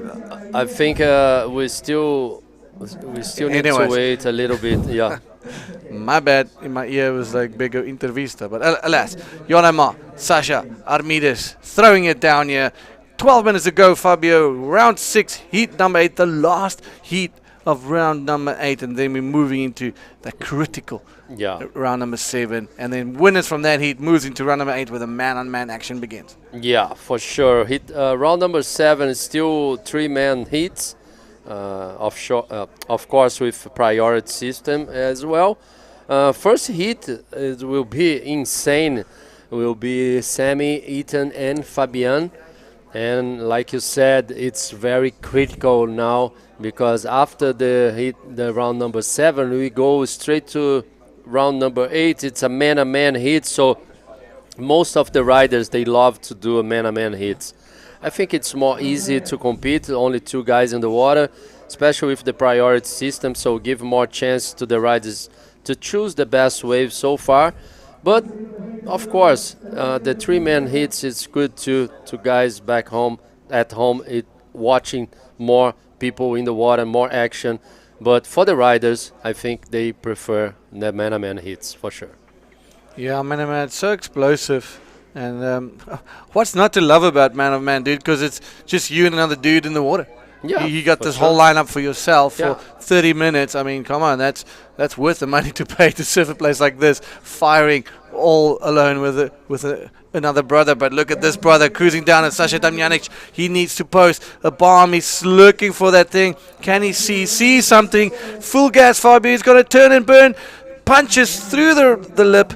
Quick little roller. Unfortunately, not explosive is what we hoped for, and he also hoped for. But on that explosive note, now it's time for that interview with Bigger. Thank you very much, Dion. Guys, Gabriel Braga, you left everyone in combo situation, dominated the heat in a great fashion. So how that felt, and how's the water out there? Fiquei bem concentrado hoje. Desde ontem eu já estava querendo mostrar meu surf, mas ontem acabou que eu não consegui achar as ondas, e hoje eu fiquei super concentrado desde cedo, eu fiquei observando o mar e escolhi a primeira onda. Graças a Deus ela armou, consegui acho que um 8,25, e aí só fui aumentando o score, e na última onda consegui um 9, e é isso. Muito obrigado aí, e vamos para a próxima. Oh, I say he was really focused. He really wanted to show the world his surfing itself, and he found the waves, and he's very happy. He just got very high scores and just advancing in a great fashion.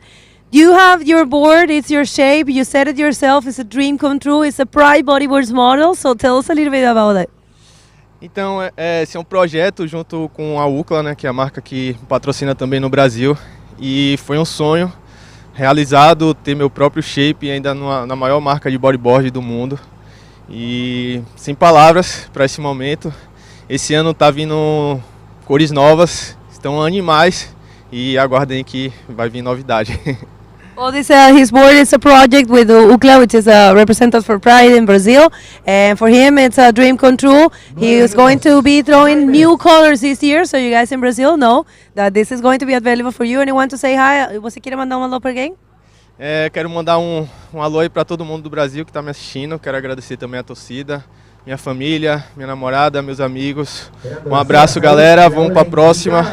Uhul. E aos meus patrocinadores, né? A UCLA, a Pride, Soldila, minha marca de açaí e a Sudeste. Valeu! Obrigada, parabéns, and best of luck for the rest of the competition. Back to you guys. Oh, it's so good to see this happening. Gabriel Braga, parabéns. Um grande abraço aí, ele que realmente fez uma apresentação linda. Dá um alô aí para todo mundo que está assistindo. Fazer muita força positiva que o Gabriel vai surfar de novo hoje. Então ele que está bem conectado ali nas direitas, ele que adora as ondas para a direita. Hoje a gente tem maior parte das ondas também para a direita. Lógico que a gente também tem esquerda, então dá um grande abraço aí para todos que estão assistindo aqui lá do Brasil. E como o Dion falou aqui, a praia de Flopos, ela é chamada assim pelos bodyboarders porque gêmeos que surfavam muito aqui, um deles perdeu sua vida aqui bem na estrada, chegando aqui nessa onda, e por esse motivo o apelido dele era Flopos, e aí a galera começou a chamar essa onda de Flopos. This is blue again, Dion, just in and out. I was talking a little bit Portuguese, explaining how and why we call this wave Flopos, so people in Brazil can understand. And that's it. It was just so good to see Gabriel doing very good in this hit. And this is the next one, getting ready to jumping in that channel. Big channel here, huh? Easy to get out. Yeah. It's a walk in a park, just hop, skip and jump and you're out there. Hop, skip and Walk jump in a over park. rocks. Yeah, walk in a park, easy peasy. But yeah, it's going to be a cracky heat, some fun waves, super clean conditions. As you guys can see, how's that one just heaving up in front of the boys. Who's going to turn and burn? This is our heat leader, Jon Amar, splitting the legs, mid-face, lots of speed. Can another quick little eject and boom, gets to the back and about to get another nice surprise and one on the head courtesy of El Flopos. There you go. Bloop. Underneath he goes, duck dive. Well, Jon Amar, man, he's surfing powerful. Like I love how he really controls his rail and just focuses on those small details. Yeah. And those small details, getting that right, his base is so good that it sets his moves up really easily, and that counts as a lot of hard work, Fabio. I agree with you, Dion. I really like how he is so connected with the board and the body, doing a great job. Beautiful barrels. But here he goes, blue, Sasha Deminek. Oh, let's see if he can find something there. No, and this is red, Rolo. Let's see if he managed another maneuver there. No, just a Rolo there. And he's looking for a 3.50. Let's wait for the scores for Sasha, for Armin's last wave. Sasha last wave was just an in and out. I'm pretty sure he's not going to change any situation. This is the replay, Dion. Yeah, nothing too special, but getting the job done, that's for sure. Posting a 4-point ride, now bumping him into that second position. So he'll be stoked with that, and Sasha will be pinching himself for not being able to get a better wave on his last one. Back in second priority for him, which means he's got one up on Armides, and he needs that 4.5 for that second spot. So yeah, he can definitely get it. So if we look at the wave count, we said in the beginning of the heat it's going to be a lot of waves ridden, and now there's 4, there's 9, and 15 waves ridden throughout this heat so far. So a lot of waves being ridden, and quite a few scores going down. So 4:30 on the clock, round 6 heat number 8, the last one of round number 6. Next up we got Sammy Moratina, Ethan Capdeville, and another earthquake, because they're just being thrown down here in Chile at the moment. Hopefully that's not a sign of something to come. But okay, anyways, focus back in the water. Thanks for that one. Sure. Oh well. I'm pretty. I just showed to you because my phone got ring, and we felt today in the morning the earthquake. So. Yeah, that was quick. Because like my coffee was like, this is moving and it's sitting on a table. Quite classic. Oh, here we go. This is a good-looking one. Sasha Damjanic needs a 4.5 and up. Can he get in this one? No, just going flat on him now. Armidas has got that second priority. This could be the downfall of Sasha in this heat. Can he get back and get another one? A 4.51 is it's all he needs. He needs a nice wave, a bottom turn, a roll, a barrel out of there, 2 rolls on the left. Man, it just needs a wave. Maybe he just needs to take a minute, take a breath, get myself into position, and try get on one of those right-handers. He's sitting far to the left, and in front of you, your heat leader taking off an absolute nugget. A quick barrel in and out. Let's see, lots of speed. Hit the lip, a rollo there. He found 2 maneuvers on that wave. Red tried to do a rollo there, but unfortunately was incomplete. Sasha alone outside with first priority now. Still plenty time for Sasha to find a 4.51. Still waiting for the scores for Ion Aymar last wave. Let's see if he can improve something on the lead. Look at this. Yeah, nice little midline barrel, releases a rail, sees its section, banks a nice roll, and hits the eject button just before it gets too shallow. And here we go. This is our rider in red. Armida Soliveres getting a nice invert out of that one and following it up with a quick little roll through the lips. So that one is definitely going to help him. Takes his helmet off and just making sure, because you know what, these guys getting very used to the head protection now, especially surfing a wave like Fronton. He knows he's far way down the channel. It's going to be hard for him to get back into position with 2 minutes to go. It's a long paddle and you're paddling against the rip, so he's probably going to make the decision to come back in. He's taken the lead away from the guys with a 7.25, so exceptional surfing from this young man. Yonema holding it down the whole heat, and with less than 2 minutes takes it away. And now the cat is amongst the hens here, with Sasha needing a massive score, 7.75, and Jon Aymar 6.51 to take back that lead. Yeah, really great job for Red. Very smart to catch that wave and manage to do one maneuver wave, but he received a 7.25. Second maneuver was incomplete, was an air and a rollo. Yeah, and the rollo was complete maneuver. Let's see the replay, director, please. The last wave for Red. Take him all the way to the lead of this hit number 8, the last hit of today, of this round actually. This is a very nice bottom turn, beautiful air for Red, and now he's trying to do a rollo, but it was an incomplete, Dion. No?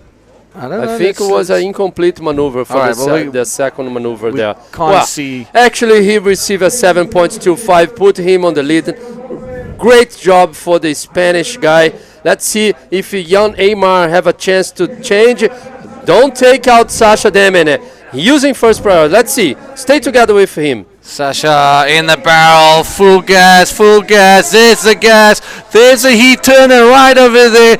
Gracias. Un completo, por favor. Ladies and gentlemen, that's how you roll. 9 seconds to go, brother. Use that priority. He is as stoked as you can get. Sasha Damjanic, let's wait for the score and take us out of this one.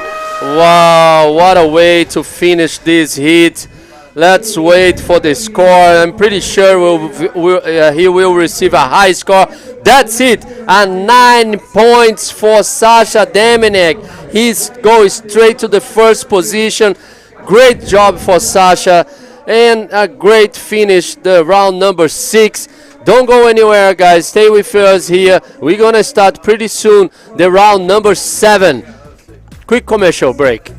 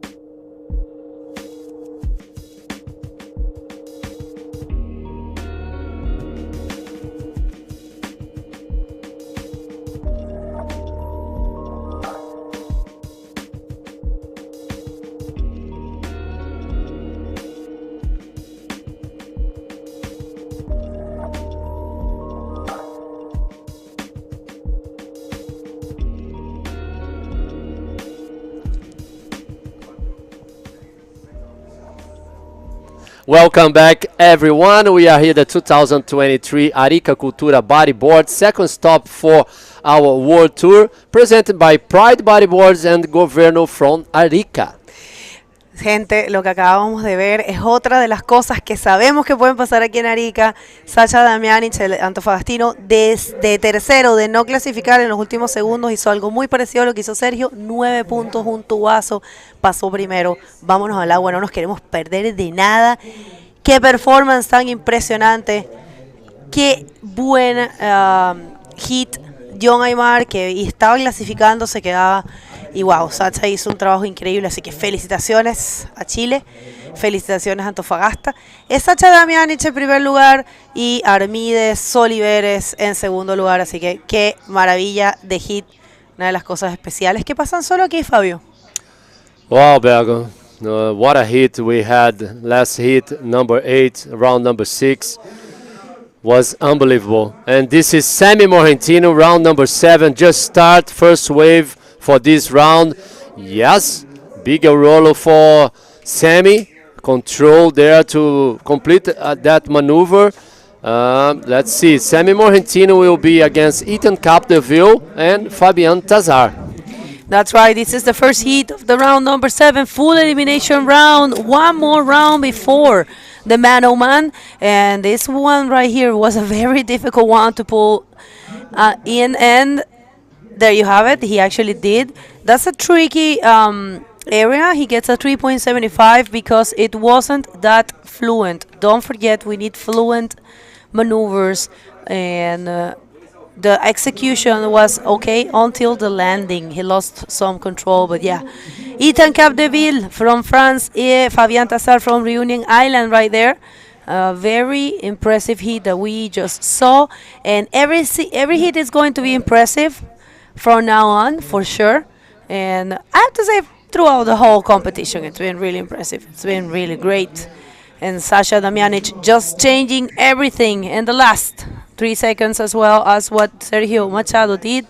Yesterday, he got a 9 for a barrel ride and got the first position. So that's going to be an interesting interview that we're going to be having with Mumbles and Sasha Damianic.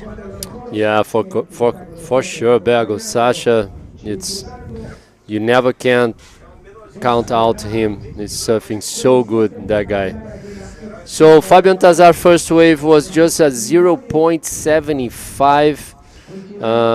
It's great to see all the French team doing so well. Ethan and Fabian, they are traveling together with all the other riders from the French team, so it's just beautiful to see how they work. Looks like for me the same as Peru is doing, like traveling together, put all the skills to each one to improve themselves. So it's so great to see this happening here at the 2023 IBC World Tour. And this is Sasha with all the kids. Beautiful. ¡Ay, qué lindo! El niño que está usando su camiseta y le pide a Sacha que le firme. Bueno, algo que van a recordar para siempre. Esto es algo bien típico de el Arica Cultura Bodyboard, que nos contaban los americanos, los australianos, siempre, cuando venían más a este evento, que en sus países ellos no tienen este tipo de apoyo, no tienen este tipo de fanatismo que se vive acá en la isla Alacrán. Ustedes van a ver, todos los días llega gente. Ahorita que estamos en el fin de semana, día sábado, viene muchísima gente. Está bien llena la playa, el área de la isla Alacrán. Si estás aquí en Arica, te recomiendo que lo vengas a ver porque es un espectáculo único y es un evento de talla mundial, así que vale muchísimo la pena venir a verlo. A wave here for Ethan Capdeville. Oh, we're going to see him surfing to the right. He has been taking those lefts. Let's see if he can get out of that one. Oh, that would have been good. I thought he was going to me too. make that barrel. He was with a good line on the top of the wave, high line, but it wasn't. Unfortunately, he didn't complete that barrel. It was a very good looking wave.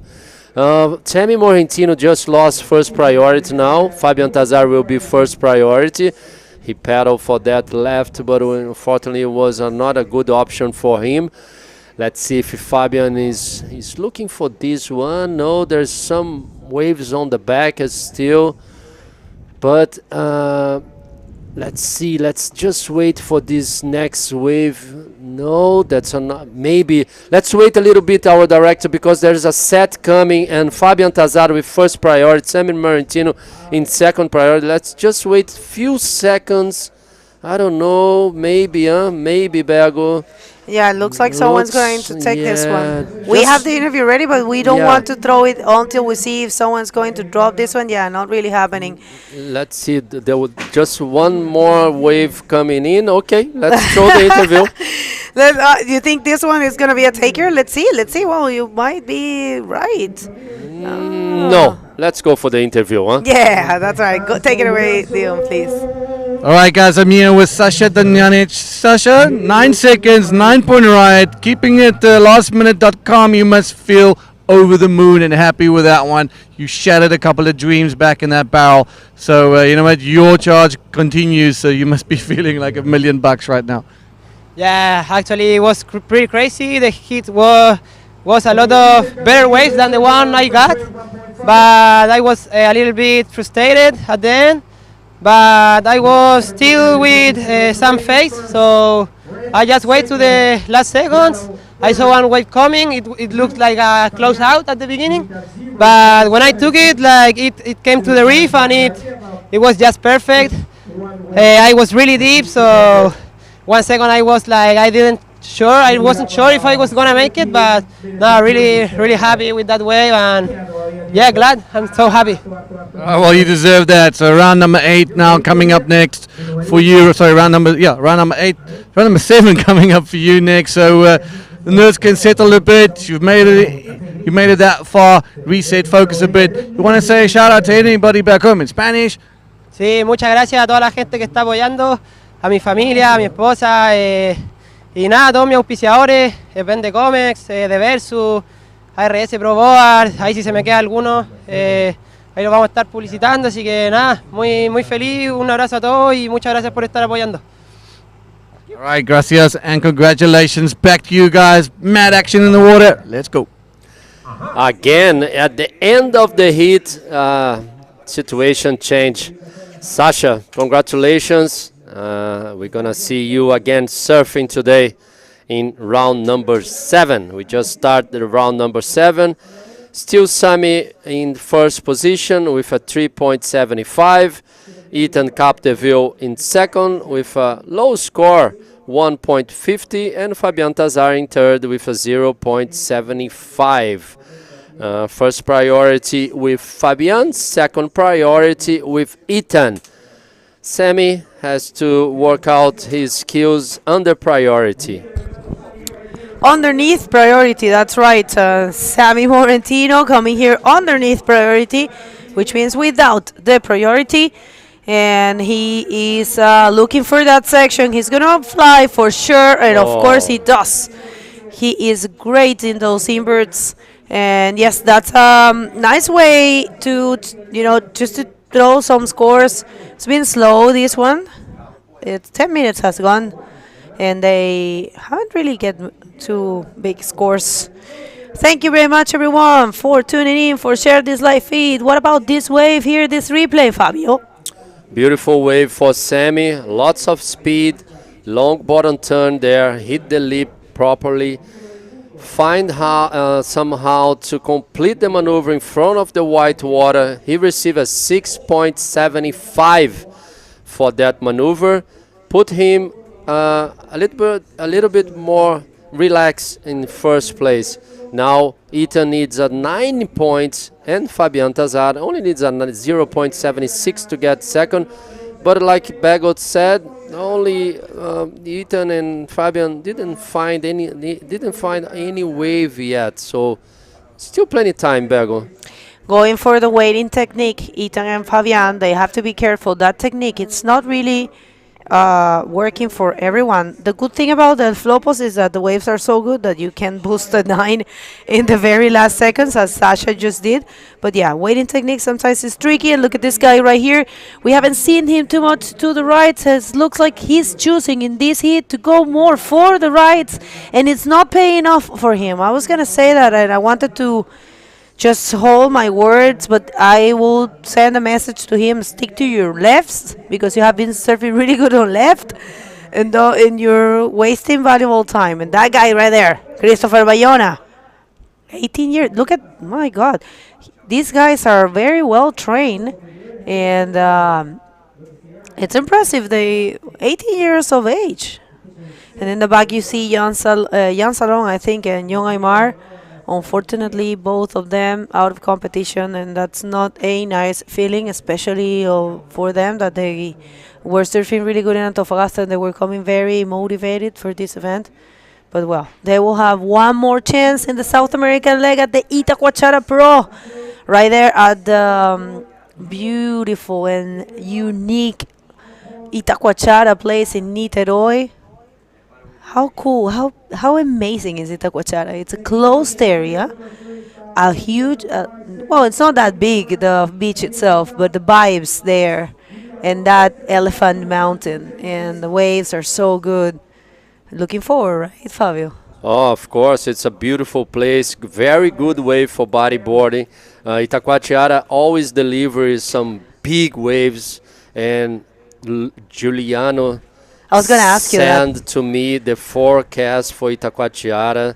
Riders and people at home, we're going to have a great show again to finish our South America leg. Forecast is looking amazing.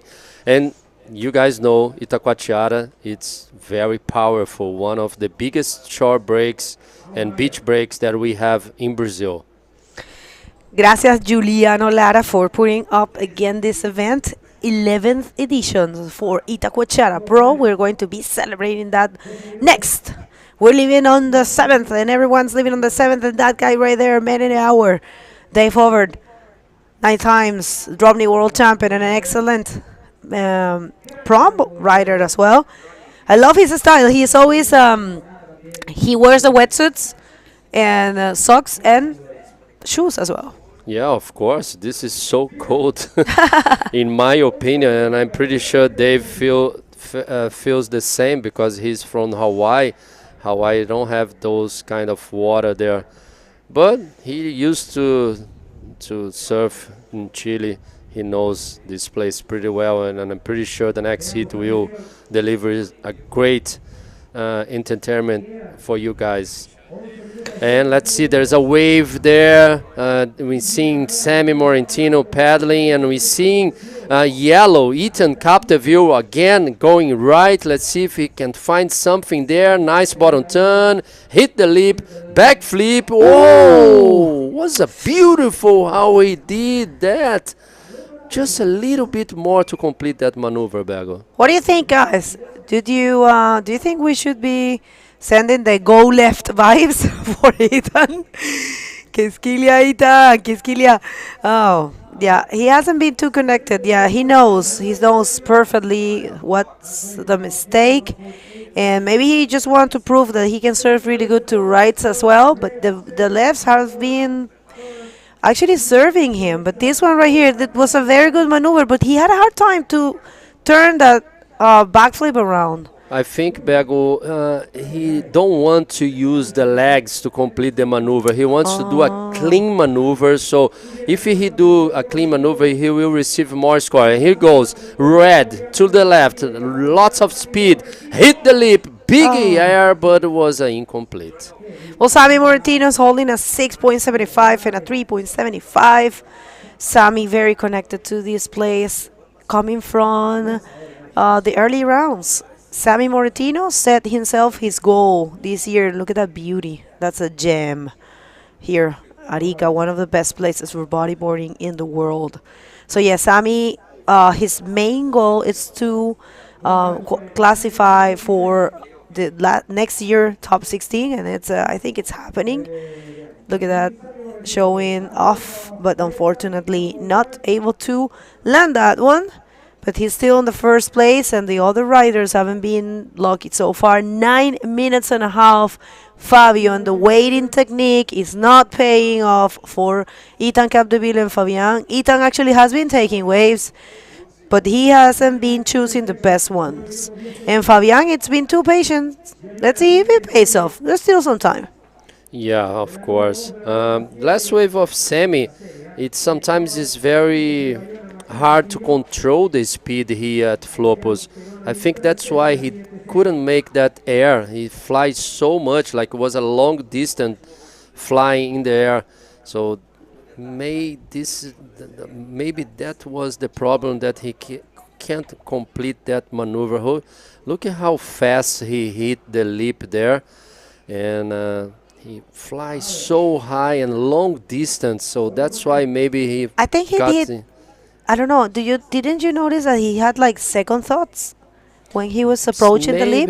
Yeah, maybe a air reverse. Let's see again if we can put a little bit more slow, so we can talk about this wave, the last wave for Semi. Look at how fast he was. Like, I think in here, Fabio, sorry to interrupt you, but look at that. I think there he had like second thoughts. He was like, what am I going to do? And maybe the invert took him for a surprise. I don't know. yeah, I think, I don't know, Bergo. Maybe it was too much speed. I don't know. Semi, it's a very extreme, could I say this, extreme and very technical rider. So we never know what he can show for us. That's for sure. Maybe he has like 3 thoughts on his head. But he's doing good. He starts with a 3.75. He has a 6.75. We can see like less than 7 and 30 seconds to go. And he has 2 waves. Ethan, best wave for Ethan is 1.80. And Fabian Tazar is still holding first priority. Next hit will be amazing again. Dave Hubbard, Christopher Bayona, and Maxime Castillo. Guys, back home, at home, don't go anywhere. Share our link. Will be a great battle, and I'm pretty sure all the hits in this round number 7 will be every hit will be a final. That's right. Every hit will be stacked, and this is the round number 7 next hit. And look at that. That's a keyhole. That's Dave concentrating there, connected to his beliefs. He's a very religious man, and he has a strong connection with Jesus Christ, and it's very nice. I believe every kind of spiritual connection is important for a human being. Doesn't matter who you believe in. And this is the first probably valuable wave for Fabian Tazar. He has been very patient, and it's not really paying off for him. That's an in and out, and that's not going to help his total score, but actually looking for a 2.55 to get the lead. To advance. Right now, clock is ticking, and Ethan looking for an 8.70. Fabian looking for a 2.30 to be second. What's going to happen? Here comes the leader who has been surfing the best here in this heat is Sammy Mortino, choosing these rights. Stalling there for a little barrel and finds a roll. That might help, and he has a 3.75. Might be a higher score than a 3.75, and he might be increasing his lead. Ethan and Fabian, they have to start doing something. Right now they are keeping the priorities, and they have to start the engines, otherwise they're going to be left with no scores on the clock. And I think the battle, it's all about the second position. So let's see how this one unfolds. And Fabio, you know what everyone was saying? That the water is actually pretty warm. It is very warm in Bergo. The other day, right? Yeah, the other day we have a surf. We have a chance to surf. Was not that cold. Actually, for me, it's still cold. But last year was way more colder, and this is make me kind of shaking because look how many rocks. Earthquake. Earthquakes. Yeah, we hot water. Oh my God. And put all this together. This is the replay for Sammy. He received 4 points for that wave. So He's increased a little bit the lead. Now Ethan needs a 8.95 to get first, and Fabian Tazar 2.3 to get second, and 9.75 to get the lead. A battle for the second position, and you guys at home, what do you think? Send us some regards. We're gonna read you right now. Let's see this guy. Nothing. Is he losing the priority right now? Yes, of course he Yep. will. This was a big mistake for Ethan Capdeville, because Fabian Tazar only needs a 2.3 and he's in first priority now. Ay, Dios mío, I don't know what's going to happen. Let's see. Sammy keeping it very busy, not really doing much in that one. And priority with Fabian. Fabian only looking for a 2.30. He can take that second position and the classification out of the hands of our John Revelation, Ethan Capdeville. Ethan made a huge mistake, lost the priority. I think he's going to go for the right. Okay, that probably was a mistake for Fabian Tazar. Let's see this one for Ethan. First left. Is he going to do something? He goes for an air reverse and he lands it. Okay, this is the Ethan we wanted to see. This is the Ethan that we have been seeing all these days. So here comes Sammy. Sammy is surfing by himself, actually. So that's probably going to be an improvement for him as well. And we're waiting for that first valuable score for our boy in yellow, John Revelation from Leland. Ethan Capdeville, what do you think? I don't know. Let's wait for the scores. It was a good wave for Ethan Capdeville, for sure. Best wave so far for him. Was a great decision for Ethan, using the second priority. He saw Fabian Tazar giving this wave for him. Was a beautiful maneuver. Not easy to make that reverse air there. Super well executed. Super. Let's wait. We need 2 judges more giving the scores. And we're still waiting for the last score for Sammy Morgentino as well. Let's see, Bergo. I think Sammy will improve the lead and Ethan will do the best score for sure for him. It was a very good maneuver, and there you have it. You were completely right, Fabio. It's a 6.5. Ethan Capdeville right now, it's definitely putting a huge pressure in Fabian. Fabian, what happened to you in this heat? Why you waited that much? 1 minute and 30 seconds. Now looking for a 7.30. It's a huge score, Fabian. Well, everything, it's, you know what they say, you learn about everything in your life. So Fabian is a great person, a great bodyboarder, and definitely this one is going to be, you know, a great, probably a lesson for him. But, well, you don't know if he's going to get something in the last seconds. We saw it with Sasha. Right now, Fabian has a priority. So, you know, it only takes a deep barrel. That's it. Or a great maneuver. He can do it. Less than 1 minute, Fabian Tazar with first priority. So, if the wave is coming, if the wave comes, he can choose anyone. So let's wait. 45, less than 45 seconds. Fabian Tazar is looking to the outside. I think he saw something. Let's see. Stay together with him. It's the most important part of this heat is now, Bergo. Now, let's see. There's something on the outside. Let's see. Last chance for Fabian Tazar right there. Is this going to be the 7.30? Is he going to get the luck of, some people will say the luck, of finding that score in the last seconds? Is he planning this? This luck for Fabian? This one might count. Let's see. I don't know. I think the buzzer already sounded. I'm not really sure if this one's counting, Fabio. And a 7.30. Well, that was a good roll, actually. But, yeah, I don't know. Oh, I don't know. Look at Sammy. Look at Sammy. Sammy's worried. But, Sammy, you don't have anything to worry about. I think you're very safe in the first position. We are waiting for that score. We're looking for a 7.30 for Fabian Tazar. And, yeah, I don't think it's happening. Yeah, the scores are dropping, guys. You guys can do the same thing and watch the same scoring system. Yeah, 5.25 is not enough. Congratulations to Ethan Capdeville for advancing, and of course Sammy Moratino, another great job. First in this one. You don't go anywhere. We're going to keep with this amazing event. We'll count on you.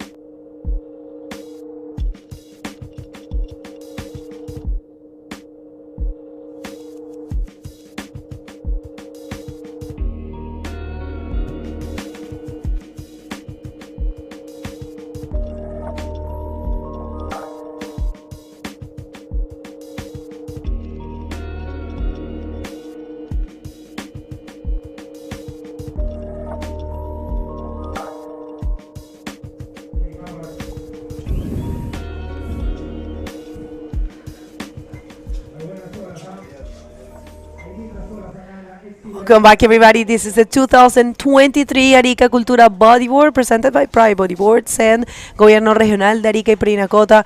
Stressful hits, stressful moments, lots of tension, but this is bodyboarding. This is professional bodyboarding, actually. And this guy right here, he did the job. Got the job done, did what he was supposed to do. The waves were bombing in this heat, like some massive ones coming through, almost making the less unrideable because they're just washing over. Sammy doing a good job, just keeping calculated. A 12.25, and Ethan Capdeville was right behind him. That air reverse was beautiful. That was so good. You know, this kid is really something special. Well, this heat is also something special. Look at that. Dave Hubbard, Christopher Bayon, and Maxime Castillo. Top two riders make it to round number 8 bigger, so it's go big or go home. And round number 8 is a man-o-man round. And it's going to be great. So, man, it's fair play. We love it. This wave right here is a 6-point ride for Christopher Bayona. That was a very difficult through the lip roll. He knows it was difficult. He knew at that very moment that he was going to get a score. It was like he's screaming all the way I down think the so. line. Oh, some more money there for him. Yeah, that's it. Make it rain, my brother. That's fantastic. Christopher Bayona, I think one of the last Peruvians in contention to make it to the next round. So going to be an absolute cracker heat to watch. Dave Hubbard, well, he's going to just be quiet under the radar and let that surfing do the talking.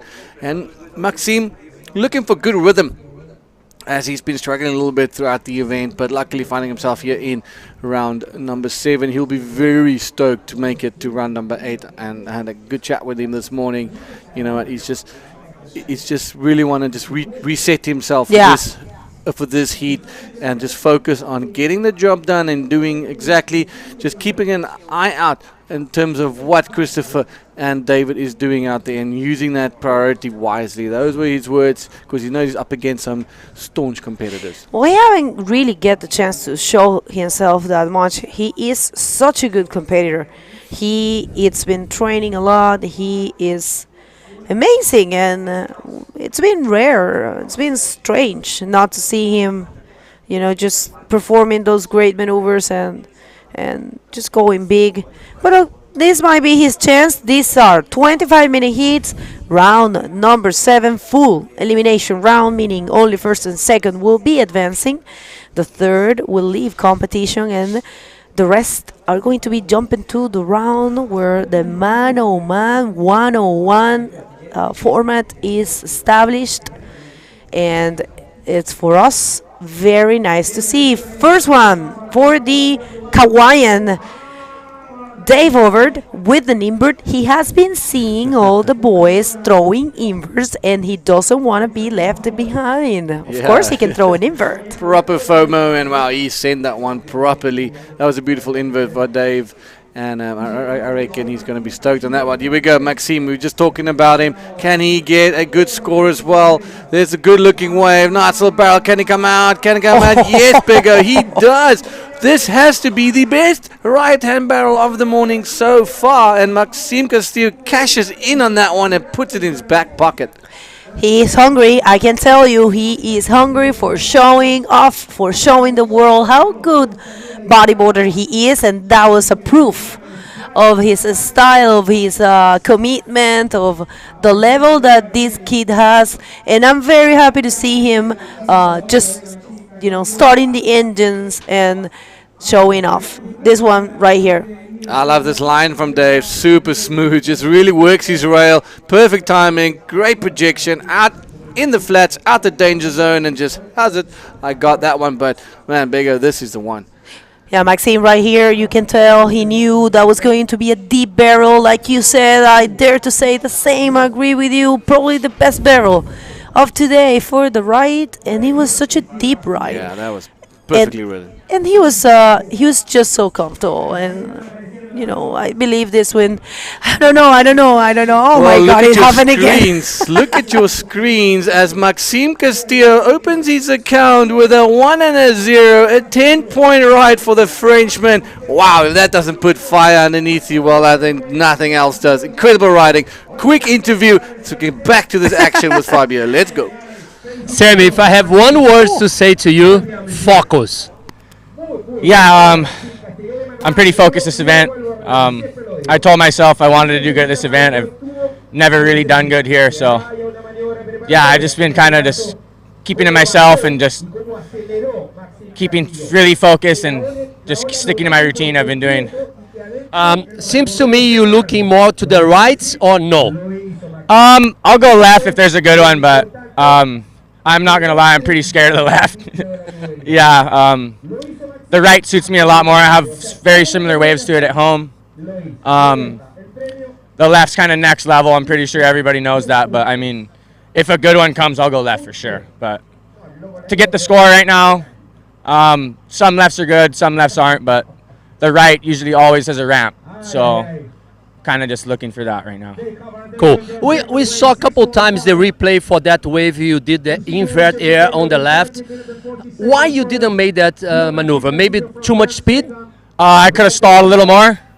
I'm not too familiar with the left. I got really worked out here one year going left, and came out of the barrel past the keyhole and was stoked, and then just went into that reef right where Temega did his roll that one year and just got destroyed, and it was could have been career ending, but I didn't get hurt somehow. But so that's kind of why I'm a little hesitant on the left. Okay, man. Any words back to the Ohana? Yeah, just shout out to everyone watching. All my sponsors, Henchman Exotics out there, the boys keep me focused out here. Tamba Surf Company, Convict Bodyboarding, countless other sponsors, Black Mountain Surf Wax. I can't really name them all, but yeah, just thanks to everyone back home and around the world for supporting me. It means the world to me. And yeah, round 8, let's go. Congratulations, Sammy. I see you in the next round, man-to-man round. Back to you guys. Hey, Hope. Let's go. We had a 10 before that. Congrats, Sammy Moratino. You did amazing once again. Just very composed and very focused in this event. But this guy right here, this is a 10-point ride. The first of this day. Mumbles, and it's clear. There's no doubt this was a 10. Deep barrel. Yeah, that's he an completely disappeared. Absolute banger. Look at this thing. So deep. Just squeezes right at the end, avoids that pinch, and Maxime just saying, yeah, how about that? Absolutely. I was going to say that Maxime Castillo is one of those competitors on tour that's very consistent. He's always in the top 10. He qualifies. He's kind of under the radar. He's year in, year out, working hard. Doesn't have all as many titles under his belt and stuff like that. And event wins, but he's a hard worker and he's kind of the core of the tour. And getting awarded with a 10-point ride like this, man, I must just really feel incredible. And I'm not even sure if he's ever been able to have a 10-point year. So I stand to be corrected, but it's amazing to see someone of Maxime who had his back against the wall earlier and banking a 10. He was just craving this opportunity. I know that. I know he was feeling very sad with his performance because he has a high level. So definitely he'd restart. And if you haven't checked it out. He has a movie. It's called Restart. It's a new short film. And he is between our top 16 last year, actually. He ended up in the 9th position in the 2022 rankings. He ended up in the 10th position in the 2022 rankings for the men division. And in this event, he's seated as a 5th. He's seated in 5th position. So yes, Maxime Castillo, coming from France. He's actually from Arcachon. That's where we are going to have the La Salle Pro. And that right there, Momos, that's the rankings for last year. Remember, these 16 people, they're going to be having the benefit of being seeded throughout the whole year. And if one of them it's not at the event, whoever is below the 16 will get the chance. Let's say the first, like 17th, we get that spot.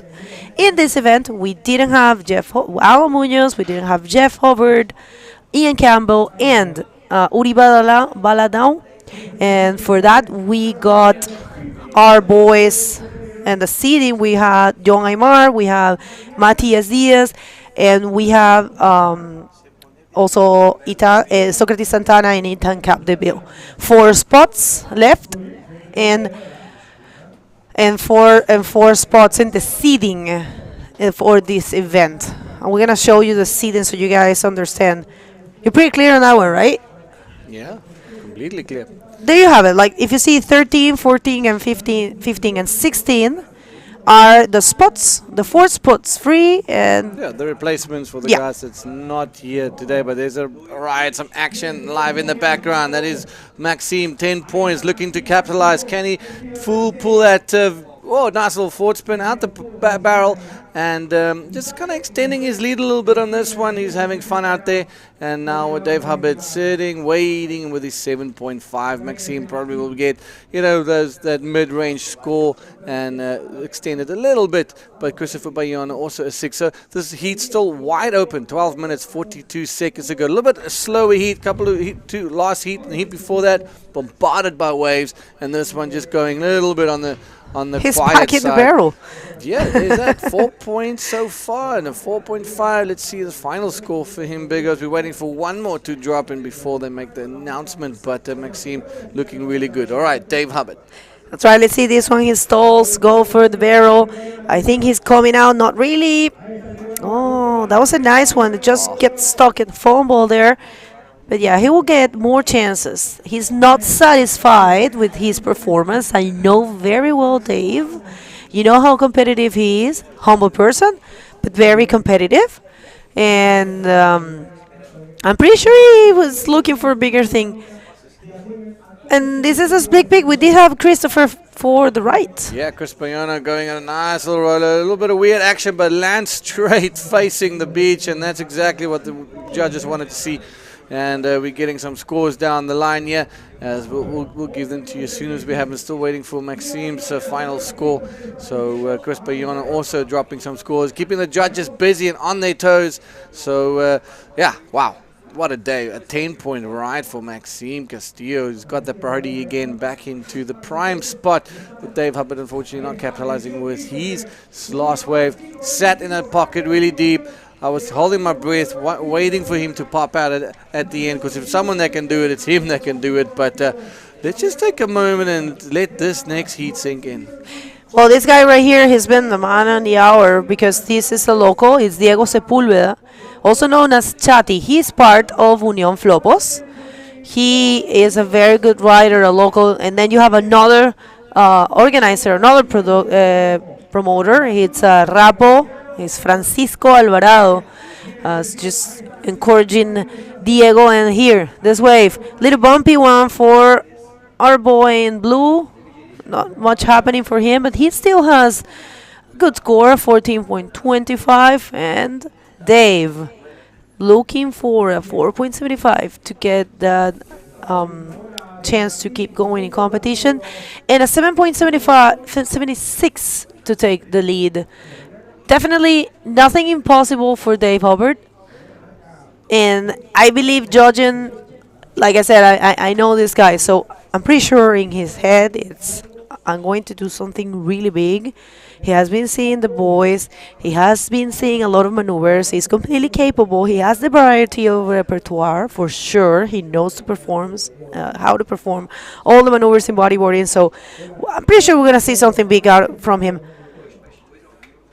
And that was Christopher, not really taking that one. I don't. It's kind of like dropping. This is the calm before the storm. Yeah, it's a bit in between things. Every half hour you get smashed by big sets, and then it goes a bit quiet, and then smashed by big sets again. And I guess it's hard for the guys to read what's happening because you've got this new energy coming in and a new massive swell coming in. So a little bit different, a little bit weird out there. So kind of just have to be in the right position at the right place. And Maxime under priority, looking good on a really nice looking left-hander. Little barrel, there it goes. Can he pop something at the end? Looks for it. Kicks out. Maxime keeping really busy, commanding this lead with a 14.25. Let's see if this one will improve his low score of a 4.25. Indicators showing that it might not be, and that's a 3.75 for him on that one. So will stay in where he is right now, a 10 and a 4.25. Christopher Bayona, 11.25. And Dave with only a single score with a 6.5 and a 1.5. You can see on your screen he needs a 4.75 for that second spot, and Christopher needs an 8.26 for the win. And here we go. Dave Hubbard looking, he's searching. He is searching. He is going to post something massive. If he gets a section, he pulls out of that one very quickly, loses that priority, sends it back to Christopher Bayona. He knows that wave was not going to deliver for him. Best to just swap priorities instead of swimming all that way back. So 8 minutes to go. Dave Hubbard was backing a little bit against the wall here, but he's a fighter till the end. I would not count him off, but look at this bomb offloading. Here we go. Christopher Bayona, priority back to Dave Hubbard. Now all attention on this guy. Well, Christopher Bayona just did an amazing job in the previous heat today. He looks like he's smiling all the way, huh? Is he breathing, or is he smiling or yelling? Shouting and putting up his inner Peruvian Inca warrior face. Inca power. Inca power, and there he goes. Dave Hubbard right back into where he was a couple of seconds ago with that first priority. 7 minutes to go. Dave Hubbard, pressure on him right now. Maxime Castillo feeling good, but this is a good one. Almost he took off, almost went on that one, but not a good wave. But there's a couple of big bombs showing itself here on the 7 minute mark. Well, ladies and gentlemen, round 7, heat number 2, and here it is. Diego Sepulveda, PLC, Socrates Santana, fireworks. That's what you can call this next heat, because it's going to be one heck of a good show. Top 2 riders make it to round number 8. And that's where you want to find yourself, in that man-on-man spot, nicely deep into the monies as well, as we see the two competitors shaking hands, wishing each other good luck. But Maxime Castillo, the man of the hour, 10-point opener, couldn't believe it, and super stoked for him. Wow. But Dave Hubbard has got his work cut out for him. I have actually an information. It looks like this is the first 10 of Maxime career. We're going to confirm that in the interview, but I think I had it from a reliable source. First 10. And here we have it. If you missed it, this is the first 10 of this guy's career. Accurate.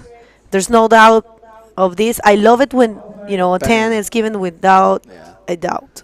Look at this. I mean, we have not seen right-handers like this the whole day. He sniffed it out. He rode it to perfection. And you know what, mate? Congratulations. Allez les Bleus. That's allez le coq sportif. That's what I call the whole French crew. Anyways, Maxime Castillo, 10-point rides. Christopher Bayona, 6 and a 5, 2-5. Dave Hubbard, a little bit in a difficult situation. He needs a 4.75, just a bottom turn and a little bit of rolo. You can see on his face, he's looking for something. He was actually world champ at the ISA Games, and he was European champion as well. You guys, if you don't know Maxime Castillo, which I doubt you don't, you can jump in the social media. He's claiming he knows, he's happy. Stuck. This is the moment where he says, "Oh my God, I finally redeemed myself. I'm surfing good. This is me." Got a 10. Yeah, what a way to redeem yourself. It's awesome. It's awesome. You know what? Just such a big monkey off his back right now, and just prove to himself, and not even to everyone else, but this was for himself, that he does have what it takes to be a force to be reckoned with on tour. Last year he had a stellar performance, taking up PLC in an absolute mental heat last year at El Flopos. Cannot forget that. And it was a nail biter to the end, because they got just smashed with 10-foot waves all the way, the whole heat. So it was a crazy heat. Both of those athletes putting up a show and making their way in our PLC. Diego Sepulveda and Socrates Santana. 4 minutes, 18 to go. This heat coming down to the wire, bigger. So unfortunately, Dave Hubbard with his back against the wall. But we've seen with Sansha Damjanic, we've seen previously that it takes 3 seconds to change a heat. 3 seconds, that's right. And we're going to have a special guest, not in the next heat, but in the following. She's going to be joining us. It's a consejera regional, Sofía Clavijo. Va a venir a comentar conmigo, no en el próximo hit, sino en el otro, así que va a estar muy bueno escuchar de ella. Split pick situation, our boy in blue, allez les France, allez les bleus. On son le français. Let's see, I haven't seen, and I knew he was going to do that. Oh my God, I should have said it before, but yeah, he's not landed it. He's very good at those. You're arguing with yourself here. Oh, wow. Well, yeah, Maxine throwing it down for everybody, having fun out there. That was a reverse section. It was not landed. That angle is but wow, beautiful. Great to see him getting that confidence back. And this is what it is, that confidence of being able to know that he can throw out these big moves, get those good scores. Split peaks here. Christopher Bayona, while making it difficult for Dave Hubbard. Look at that beautiful flip. But lucky for Dave Hubbard, I would say, not landing this one. But let's look at this Revo again. I mean, he loves this maneuver. Every rider has a natural maneuver, and the air reverses for him are very natural. And actually, he's very good at both sides. He performed equally as good to the left, than to the right side. We have seen him doing that maneuver many times. Actually, last year in Itaguachara, he was very close to get a 10 for a very difficult one. It wasn't a very tricky day, so I knew he was going to go for one of those, and this one right here is looking very nice for Dave Hubbard. Dave Hubbard hasn't been too lucky. He's actually waking up in this one. He's going to go for something big. No doubt he will, but oh no, he got stuck there in the landing. Oh, that is heavy. That's a bitter pill to swallow for Dave. He knew he had to throw it all in. Can't leave it there. That's a tough one. Let's look at this. Everything was going good for him. Yeah. Good line. Perfect timing. Hits an invert, but you've got water from both sides coming. Smooth landing from the left and the right. And look at that. He's just consumed by the white water. He got caught. So hard to hold on. Unfortunately for him, it's looking a little bit bleak for Dave Hubbard here at the dying minutes of this heat. Look at this guy. It's actually the Saavedra father and son, and that's Claudia, mother of Fabio, and of course we have Jose Luis. They are out of the competition, and Christopher Bayona is the last one because Pirpo is also out of the competition. Miguel also in the early stages of the event. So last Peruvian right now, it's Christopher Bayona, and it's been very rare, very unfortunate not to see Dave being Dave in this heat. Probably with the weighting technique, it's not really paying off for him. And he tried really hard in the last one. And for me, it looks like he had a little bit of a second thought when he was approaching the leap, and probably he lost some momentum. But like you said, the landing was like the execution was good, the landing also, but he just got caught in that explosion between those two waves. And yeah, it was unfortunately not a make for him. 40 seconds in the clock, mumbles, and this is going to be a huge upset. Let's stay with red, guys. Let's stay with red. He's paddling across, looking for something. He's got that second priority. He needs a 8.75. Nice little backflip. Turns it around. Can he squeeze another roller out of this? Bigger, he does. Is this going to be enough? What does he need to make it? He needs a 7.76 for the lead and a 4.75 for the second position. That might be it. So did he swing it at the last minute? That might be it. The Peruvians are biting their nails right now. What is going to happen? Take us through the last couple of seconds as we wait for the scores. Okay, this is a victory lap, not really, and we are waiting for an important score for Dave Hubbard, the Hawaiian. We don't know what's going to happen. This one right here, is this a 4.75 that he needs to advance? I know for a fact it is not a 76. That's what he needs to be first. But I don't know if it's going to be enough to be second. And if he gets second, he will be advancing. Let's see. I don't even see one score dropping. I believe the judges are waiting. We might see another replay. There you have it. 4.75 to advance. This is what Dave Hover is looking for. And yeah, it's not enough. It's a 4.25 and one of the biggest upsets for today. Unfortunately, he's not advancing, and congratulations to Christopher Bayona, last Peruvian, and of course our boy with the 10, Maxime Castillo. Don't go anywhere. We're gonna go to a quick commercial break.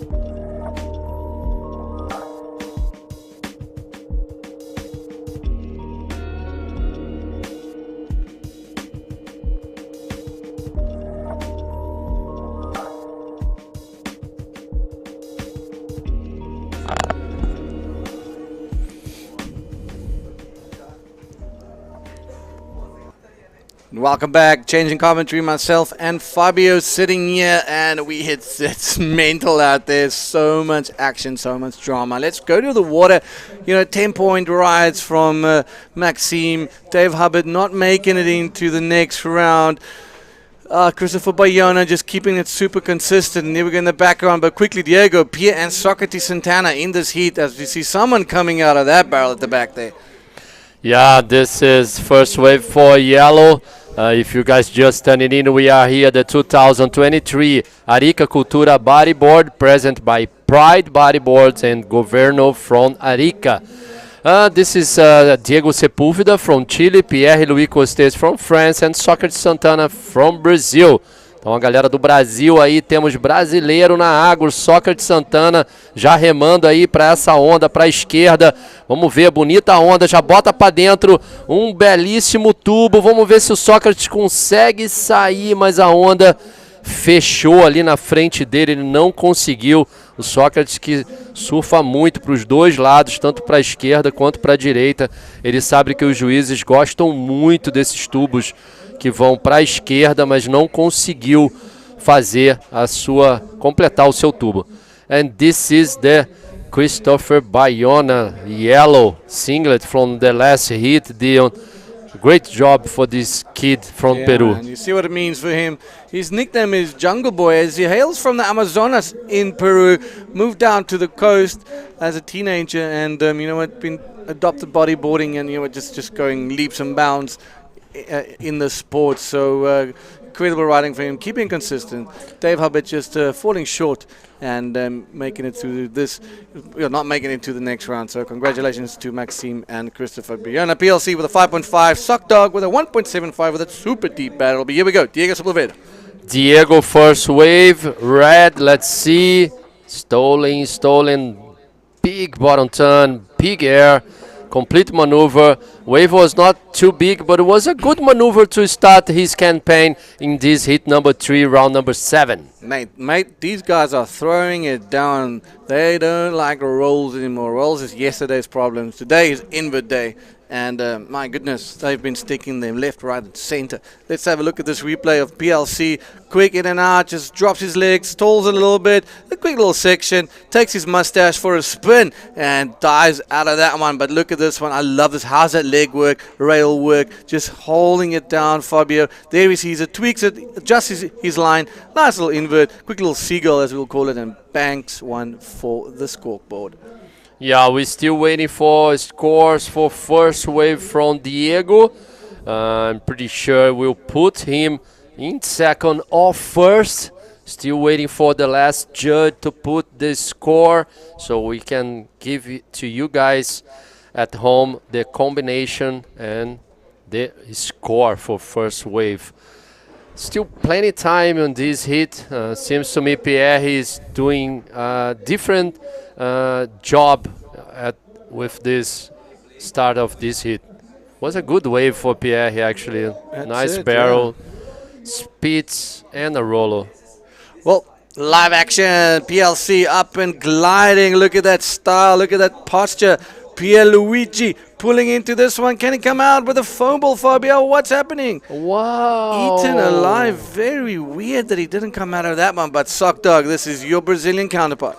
Brasileiro na onda, Sócrates Santana já indo pro tubo, pegando o primeiro tubo, pegando o segundo tubo ali, o Sócrates Santana terminando com o aéreo, completa a manobra em cima da pedra, mas ele não consegue segurar a prancha ali, mas foi uma bonita onda pro Sócrates Santana, atleta lá do Rio de Janeiro, atual campeão brasileiro, bicampeão mundial na Pro Júnior. Vamos ver aí, vamos esperar pelas essas últimas notas. A primeira onda do Diego Sepúlveda, 6:25. This is the replay for Socrates. Yeah, Socrates at nice mid-face, bottom turn, stalls again, gets another cover up right in front of PLC, comes out of that one, hooks a nice little invert, lands it, and gets pushed across the reef where you do not want to be. So Socrates Santana, good scores coming through for him. This is going to be one heck of a battle in this heat as we see these three titans taking it on and posting score by score, wave by wave. I mean, look at the scorecard. Every time they take off, it's going to be something special, Fabio. Yeah, for sure, Dion. And doing the replay, we had the second wave for Diego pulling in a barrel, came out after the speed. Really good bottom turn, hit through the lip roll and complete the maneuver. Let's say no, yes, I don't know. Maybe. Maybe. Let's wait for the scores. Judges working on that one. You see there's no activity on his scorecard right now as they going through that replay over and over. And we're waiting for Socrates' scores. PLC has got that first priority. Good on him for having that because these two guys are busy posting big scores. It's going to make things really tricky for the fellas. Yeah, let's look at this thing. Perfect bottom turn, Fabio. Sits in that pocket, comes out with the gas, full speed, easy enough for him to turn it around. There he goes, banks it through the lips. So completed maneuver, and we can see it by the score with a 7.25 and a 6.25. That is one hell of a big score. Comes so early in this heat. I think he hit the reef. Oh, yeah, for sure. Look at this. Wow. This is Flopos, guys. You guys at home, this is Flopos. Look at what the Flopos did to him. He's cutting the wetsuit now to stay on the heat. I've never seen this. Never see these two. This is Flopos. This is the most extreme sport. Just don't cut your leg, brother. Yeah, don't cut your leg, bro. This is real. This is live now. Thanks for our pilot driving the skis. This guy, Dion, on the skis, he's a very good. Oh, I saw yesterday. He's very good rescue guy, man. One of the best in the world. I can say that because what he did yesterday in the afternoon was amazing. Well, let's talk about his wetsuit selection for the day. He's opted for the long right hand leg and the short left leg option, giving us less drag in the water. But here we go. That's it. Going for this one. Makes it through the barrel. No obvious problems over there. Still got his wetsuit on. No cuts or bruises. And it goes through the lip. And now here where he hits that cheese grater and maybe it was throws there. out and just gets cut. Luckily, his leg didn't get cut. It was just a wetsuit. Yeah, let's wait, Dion. Maybe he cut a little bit the leg too. Sure. We don't know yet. But then he had to cut the wetsuit to stay on the heat. It's very important you finish first and second in this round. And in the man, look at this. Pierre-Louis stays in third place, needing a 2.51. It's not every day we see this Pierre. He stay in third position in not a good situation. Huh? Definitely not a good situation. But you know what? Pierre's a calculated competitor. He's got priority. He saw the big bombs out there. And you know what? Just easy for him. We're going to chuck to a quick interview with Maxime and Bega and come back with some more action as quick as we can. Thank you very much, Bumbles. Our first 10 of today and the first one for the ride. Maxime, that was just something else. It's your first 10 in your professional career here in the World Tour. So we just want to hear about you. Yes, super happy. You know, first 10 of my life on the World Tour. I've been chasing it since many years. So much 9 somethings, 9 point somethings. Even last year in Itaquacha, I remember a good air reverse, 9 something. And yeah, that one was just unbelievable. You know, I don't even really understand that ride, to be honest, in El Gringo. I'm not feeling really comfortable on that ride because I love the ride. I surf better in right, and I train a lot on the right side, especially in the barrel in Portugal. But here it's hard to find the good one and to have the good timing. You know, that wave is so unpredictable. And when I take off on this one, I was like, okay, maybe that can be a bomb, that can be a huge barrel. And yeah, I just like pull in and I just like, you know, jump into the barrel and try to like just stall again and put my line a bit higher, and that thing speed, and that was like heavy and long. So yeah, I was super stoked to made it, you know, and that it was pretty slow with good rider, you know, Dave Rubard, and yeah, you know, it's just I'm just super happy to get this wave and to have the opportunity to finally explain a bit my surfing, because yeah, since the beginning of the event I was like just, you know, trying to adapt myself. We don't have really much time to train, to be honest.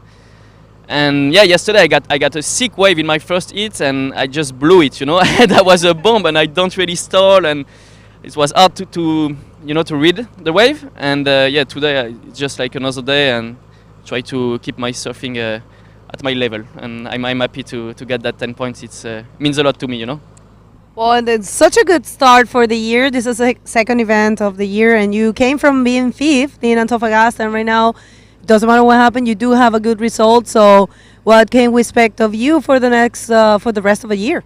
Yeah, you know, it's always good to start the year like that. 5th place in Antofagasta, biggest event of the year. Here is one of the biggest as well. It's a wave that I really appreciate it. You know, last year I do the podium, and I feel comfortable in this wave. I love this place, and this wave is just unbelievable and super stoked. That was my first objective, is always to come to the main hits. Like this is my, you know, the first step, and after it's just only, you know, pleasure and try to do my best. But for sure I will do my best to do far as possible.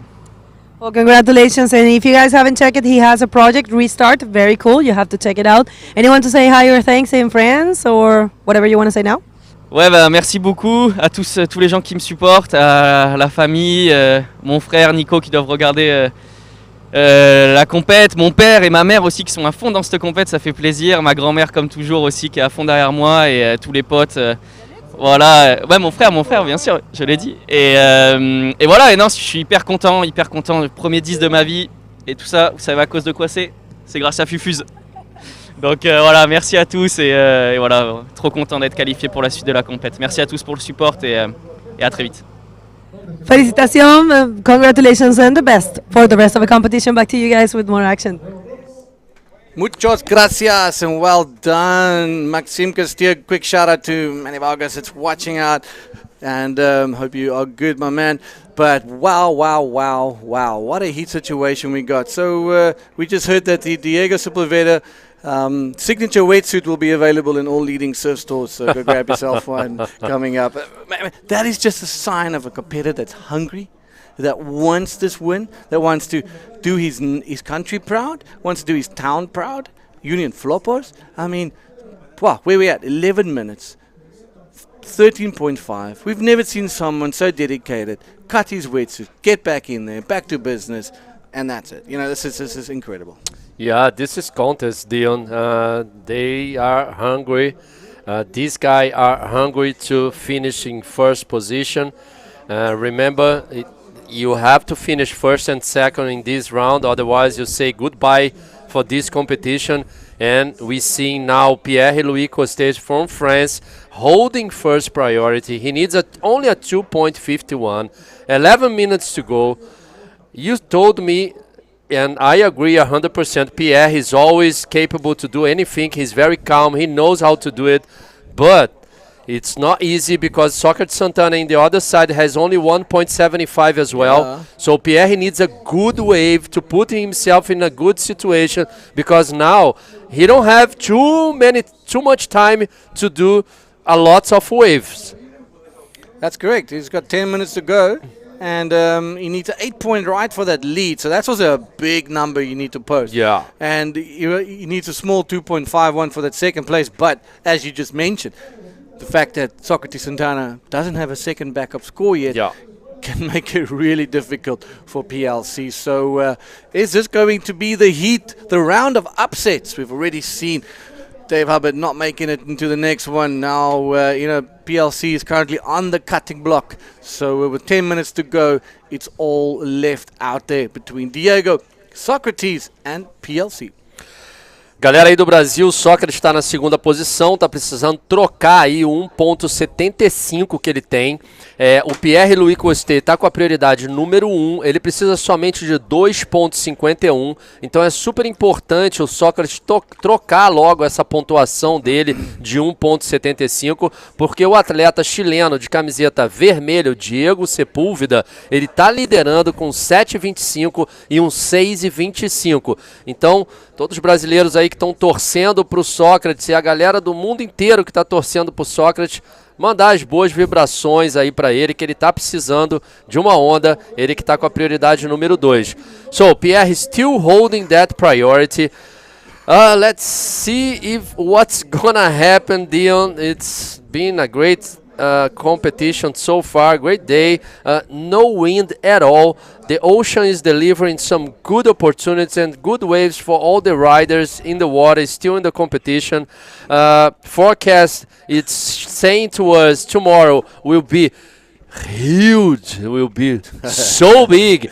I don't think we can't, I don't know, I'm not sure, but the forecast say it's going to be too big, and the tide is so high as well. So maybe this is going to put together a situation that we cannot do the contest tomorrow. But I'm pretty sure we're going to have a check-in tomorrow morning. I'm not sure yet. We're going to talk with the technical director, but I don't know. We cannot miss this well. And this is the next hit. Who are you going to have, Dion?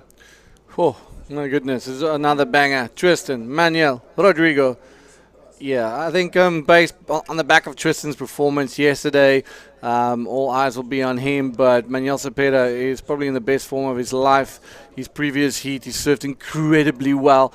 Danger man, and we've seen him just focusing on those left-handers. And then comes the young Rodrigo Silva, the local knowledge. That is probably the most important thing. at this wave. So, yeah, but between him and his brother, they are definitely making life hard for the big guys. So, Tristan and Manuel and Diego is going to be another cracker heat to watch as we see PLC moving a little bit across, getting a little bit uncomfortable. The clock is ticking. He's got the priority, but the ocean has gone flat on him. 7 minutes to go.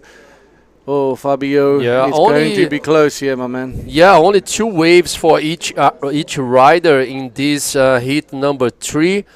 It's man, if I was on this heat in a situation like Pierre, I was going to stress out myself for sure.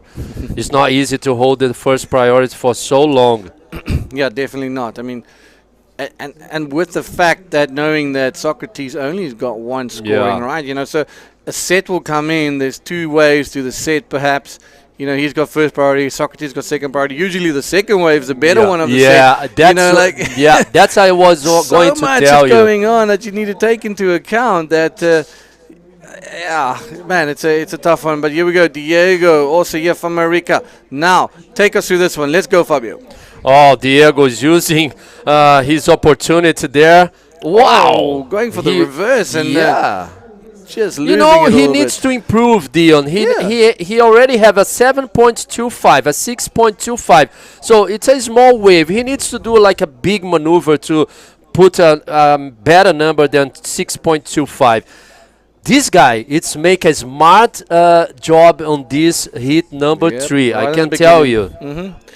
Maybe a little bit cold, keeping busy there. The one leg getting a bit cold, so having to, you know, I think it's also like, you know, why not?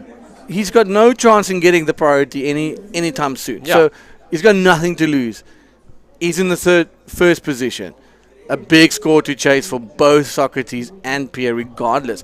Let's look at what Socrates needs for the lead, a 7.25, and Pierre needs an 8 point for that lead. Yes, a 2.5, but gets a 4.5 score. Socrates gets a 5.5 score. Boom, boom. Pierre's back in 3rd place. Yeah, it's oh my goodness. My goodness. Socrates, it's a 2 times Pro Junior champion. Pierre, 2 times champion too, 2 times Pierre. So we have 4 world titles waiting for wave.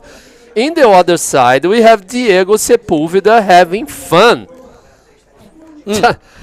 Taking barrels, doing maneuvers, cutting the wetsuits, and having a chat on the jet ski. I mean, what? He's going to have some tea now next? Like, he's just enjoying himself here at his local break. How cool is that? Diego Sepúlveda, we're going to probably hear this crowd erupt. Another earthquake just from claps and screams. That's how loud it's going to be. How many earthquakes do we have today already? 3? From last night until now, maybe 5. Nice. It's not nice at all, Dion. Yeah, don't do this. My kids back. My kids back home, it's shaking together with us. Yeah, let's check the best waves for this heat. This is the 5.50 for Pierre first wave. Was a good barrel and managed to do a rolo at the end. This is our world champion from France. Beautiful view, nice speed there. Really enjoy how Pierre surf. And essa é a onda do brasileiro Sócrates Santana, a primeira onda. This is live. Live action. Let's go through this one, Fabio. He's riding this one. PLC using his priority. Now rolling, but a difficult landing. Is he going to get it? Oh, no. That is the end of the show. 3 minutes to go. He used the first priority. I'm pretty sure he will get the 2.51 deal. But now Socrates have the first priority. Less than 3 minutes and 20 seconds. This is a very tough end of this heat number 3. Uh-oh, this is 3 minutes. You can see the desperation in Pierre. Okay, this is Diego's last wave. Goes for the reverse and a little bit off balance, but this is Pierre's one. Okay, check it out. Sets it up. Quick little cover up. Yes, that's the 2 point, something that he needs. But unfortunately, losing the speed and this landing right in that colossal impact zone. And Wow, we're going to wait for some scores here, ladies and gentlemen, but this is tense moments out here in the water with Socrates. Hold your horses. This Paula, is Socrates. Portuguese. Vamos lá, Sócrates, usando a prioridade número 1, uma bonita esquerda, ele muita velocidade, faz um aéreo, completa a manobra. Vamos ver o que os juízes vão achar dessa manobra. We have to wait, Dio, because I'm not sure if he complete that maneuver or not, and I'm pretty sure we have a wave for red as well. I don't know, because we see his scores for red. Let's wait. So we need to wait. Last wave for Pierre, he was at 3 points. Put him on second position. We need to wait for the scores for Socrates Santana last wave. Pierre now has a second priority. Yeah, Pierre is nipping there, as we will call it. He's really tense right now. But Diego Sepulveda clocking a 6.6. Did we miss a wave from red, or is this... Yeah, director, we have that wave for Diego Sepúlveda, the red, the last wave, 6.60 or not, because he suffered a wave. We seen the scores here. He put more pressure on Pierre and Socrates. We're still waiting for Socrates' wave, and this is it. This is again Diego Sepúlveda just having fun this hit.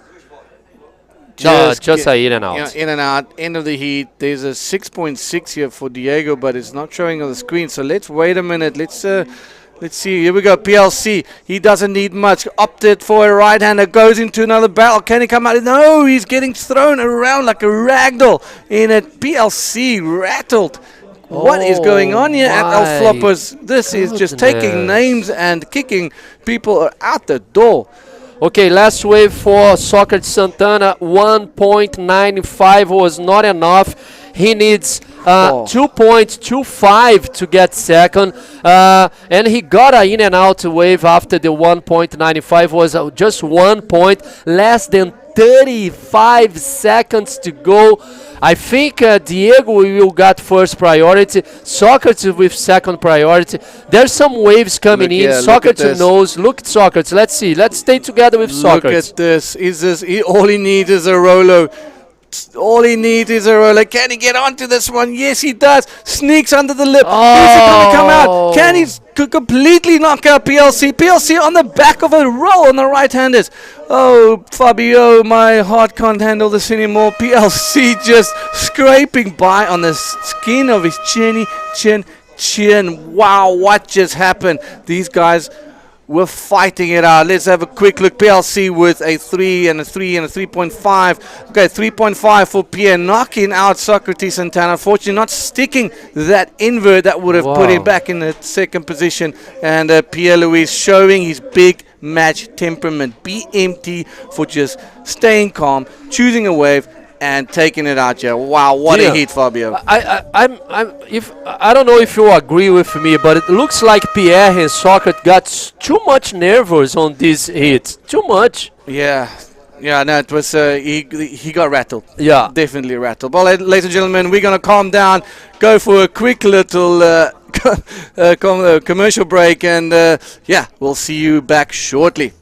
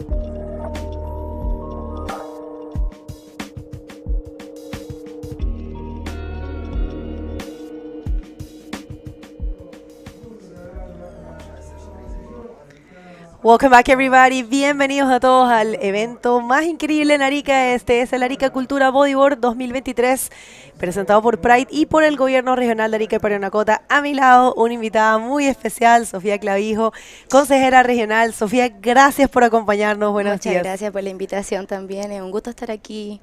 Primera vez en un streaming, la verdad es que una linda experiencia y qué mejor que estar aquí en este evento. Bueno, muchísimas gracias. She's a very special guest. She's representing the regional government, and we're going to get to know more about her in a little bit. We're going to go to the water to see who do we have, and it's going to be a great hit. We have two Chileans, and we have Tristan Roberts, our current world champ, and also first in the rankings this year against Manuel Cepeda from Antofagasta and Rodrigo Silva, local card from here from Arica. Así que en el agua está Tristan Roberts, Manuel Cepeda y Rodrigo Silva, y a mi lado está Sofía Clavijo, que es consejera regional. Sofía, hasta ahora, ¿qué te ha parecido este evento? La verdad es que, bueno, en este evento hemos tenido una cantidad, yo creo que de inconvenientes, problemas y todo, pero se ha podido sacar adelante la organización. Disculpa, Sofía, parece que tenemos una situación ahí. Sí. Manuel Cepeda, nuestro rey de Antofagasta, perdió la tabla. Se está saliendo. Se le rompió el leash, que se llama, la cuerda. Ahí tenemos a Sasha ayudándolo. Wow, qué inconveniente. Y this is the first wave of Tristan Roberts. And sorry, Sofía, we're going to get back to that. Sí, cuéntame. Claro, ¿y qué se hace en esos casos? Consulta cuando el deportista, por ejemplo, pierde la aleta o sigue la competencia. Sí, la competencia sigue. Normalmente alguien lo ayuda, pero no puede ser el staff oficial quien lo ayude. Porque es como un poco responsabilidad del atleta, entonces no puede recibir ayuda en ese momento. Entiendo. Él está saliendo ahí, yo creo que va a cambiar lo que es el leash o la cuerda o la amarradera, tiene varios nombres, recibe diferentes nombres según el país. Pero sí, ahí está Manuel Cepeda, ojalá que no se haya golpeado. Igual tenemos notas, tenemos una nota 6.50 de Tristan Roberts y tenemos un 7 de Rodrigo Silva, que es el local. Tú conoces súper bien a los hermanos Silva, ¿no? Sí, tengo el gusto de que sean mis amigos, la verdad. Yo creo que eso igual incentiva un poco el apoyo y yo creo que también es lo bueno el poder conectar con los deportistas y entender la situación. Mira, esto que acaba de hacer Rodrigo. Genial. Tú entiendes un poco la dinámica del bodyboard. Él entró en ese tubo y salió con una maniobra. Y los cámaras están un poco volviéndose locos buscando las maniobras, pero sí. Él tiene un 7, mira, te cuento. Aquí lo que cuentan son tus 2 mejores olas. Claro. Tienes solamente 12 para tomar. Ya, si tú tomas más de 12 te tienes que salir del agua. O sea, llegaste a las 12 te tienes que salir. Okay. Ya, entonces los competidores tienen una serie de herramientas. Deben tomar menos de 12 olas y deben conseguir los mejores scores posibles. Entre esas 12 olas solamente se van a tomar 2. También tienen el tiempo, solamente tienen 25 minutos. Claro, sí, eso sí. Y luego tienen las prioridades también, que tienen que tener cuidado. ¿Qué olas toman? Claro. Y quien tiene la primera prioridad tiene la preferencia para elegir la ola que quiera elegir. Ya, entonces tiene que tener cuidado con esas herramientas. Eso es un poco un juego que se tiene. Y esta es la ola de 7 puntos de Rodrigo Silva. Repetición. Mira, eso es un backflip. Genial. Súper heavy, ¿eh? Es una maniobra fuerte. Y esta es la primera. This is the first wave of Tristan Roberts. This is a 6.5. It's a barrel with a backflip as well. So good exchange. And we did have Manuel Cepeda losing his board. I think his leash got broken. But yeah, he's going to get back there. There's plenty of time. And we have the second wave for Rodrigo Silva. Esta es la ola de respaldo de Rodrigo Silva. Vamos a ver cómo le fue con esta. Todavía no caen las notas. Nosotros aquí tenemos las notas. Y en esta ola hubo otro competidor que fue hacia la derecha, que fue Tristan Roberts. En esta última que no logró grandes scores. Eso fue una ola de 1 punto. Me parece que esto no lo entró. Fue buenazo. De hecho esta no es la nota que estamos esperando. Well, that wave, we are waiting for the scores of that last wave of Tristan Roberts. That's not the 6.5. Sofía, no podemos hablar, ¿no? Tenemos tanta acción. Sí, no, pero está genial, la verdad, ver el nivel de los competidores. fantástico, la verdad. Sobre todo los locales también y los chiquillos que están representando a sus países. Dan muchas ganas de seguir apoyando este tipo de iniciativas porque uno ve realmente el esfuerzo que hay detrás de cada uno de ellos, el equipo, la preparación, como realmente entre ellos se juegan la vida ahí en el agua, como ellos dicen, literal. Así que no, es muy emocionante también estar del otro lado y poder ver todo tan clarito como ellos lo están haciendo en el agua. Bueno, tenemos la entrevista lista, pero vamos a ver esta ola de Manuel que volvió rapidito al agua y lo está haciendo increíble. Ya viene un performance maravilloso. Esto es un tubo doble para Manuel Cepeda y eso es lo que se llama un rolo rompe tubo, porque rompe el labio o rompe el lip. Esta va a ser su primera ola de valor. Y ahora sí, Sofía, vamos a escuchar del rider ganador del último hit y volvemos para escuchar un poco más de ti. Let's go to the interview, please. All right, guys, I'm here with Diego Sepulveda, warrior, an absolute warrior out the water. You posted big scores, took the lead.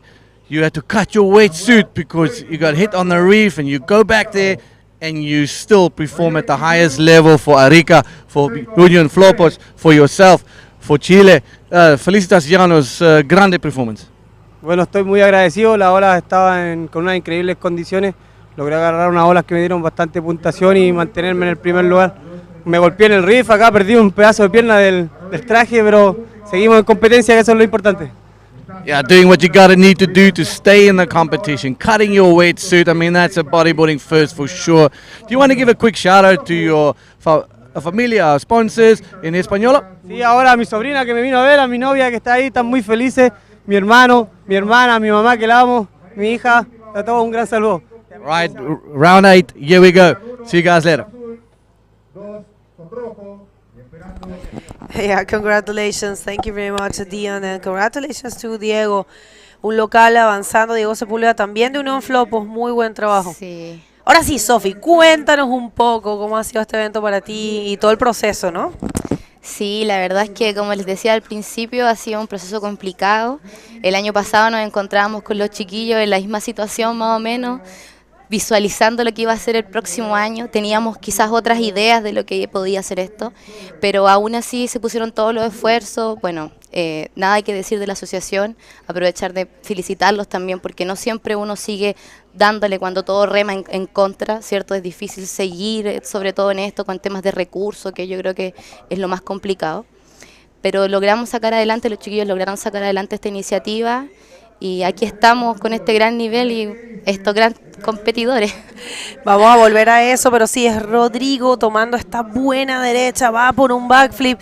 No sé si lo va a lograr concretar, tal vez fue un poco ambicioso, tal vez simplemente tenía que haber hecho un rolo, pero Rodrigo tiene un 7 y un 6.70 y Tristan Roberts tiene un 7.25 y un 6.50. Rodrigo está buscando un 6.76 para tomar esa primera posición y estamos esperando notas de Manuel Cepeda. Continuemos un poquito con lo que nos estabas diciendo.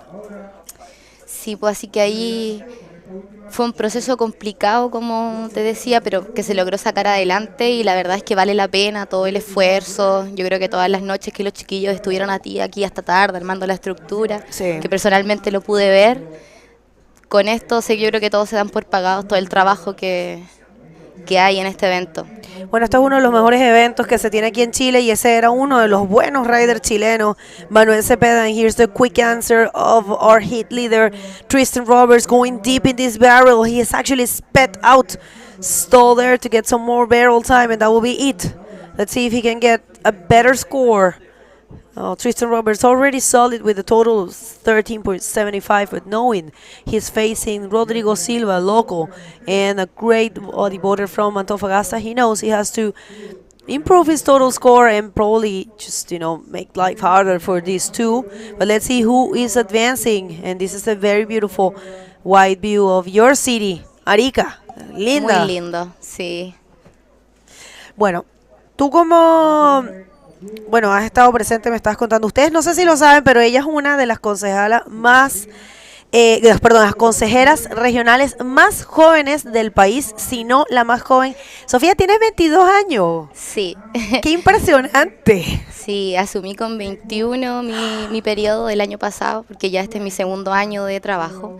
Y la verdad es que ha sido un desafío que no me lo esperaba de esta forma, pero ha sido bastante bonito. Tengo la oportunidad de poder ayudar y poder aportar en este tipo de instancias como lo es el deporte, sobre todo que es mi área. Yo soy la presidenta de la comisión de deporte. Eso quería preguntarte. Sí, así Cuéntame que de eso. este es como el lado que a mí me gusta. Yo soy deportista, todavía soy cheerleader, como de los 6 años empecé. Así que siempre he estado también de ese lado, he tenido que estar del lado de los deportistas que hacen las rifas, ¿cierto? Para poder financiar nuestro desempeño, nuestros campeonatos. Y eso me motivó, la vocación también me motivó. Así que ahí ingresamos y nos dieron todo el apoyo y bueno, gracias a Dios salí en la primera elección que tuve, mi primera campaña, como la primera mayoría, así que aquí estamos. Wow, increíble, de verdad, muchísimas gracias. Y esto es parte del mensaje que estamos viviendo a nivel mundial, de cómo las cosas están cambiando, cómo tenemos realmente, digamos, una imagen más fresca, cómo se le da cada vez más espacio a la gente joven, cómo se escucha lo que está pasando a nivel mundial. Me gusta mucho tenerte aquí con 22 años, Sofía Clavijo, consejera regional y presidenta de la Comisión de Deportes. Increíble. Muchas gracias. Aquí, en esta experiencia en particular, me estabas contando que había sido un poco difícil. ¿Por qué?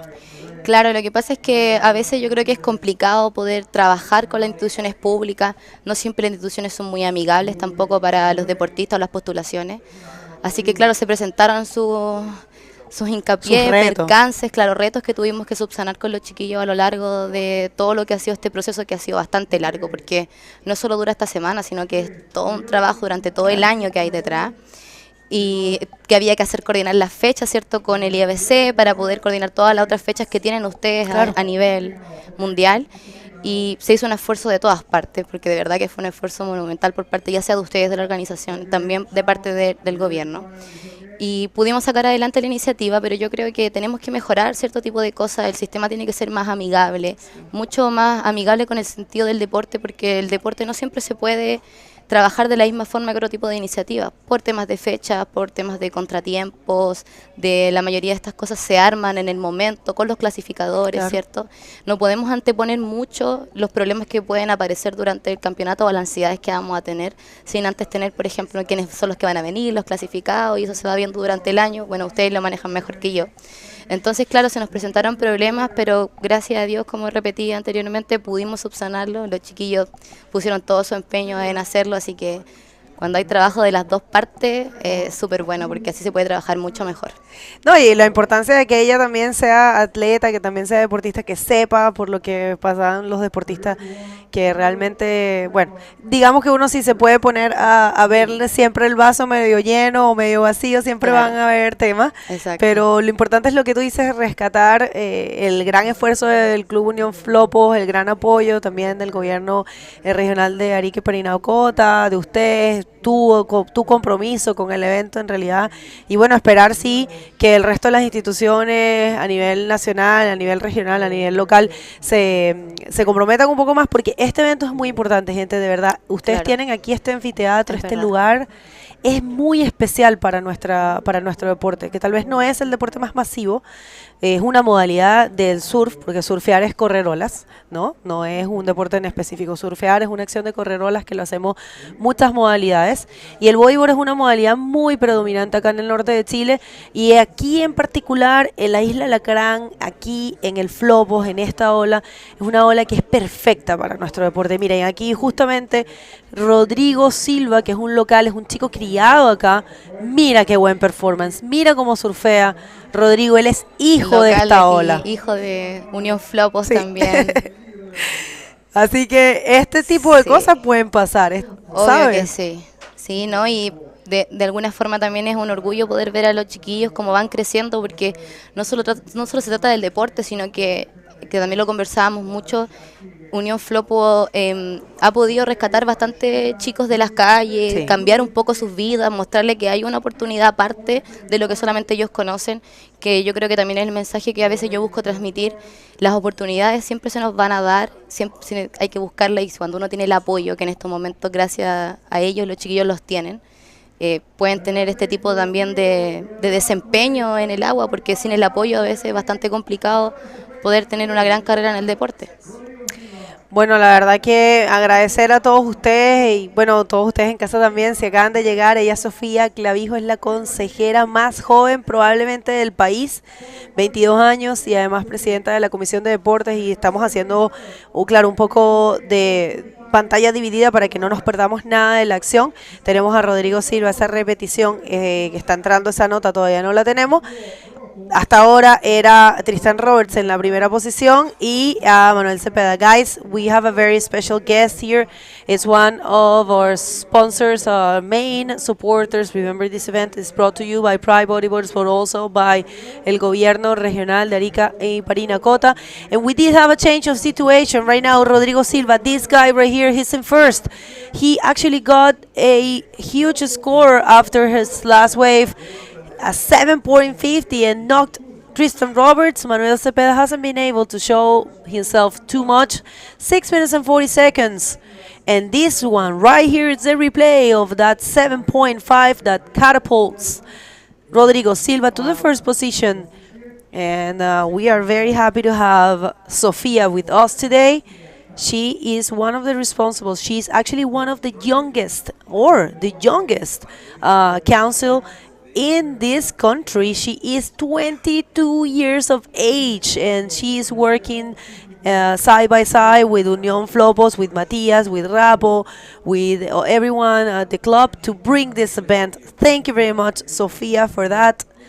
Manuel, no, parece que Manuel un poco perdió la concentración con ese pequeño accidente al comienzo del gira. Puede ser. Puede ser, ¿ah? Bueno, y mira, es que Rodrigo está conectadísimo. Tiene una sumatoria de 14.50. Imagínate dejar al actual líder del ranking mundial, que acaba de venir de ganar la primera etapa, y que además es campeón mundial del año pasado. Mundial del año pasado, sí, estuvimos con Tristan el año pasado en la premiación, aquí mismo. Sí, claro. Sí. Claro. Y imagínate el performance. O sea, imagina el mensaje que esto está enviando. Rodrigo Silva solo tiene 20 años, es de aquí. Claro, las posibilidades que tienen los deportistas, sí. Los mismos, los ariqueños. Faltan las instancias. Sí. Sí, necesitamos más recuperar nuestro espacio, así como lo estamos haciendo esta vez. Yo creo que los chiquillos ansiaban poder recuperar de nuevo el ritmo de la competencia. Yo estoy completamente de acuerdo on this one right here for Tristan. It's nothing for him, looking for a 7.26. Could the young Chilean, 20 years of age, leave Tristan in the second position for the first time, because he has been winning all his heats, and that could be a possibility. There's only 4 minutes and a half in the clock. 4 minutos con 50, Sofi. Continúame conversando un poquito de tu trabajo dentro de la Comisión de Deporte. Sí, ¿sabes qué? Iba a comentar que es algo que no se ve mucho en los eventos, que bueno, como te estaba comentando igual hace un ratito, mi mamá igual estamos juntas en el mundo de la política. Ella es concejala de la Municipalidad de Arica, yo trabajo en el gobierno regional, y la verdad es que para algunos no es muy bueno el hecho de que estemos las dos, pero la verdad es que nos permite poder hacer este tipo de cosas porque, por ejemplo, esta es una de las pocas iniciativas que en este momento está contando con el apoyo del gobierno regional y también con el apoyo de la Municipalidad de Arica, porque tenemos en este momento 2 personas capaces de poder gestionar el apoyo de ambas partes, que por un lado estoy yo y por otro lado está mi mamá, que trabaja también de la mano con estos deportistas, y nos permite poder complementar quizás cuando los recursos por parte del gobierno regional no alcanzan o viceversa por la municipalidad. Y creo que es algo que deberían de seguir potenciándose, las entidades públicas y políticas deberían seguir involucrándose en este tipo de eventos, porque así como decías tú, tenemos todo en Arica, sobre todo acá en la isla de Alacrán, para ser uno de los grandes representantes de lo que es el mundo rider, y simplemente hay que seguir explotándolo para poder darle la oportunidad a los chiquillos de poder desarrollarse de esta forma. Yo de verdad espero que más jóvenes se motiven, puedan meterse en la política, porque es la única forma de poder cambiar estas cosas, mentes nuevas, con nuevas propuestas y con nuevas iniciativas que realmente conocen la realidad de las personas, tienen la posibilidad de hacer grandes cambios, así que aprovechen de motivarse para que así puedan también estar de este lado y poder ayudar a los deportistas. No, es realmente clave. O sea, te cuento que en el mundo del bodyboard la gente cuenta los días para este evento. Es que mira esa forma, mira las condiciones que tenemos acá. O sea, son olas perfectas. Tal vez tal vez si no estás muy, digamos, involucrada con cómo es este deporte, el bodyboard necesita olas como bien huecas, como bien formadas, Claro. bien paradas. No todas las olas sirven bien Exacto. para el bodyboard.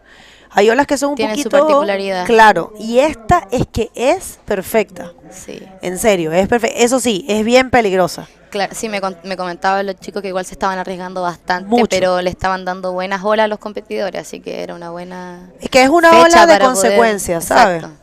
Es una ola que un error te puede costar súper caro, pero al mismo tiempo es una ola que trae solamente profesionales.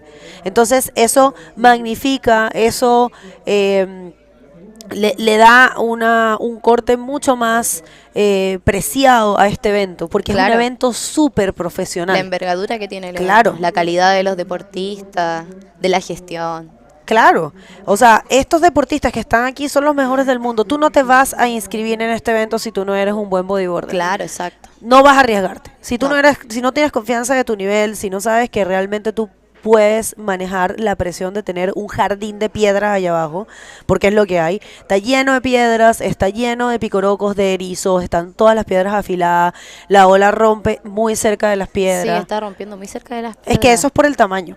Mientras Muy más grande, grande, más más- lejitos va. Claro. Y ahorita si ves no está tan gigante. No sé si ayer estuviste Sí, por también aquí. estuve acá todos los días. Ah, pues qué bueno, Sofía es una ídola. Bueno, gente, si no saben con quién estoy, tengo el placer de tener a la consejera más joven de Chile, 22 años, Sofía Clavijo. Viene representando fuerte el gobierno regional y viene fuerte con los chiquillos, trabajando de mano a mano con Unión Flopos, apoyándolos en todo, y es también deportista. Y se nos acaba este hit, Sofi, ¿tú quieres agregar algo? Ya nos quedan solo 50 segundos y Rodrigo Silva está ganando, imagínense qué emoción. Emocionada también, la verdad, es porque son mis amigos, así que uno lo ve de la parte del trabajo, pero también viene como simpatizante del deporte y un agrado y un orgullo poder verlos ahí y el desempeño que han tenido en todos estos años. Sí, están fuertes. Well, Sophia, very special person, the youngest council in the regional government.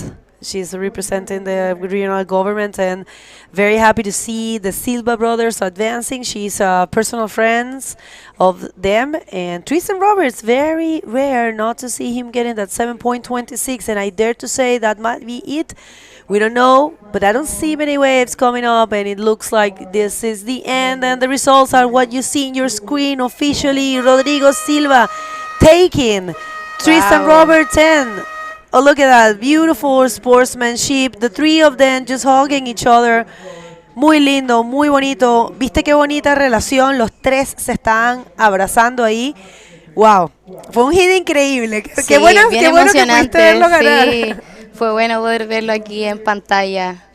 Bueno, Sofía, ¿quieres agregar algo más para todos los espectadores? No, más que nada agradecer la instancia de poder estar aquí. Vamos a estar también todos los días apoyando lo que es el evento y pucha, nada más que agradecer y seguir adelante con este tipo de eventos. Ojalá que nunca se acaben y de mi parte aquí vamos a estar siempre con el apoyo. Bueno, contamos contigo, gente. No se vayan, vamos a unos cortes comerciales y seguimos con muchísimo más de la Arica Cultura Bodyboard 2023, presentado por Pride y el Gobierno Regional de Arica y Parinacota. No se muevan.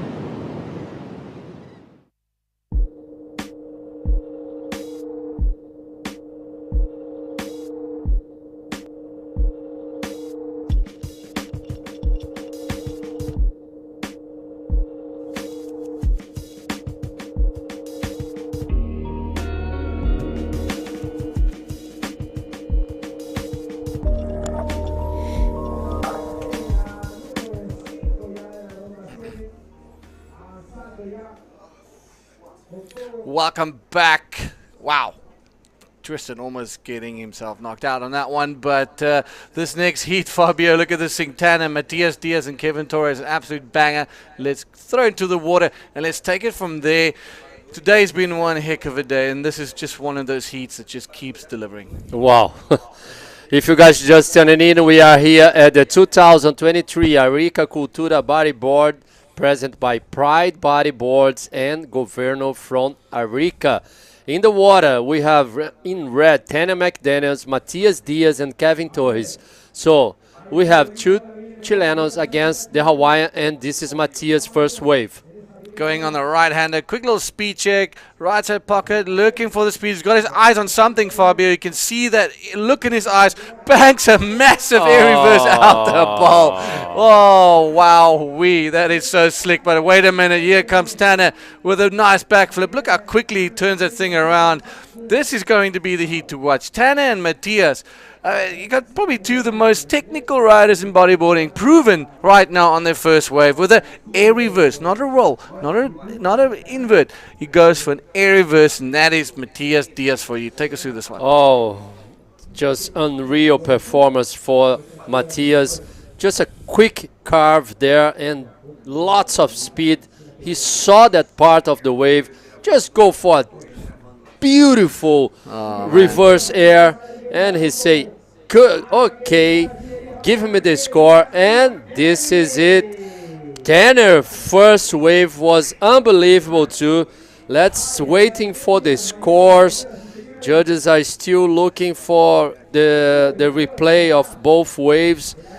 Wow, what a way to start the hit, and we have a very good wave for Kevin Torres too. Let's see the replay for blue first wave. Look at this, Dion. What a performance. Nice left-hander by the local legend, KT. Hooks a nice invert, gets more travel time than a South African airplane, and makes it, follows it up with a roll, and there you go. That was super good surfing on that one. Jeepers. Look at that, 8.5, 7.25, and a 7-point ride. I mean, that's how you open up your heat. These guys know that they cannot play it safe anymore. They need to send it. Wow. did you like that? More time flight than an airplane coming from South Africa. How many hours you took to come here? 42. Oh, great. That's why, bro. Wow, what a start of this hit number. Oh, look at this. This is replay again for you guys. Just a quick check there, a quick turn for Matias, and he found that spot. Lots of speed. Beautiful combination with the bodyboard and the whole body. Wow, what a maneuver to start the hit. 8.50.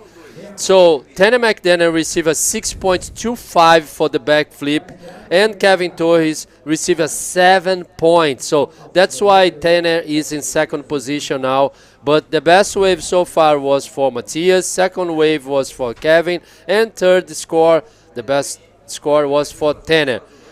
Wow, great show for you guys. Live action, here we go. KT gunning down the line. Oh, we can see another invert. There it is. Hooks it down, lands it on top of the wave, but frustrated. You know, we haven't ever had the opportunity to actually see Matias Diaz advancing further into the man-on-mans and stuff like that. And I feel whoever is going to be competing against Matias come around number 8, if he makes this heat, is going to really have to step it up, because this kid's hungry. He's so motivated. He's coming from a family loss. He just needs to put that energy into something, and you can see it by his surfing. He only goes for air reverses or big maneuvers, and we've said this many a times before. This is quite possibly one of the most technical, stylish riders out there, and he just needs that one platform, and this is probably the best platform to showcase that. We all know he can surf exceptionally in his free surfs, but applying that into his competitive surfing and seeing what we are seeing now throughout the event, he's going to be an absolute force to be reckoned with come man on man. I agree 100% with you, Dio. 100%. Matias is so focused as well.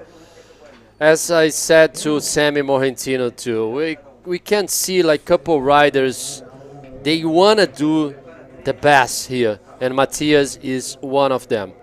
And I'm pretty sure and he will do great. Manuel Cepeda just saying goodbye for this competition. He's a very good rider from Antofagasta, doing a great job there with bodyboarding, teaching kids, and I say to him, congratulations, parabéns, Manuel Cepeda. And Rodrigo Silva taking first place against our current world champion, Tristan Roberts. That's it. Okay, we're going to just throw a quick recap on this heat so far, this opener. I mean, look at this thing.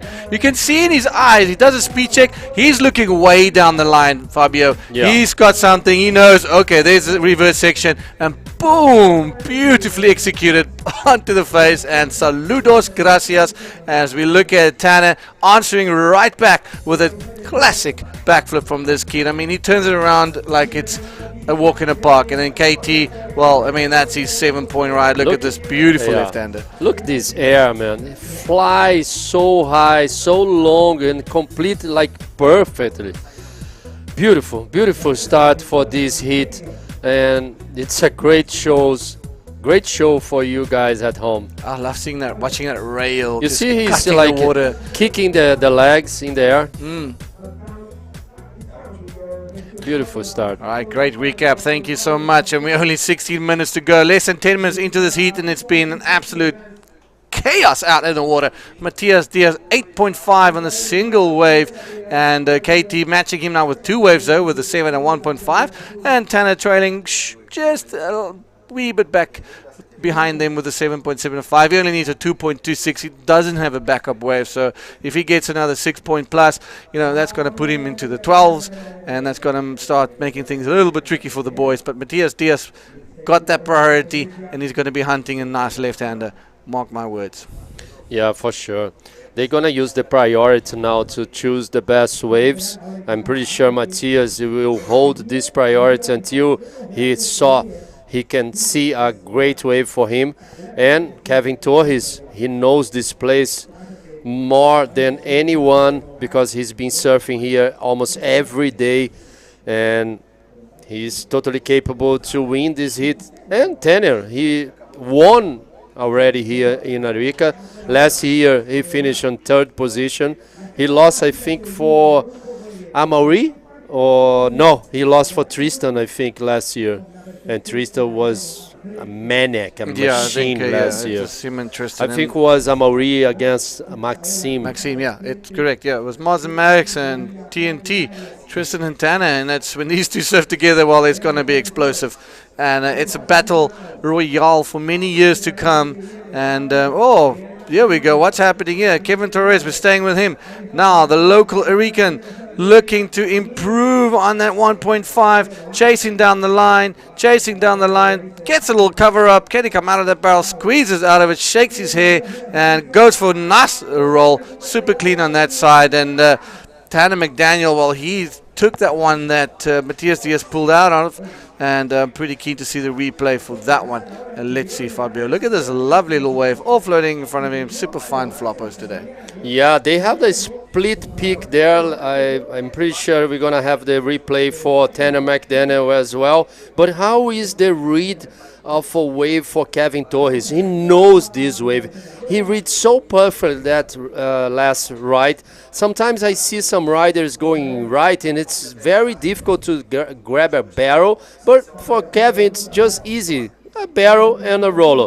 And let's see this replay, Dion. He knows how to read. You see, like throwing that speed, putting a high line now, and that's it. Just using his momentum to punch through in and through out. the chandelier, and look at that beautiful clean roll on that very tricky section. Yeah, I think that's going to really help his score on that one. Still waiting for the score. But this is a heck of his last wave, and a 5.5 for Kevin Torres. So just 8.5. Matias needs a 4-point ride. He needs a backup score, and then it's wide open. It's going to be a very high, tight battle between these boys. high score waves on this heat number 5, round number 7. So important to finish first and second. We've been seeing amazing job for Tanner McDaniel, improving the scores. First wave was a 6.25. This second score, 8.25. Best wave so far, it's from Matias Diaz. Matias with second priority. Tanner, it's from Matias Diaz. Matias with second priority. Tanner already on the peak with first priority. Good job for Tanner, huh? Yeah, no, he knows how to work this system.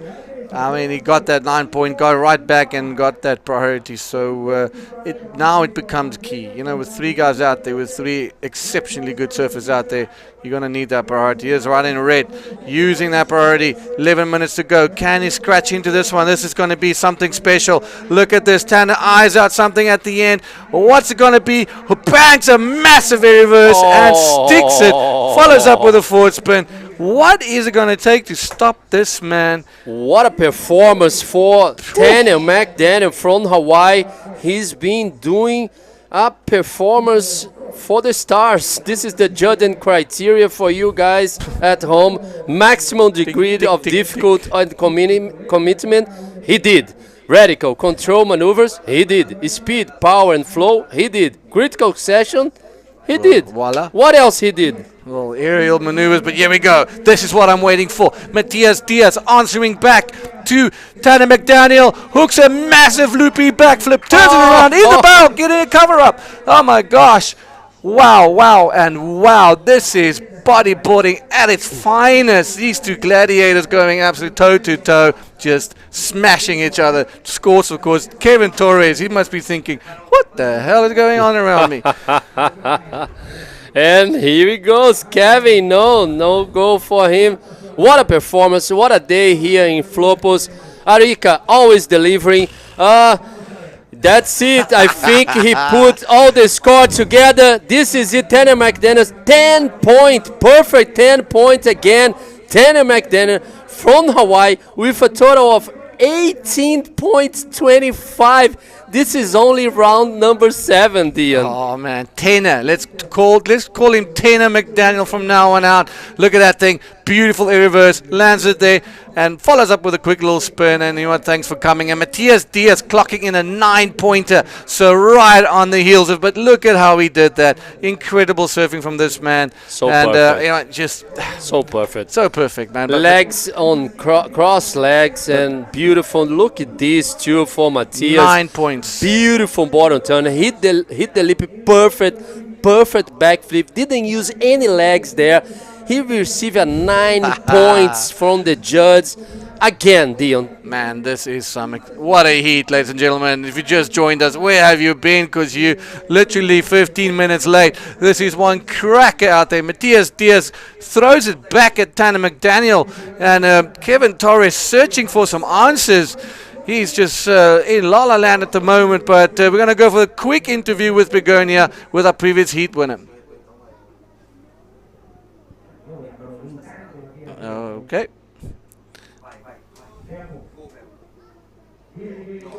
Oh, we have a wave for Kevin Torres to the right. Let's stay together with him. Pulling in a barrel. Let's see. High line there. Yes, he did the barrel. Let's see if he managed another maneuver. No, that's it. Let's go, Bego. A lot of emotions. There is so much happening here, and I know there is a lot of emotions back there in the booth. But this guy right here, he did something huge, something titanic. You actually left Tristan Roberts in the second position. You served so good.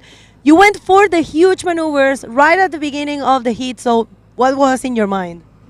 Bueno, sí, la verdad que fui al tiro a asegurar maniobras fuertes ya que iba contra el campeón del mundo y Manuel Cepeda, que es otro de los exponentes más fuertes que tenemos acá en Chile. Entonces sabía que tenía que ir al tiro por nota alta, buscar así las maniobras que me acomoda a mí harta aquí en la izquierda, que es el backflip, así que como la izquierdita estaba bien puesta, esperé la mía nomás y traté de fluir lo mejor que pude. Y gracias a Dios me tocaron las bolitas que necesitaba y logré pasar en primer lugar, así que contento y motivado a seguir. Po. Well, yeah, he said he knew he was got to go big. He knew those contenders that were very tough to defeat. Current world champ and current ranking leader, Tristan Roberts, and of course Manuel Cepeda, someone that he really respects. And he just went for the biggest possible, for the most aerial possible maneuvers. Those two backflips were really amazing. He says the lefts are very good at this point, so he's just happy to find those two.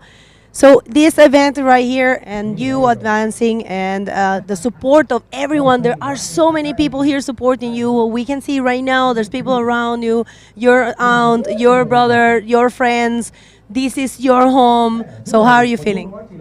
No, se ha sentido súper bien el apoyo de toda la gente, de mi familia, de mis amigos, mis patrocinadores y la gente de acá de Arica que ha venido a apoyar el evento. Así ha sido súper bonito participar. Ahora cuando iba entrando al agua toda la gente me empezó a dar su apoyo, a gritarme que le diera con todo y eso me motivó mucho y me ayudó a estar súper tranquilo en el agua. Este hit fue yo creo que el que más tranquilo pude estar, así había sentido harta presión durante todo el campeonato, pero ahora logré así como fluir y conectar bien con el mar y fue gracias al apoyo de toda la gente que está aquí viendo el campeonato y mandando su buena energía, así que se agradece de corazón y espero que sigan mandando la energía para que podamos seguir avanzando con todo en este campeonato y que la copa al fin se pueda quedar en casa.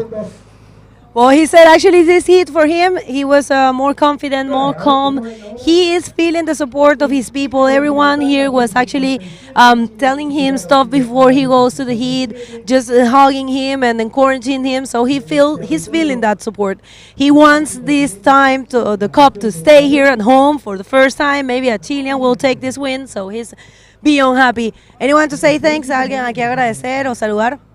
Como siempre a mis patrocinadores, Aucanco, Interestores, Unión Flopos, Rancho Bodyboard Tools, Kinésica Médica, Hermano Albornozo, Planeta Flopos, el Colegio Miramar y hartos más que me apoyan, así muchas gracias por el apoyo y a mi familia obvio que está cada día aquí apoyándome y desde que empecé este camino. Así que ellos son el pilar fundamental en esto, sin ellos no podría estar aquí, así que siempre agradecido con mi familia que está conmigo en las buenas y en las malas. Bueno, felicitaciones y la mejor de la suerte para el resto de competencia. Back to you guys with a lot of action.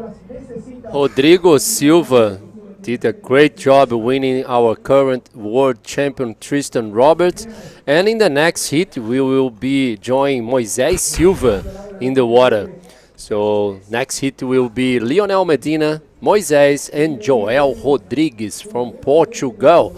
So no waves during the interview. Situation is the same. Kevin Torres is looking for a combo situation. Yeah, it's a tough place to be, but I mean, Matthias Diaz and Tanner McDaniel, what can you expect? Like probably, the performance, I won't say of the last, but this is their level of riding. It's 18.25, a 17.5. This is what you can expect now moving into round number 8 as well, is these type of scores from these type of athletes. And it's incredible. Tanner with 8.25 and a 10.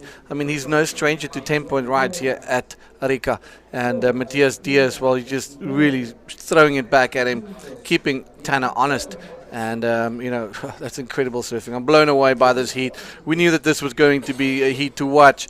12.75 is still a good score from Kevin Torres, but he needs a 17.5 all new scores for that first position. And to make it into the second one, you know what? Well, it is. Yeah, it's combo. The combo second one is situation. 18, so first is 18 and 17 for second. So it's a massive ask. And, Kevin Torres can keep his head high. He's surfed really well throughout this event. But, these two guys just coming out swinging and just bringing the battle to one another. You can see that yesterday they surfed together and Tanner acknowledged the threat that Matthias Diaz is, and this today just solidifies what a big threat Matthias Diaz can be. Yeah, for sure. Still 3 minutes to go. I don't think there's too much time for Kevin grabbing 2 waves because he's in third priority now. So he needs to stay away from Tanner and Matthias, and because if he had the first wave with a 7.50, He will needing a 10 points. So that's why the best way for Kevin is a 7. So that's why he's in combination situation. When you say combination situation here, it's because the rider needs to grab 2 waves. So for people outside of bodyboard to understand, we need to explain this. And this is, here he comes, Matias Diaz again. All right, looking to improve that 8.5. What's it going to be? Nice, another beautiful backflip. Swings it around, bails out of that. I don't think it's in par with his 9-point ride, but again, just absolutely incredible commitment from Matias Diaz and just keeping that momentum going. With 2 minutes to go, this has been probably one of the best heats of the event. So far, I think one of the best hits, because look at these total scores from both guys in first and second, 12.25 and 17.50. And here he comes, Tanner McDennis, tolling. Now lots of speed. He saw something there. Let's see, 360. Yeah, not good wave for him. He's not gonna change anything because he needs to better the 8.25. A little bit of wind now, but unfortunately we got some texture coming on, and we were approaching 1 o'clock in any case. So good backflip, beautifully positioned and turns it around. So hopefully we can. The wind just stays down for the next 3 heats after this. But look at that perfect position. Arches his back, throws it, turns it. I mean, that's Matias Diaz right there. So consistent. So how good. is this replays for you guys? Yeah, let us know in the feed. I mean, we're loving it. We're loving it. So I'm sure you guys must be loving this production. And oh my goodness, it's been so much fun. The drone footage is incredible. I mean, that's all of these on-point replays, recaps, and everything. So making sure we're giving you every single wave and not missing anything. But coming down to the wire, Fabio, 40 seconds to go. Tanner with an outstanding performance of 8.25 and a 10, and Matias Diaz, well, right behind him with an 8.5 and a 9-point ride. Yeah, thanks for our Zoreba doing all those replays for us and for the judges. It's been incredible watching this technical, and so we can explain for you guys. And this is Kevin Tor. He's going right. He knows. There's nothing in it for him. You did good, bro. You did good. It's just because this is competition, and Tanner and Matias, they did a great job. Yeah, tough day at the office for KT. We're going to be back with some more action with Bigo and Fabio, and we'll see you soon.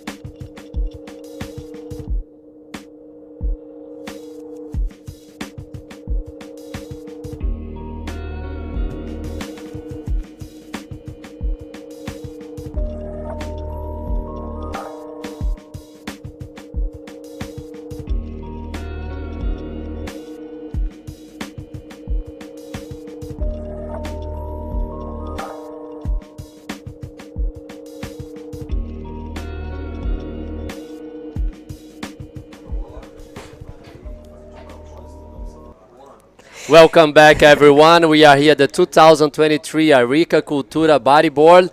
We just had an unbelievable hit. Yeah, that was a very impressive to watch. And happy for Tanner McDaniel just getting a 10 with a maneuver, because the 10s that we have been seeing are barrels. And Tanner with a huge maneuver just boosting that 10, and it's going to be interesting to hear from him. You know, he knew he needed to do something like that in order to knock, or just to leave Matias in the second position. And yes, great performance there. And this is going to be a very stacked hit with Lionel Medina. And this guy right here, Joel Rodriguez, going for the air reverse as well. And now everyone wants to do an air reverse, of course. And Moises Silva. Moises has to be very motivated because he saw his brother just killing it in the last hit. Yeah, for sure. Joel Rodrigues aí, atleta português na área. Galera de Portugal, vamos torcer muito para o atual campeão nacional português. Ele que está competindo com a camiseta azul. In yellow, we have Moisés Silva. In red, Lionel Medina from Spain, from Canary Island. So Lionel Medina, it's been doing a great year so far. This is the second stop for our 2023 World Tour for the men's division. After this, we're going to Itacoatiara, Brazil, to finish our South America leg. Moisés Silva just saw his brother doing a great job, winning the world champion, the current world champion, Tristan Roberts. Yeah, it was really, really, really impressive. And you at home, I'm pretty sure you were enjoying that as much as they did. And let's see this one for Leonel Medina. I'm just going to do a bunch of Spanish, I think. Leonel Medina, canario, viene con todo en esta derecha, haciendo un rolo. Yendo por lo conservador, por supuesto, otro más. Y con estas dos, abriendo su campaña en este hit, me parece bien, me parece inteligente de su parte. No quieres arriesgar tanto. Está empezando a entrar un poquito el viento, Fabio. Pero ha sido un gran día. Fíjate la hora que es aquí. Son la 1 hora local y a esta hora normalmente hay mucho más viento. Y la verdad que ahora no está afectando tanto la ola. Aquí viene una más para el portugués. Nada. O Joel Rodrigues, ele remou ali para a onda, viu que a onda não ia ser boa, decidiu voltar ali pro pico, né, para onde quebram as ondas, para ele pegar novamente a prioridade número 2. So Joel looked to that wave, was not a good option for him. He went back outside, so now he's in second priority again. Moisés Silva with first priority and no waves for Moisés yet. Guys, and if you're tuning in, there is a poll that you can complete. Hay una encuesta que pueden ir completando. Esta es la repetición de Lionel. This is a replay for first wave for Lionel Medina. He received 5 points. And we have an interview with Tanner McDaniel. All right, guys, thank you, Tanner. Wow, man, that was the performance. That was the heat of the contest. I mean, you got placed in an awkward position by Matias, starting off with a massive score. You answered back. He answered back. You got that 10-point ride. He got a 9-point ride. I mean, that must have been a bit of a fireworks emotionally. Yeah, it was gnarly because, you know, I got matched up with Matias and Kevin again. So I've already surfed against both these guys this event, and I knew it was going to be a good fight. I mean, they both rip so hard. Kevin's a local here. Matias is, you know, he knows this wave just as well as any local. And I knew it was going to be a battle, and I was didn't start off super strong. You know, they both kind of had me at the start, and just felt out of position on my first waves. I kind of just picked some bad ones, and then just, you know, settled down and locked into a couple of good ones. Well, I mean, locking into that 10-point ride, you know, again, you know, adding to your 10-point rides here, you know, it's a good feeling and bit of a statement as well. You know, you paid homage yesterday to oh man, I can't believe I got blank now. But in any case, you paid homage to your competitors, and Matias said he's a threat. You respected that, and you knuckled down, and you definitely showcased a solid 10-point ride. So you must be stoked. And then you know what? Take us through that 10 points. Wow, dude. Yeah, I mean, it was a really good wave, and I just got to ride it how I would ride it in a free surf. So, you know, it's nice when you get to surf like that, and then it's reflected in the scores. Oh, that's good. That's good. So, yeah, quick shout out to anyone back. I mean, we don't want to miss any of the action. There's a set coming, so I'll make it quick. just thanks to the family, my girlfriend Harper, and yeah, the sponsors, Science Gyro Viper, and Breaking Even. Yep. Great stuff. Sorry about that. Back to the action, guys. Acabamos de ver ali uma onda do Joel Rodrigues muito boa para a esquerda. Vamos esperar os resultados. Galera de Portugal torcendo muito aí, hein? E lá vem Moisés Silva. Let's stay together with yellow. Just in and out for Moisés. First wave for Moisés was a 6 points. Leonel Medina, first wave was 5 points. And it's been a great show in this heat number 7. Let's see. We just saw Tanner McDaniel doing a great job. Nice maneuvers. Not easy, Bagel, that maneuver that Tanner McDaniel did. It's very technical, and he received a 10 point, a perfect 10 points from the judges. Well, yeah, guys, we are going to throw it to the commercial break. We have that little bit of an energy. It looks like it happens always at the same time, more or less. So don't go anywhere. We are fixing this situation, and we are going to be back in no time. So stay there with us.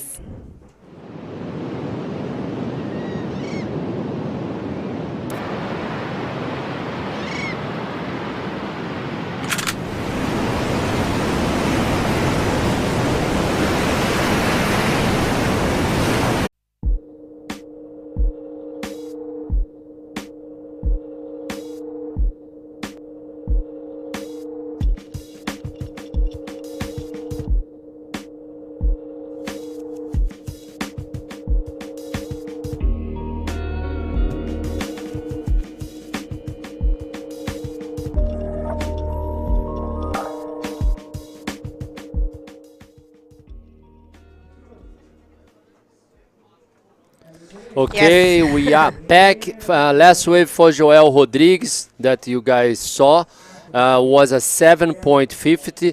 So there's no waves, okay, guys, at home. No waves was suffered, so you guys didn't miss in anything. We had a situation here with electricity. Real so quick. we are back on the screen. So situation is Joel Rodrigues in first position, Moisés second, and Lionel Medina in third. Well, yeah, tuvimos ahí una pequeña situación con la electricidad, pero lo resolvimos súper rápido. Volvimos rapidito, gracias a Dios. No se perdieron de nada en realidad. Joel Rodríguez en la primera posición, ahí viene justo con esta ola. Está él con un 7.50 y un 1.50. Vamos a ver si logra conseguir algo para mejorar su score. Un rolo bien. Sobre las piedras ahí, Fabio. A ver, ¿lo consigue seguir? Wow. Uy, está en el canal, It's very dangerous there. Sí, sí. Very dangerous. Português. Muito perigoso ali, o Joel Rodrigues deu aquele rolo, parece que ele perdeu o momento de fazer a manobra anteriormente. And this is yellow, Bagel. Vamos a ver Moisés Silva, que vio a su hermano dándolo todo y quiere hacer lo mismo, un backflip que es concretado, disculpen. Y también tenemos al canario Lionel Medina. El próximo hit se viene de infarto. Tenemos a Mauri Laverne, tenemos a Gabriel Braga y tenemos a Armide Soliveres.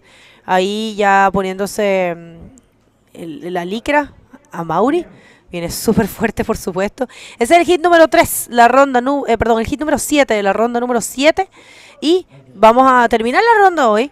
Ya nos quedarían entonces con este hit y 2 más. Y vamos a ver qué pasa mañana, Fabio. Vamos a venir tempranito para acá a ver qué pasa. Hay una expectativa de un swell gigante.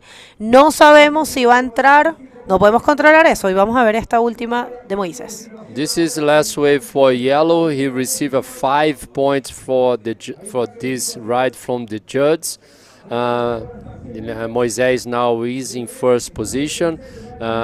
Joel Rodrigues needs a 3.50 to get the lead, and Lionel Medina, he only needs a 4.01.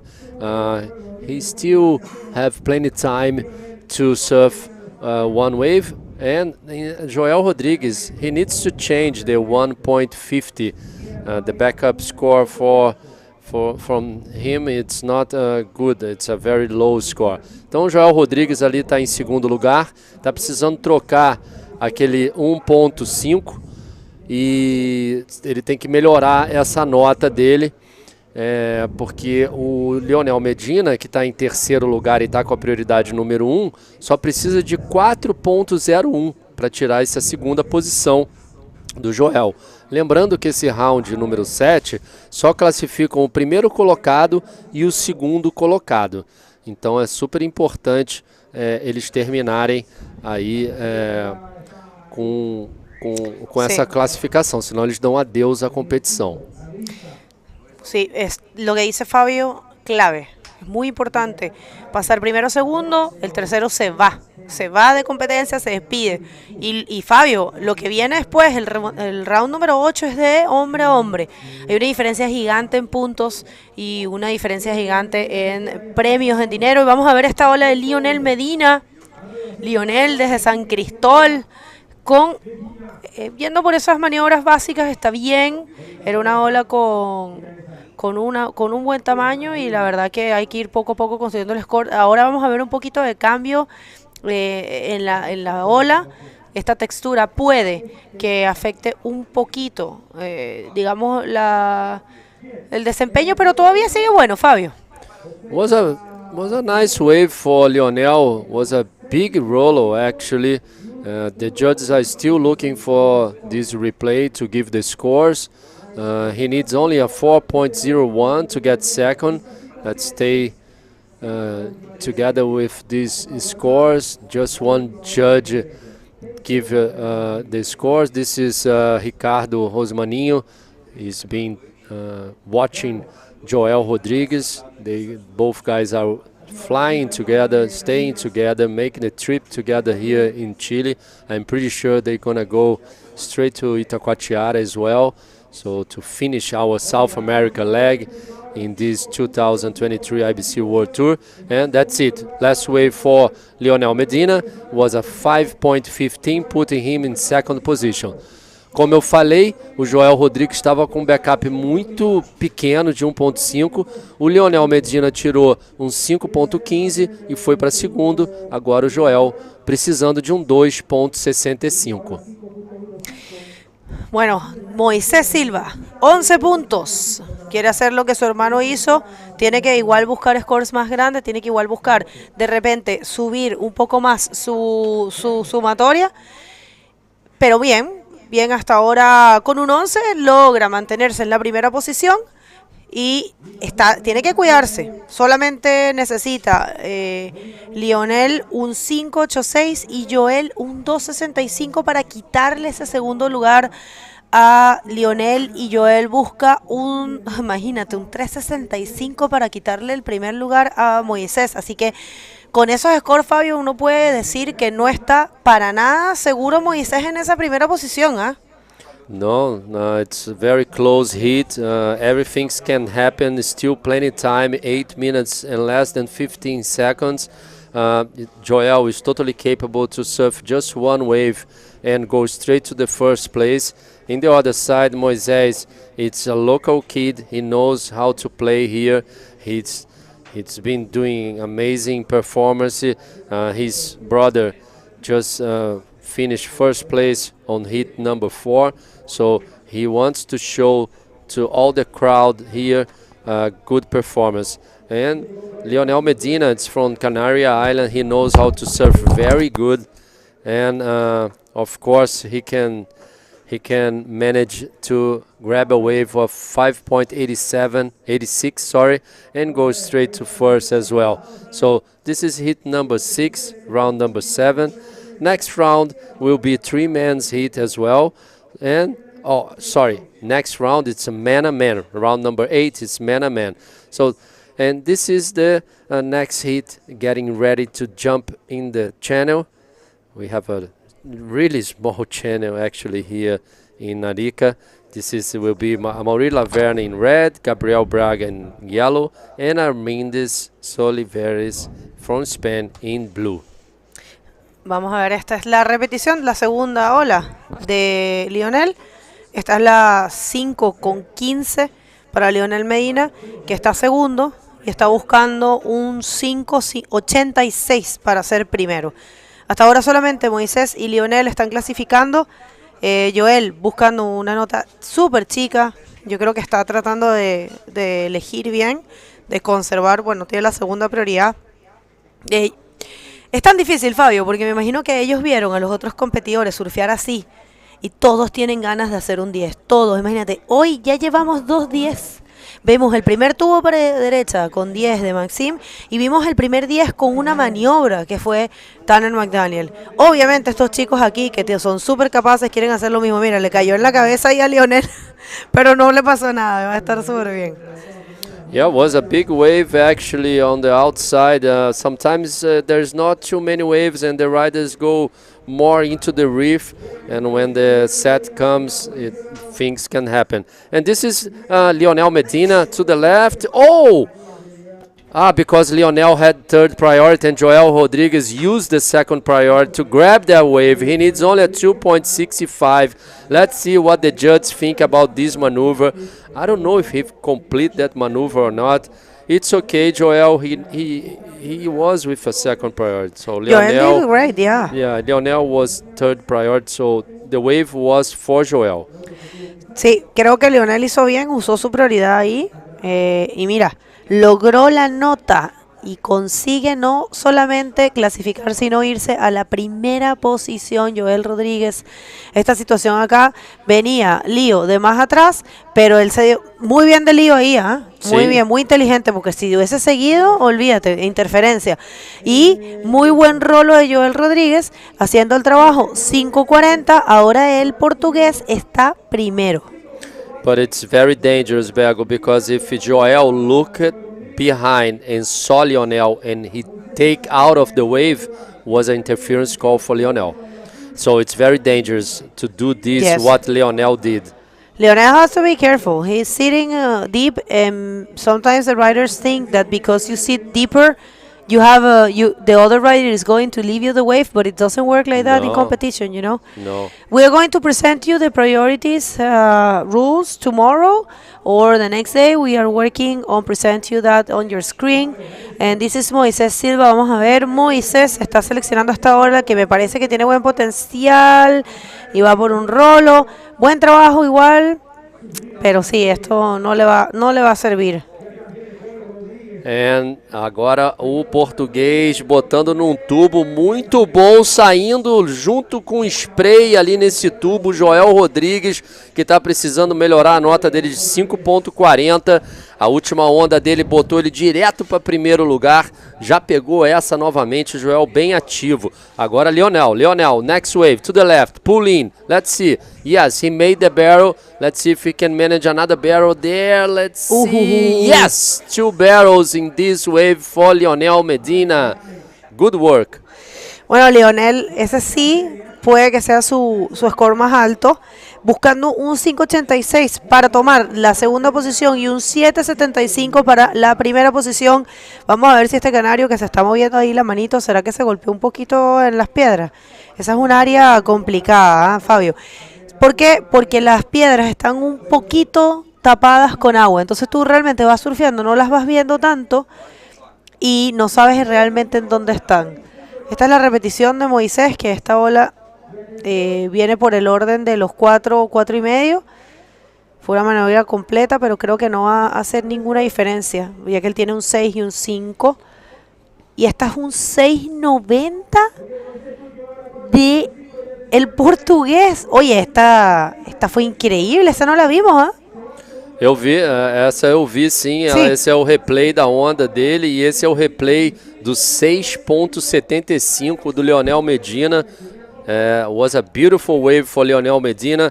He received a 6.75, put him in second position. Situation now is Joel Rodrigues from Portugal, the current Portuguese champion, in first position. Lionel Medina from Spain, from Canary Island, in second with a total score of 11.90, and putting Moisés Silva, the local boy from Arica, from Flopos, needing a 5.91.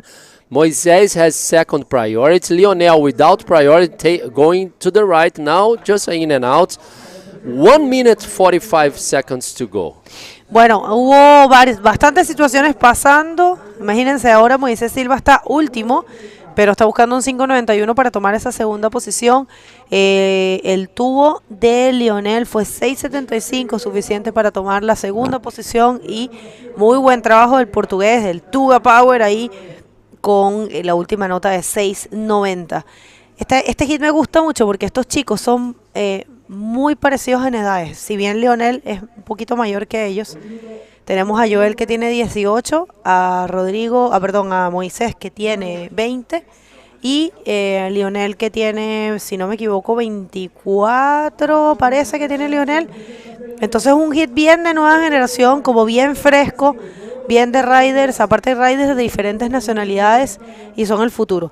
Nos queda nada de este hit, Fabio, 45 segundos, y quien tiene la primera prioridad es el líder del hit, que es Joel Rodríguez.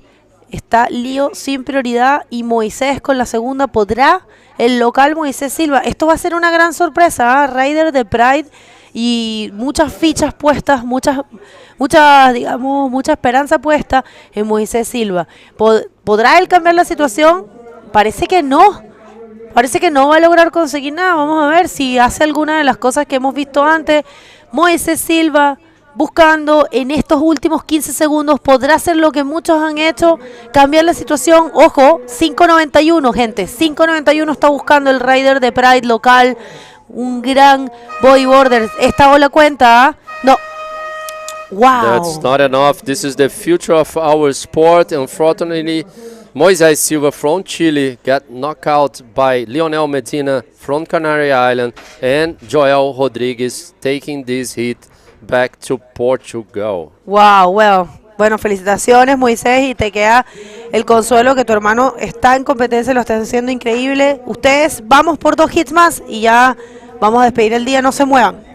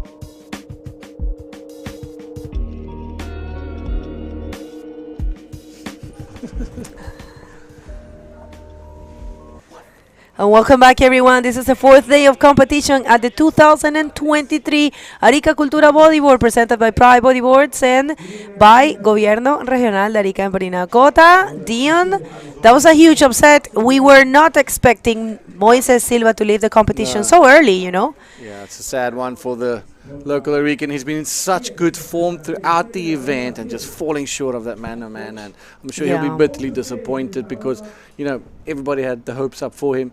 Yeah. You know, it's a tough one. It's a tough one, and that's just the way the cookie crumbles. So on to the next, I suppose. You know, this kid's got a bright future and quite possibly, definitely, in my opinion, also a future world champ. For sure. Let's just hit the water. We have Amaury Laverne ready there, and he's gonna go with the red singlet. Gabriel Braga coming from comboing everyone in the last heat. In yellow, Armides Oliveres from Canary Islands. In blue, very strong heat, as well as all of the heats that we have seen today.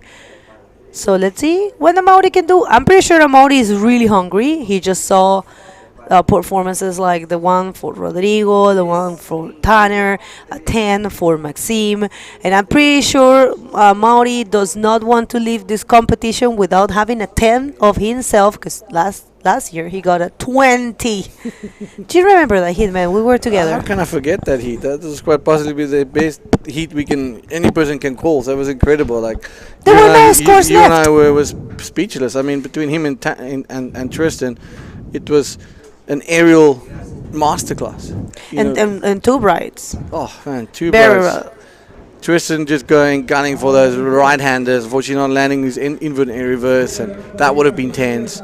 So, but let's put our focus on Mars right now. This is him in red, wearing that helmet, knowing the tide's super low.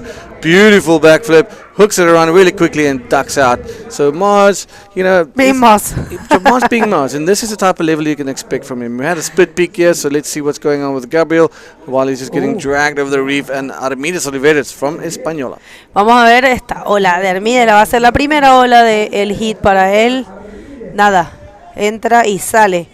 Armide y Amaury, que están decidiendo surfear con casco. Está la marea bastante baja, así que está perfecto. Lo dijo incluso Isabela en el hit, en el evento anterior. Isabela Sosa, que es la mejor bodyboarder del mundo, una de las mejores, dijo en la entrevista: ¿por qué estás usando casco? Y me dijo: ¿por qué no? Toda la razón, ¿por qué no? Vamos a ver, esta fue una ola de alto puntaje para Gabriel Braga.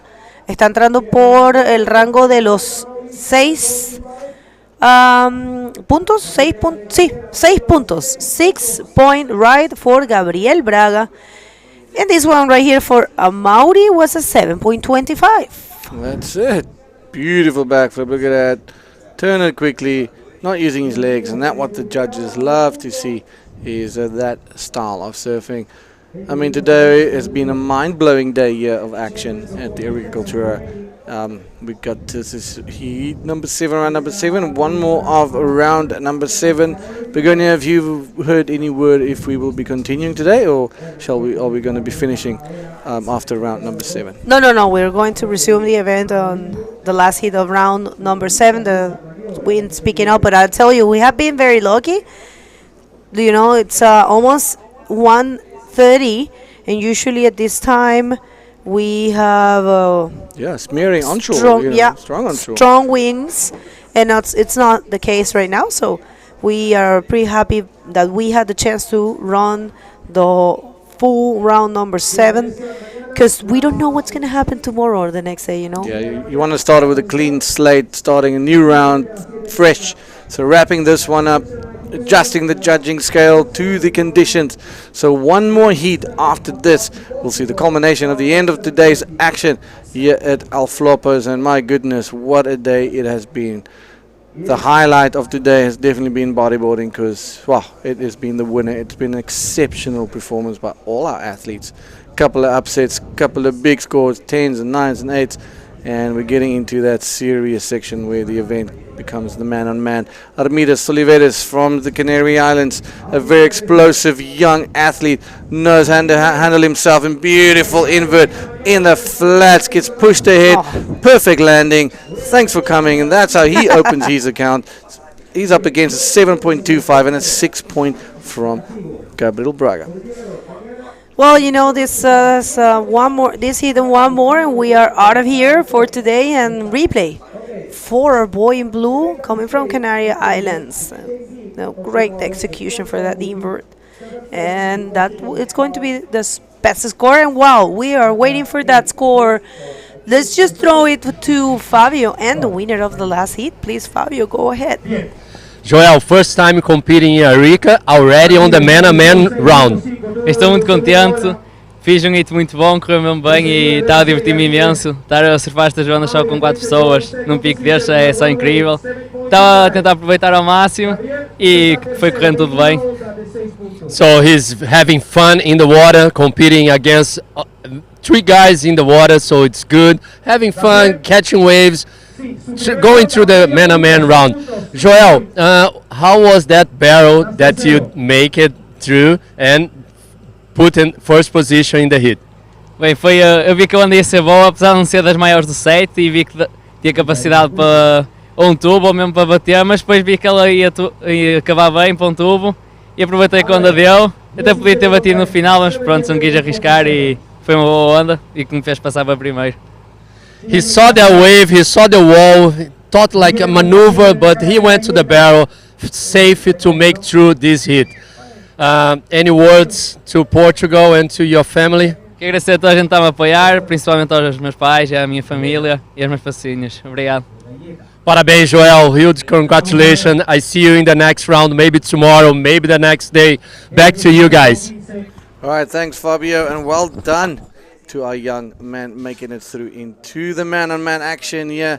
And a couple of waves ridden during that break. None of them, actually, my bad. So 6.5 for Armides Oliveres. And a plays up 6 points from Gabriel Braga versus a 7.25 from Amaury Levin. 60 minutes, 52 seconds, round 7, heat number 7. One more heat after this will be the end of the day. Bueno, gente, esto sí se está yendo. Este es el penúltimo hit del día. Aquí va Armide en la primera posición, tiene un 6.50 con un 1. ¿Dónde están los canarios? Hemos estado haciendo unos polls, unas votaciones en el chat de YouTube. Así que ustedes también pueden ir a ese chat y pueden votar a ver quién creen que va a tomar este hit. Ahí lo tienes. Bueno, están todavía las votaciones del pasado, seguramente ya no lo van a arreglar. Y ustedes en casa, ¿dónde están? ¿De dónde están sintonizando? Veo que tenemos más de 2.000 personas en este momento. Alison, Rivero, Rubén Pérez, Radical Waves, Jaime Vieira. Vamos a ver esta de Armides Oliveres. Yo creo que va a mejorar su score total. Bueno, ese backflip va bien difícil de voltear. Ahora Armide viene fuerte con esa última. Let's see this one for Amaury Laverne. Goes for, of course, a huge invert, but oh, what is this? What an exchange! That's mental. Gabriel Braga, Amaury Laverne, and Armides Oliveres just throwing down the hammer. Inverts, air reverses, backflips. It's all on show here at Flopos. Wow, let's look at these scores as they're coming through. That was a beautifully executed air reverse on the right-hander. I'm telling you, all of the riders want to do reverses because they are all very high level. They have a huge level of bodyboarding. So I'm pretty sure all of them are hungry to show themselves. And what a performance for Gabriel Braga. Brazilian. He did an amazing job in the previous heat. He comboed everyone.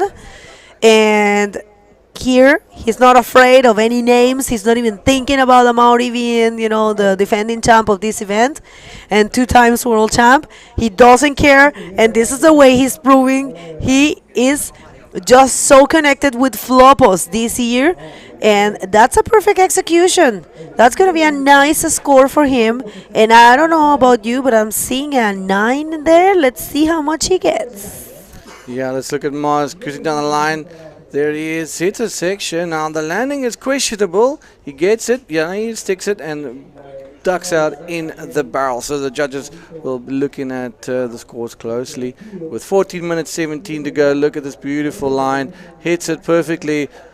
Good projection, lands facing the beach, and just a little bit of help from the white water, and there he is. Sticks that one right in front of Armides Oliveres. So talented, Gabriel Braga. Super happy. Another Pride rider there, and we are waiting for important scores. That was a very impressive exchange for all these riders. We don't know what's going to happen. We don't know what the scores are going to be, and there are some big numbers dropping. You guys can check everything at the IBC World Tour website, ibcworldtour.com.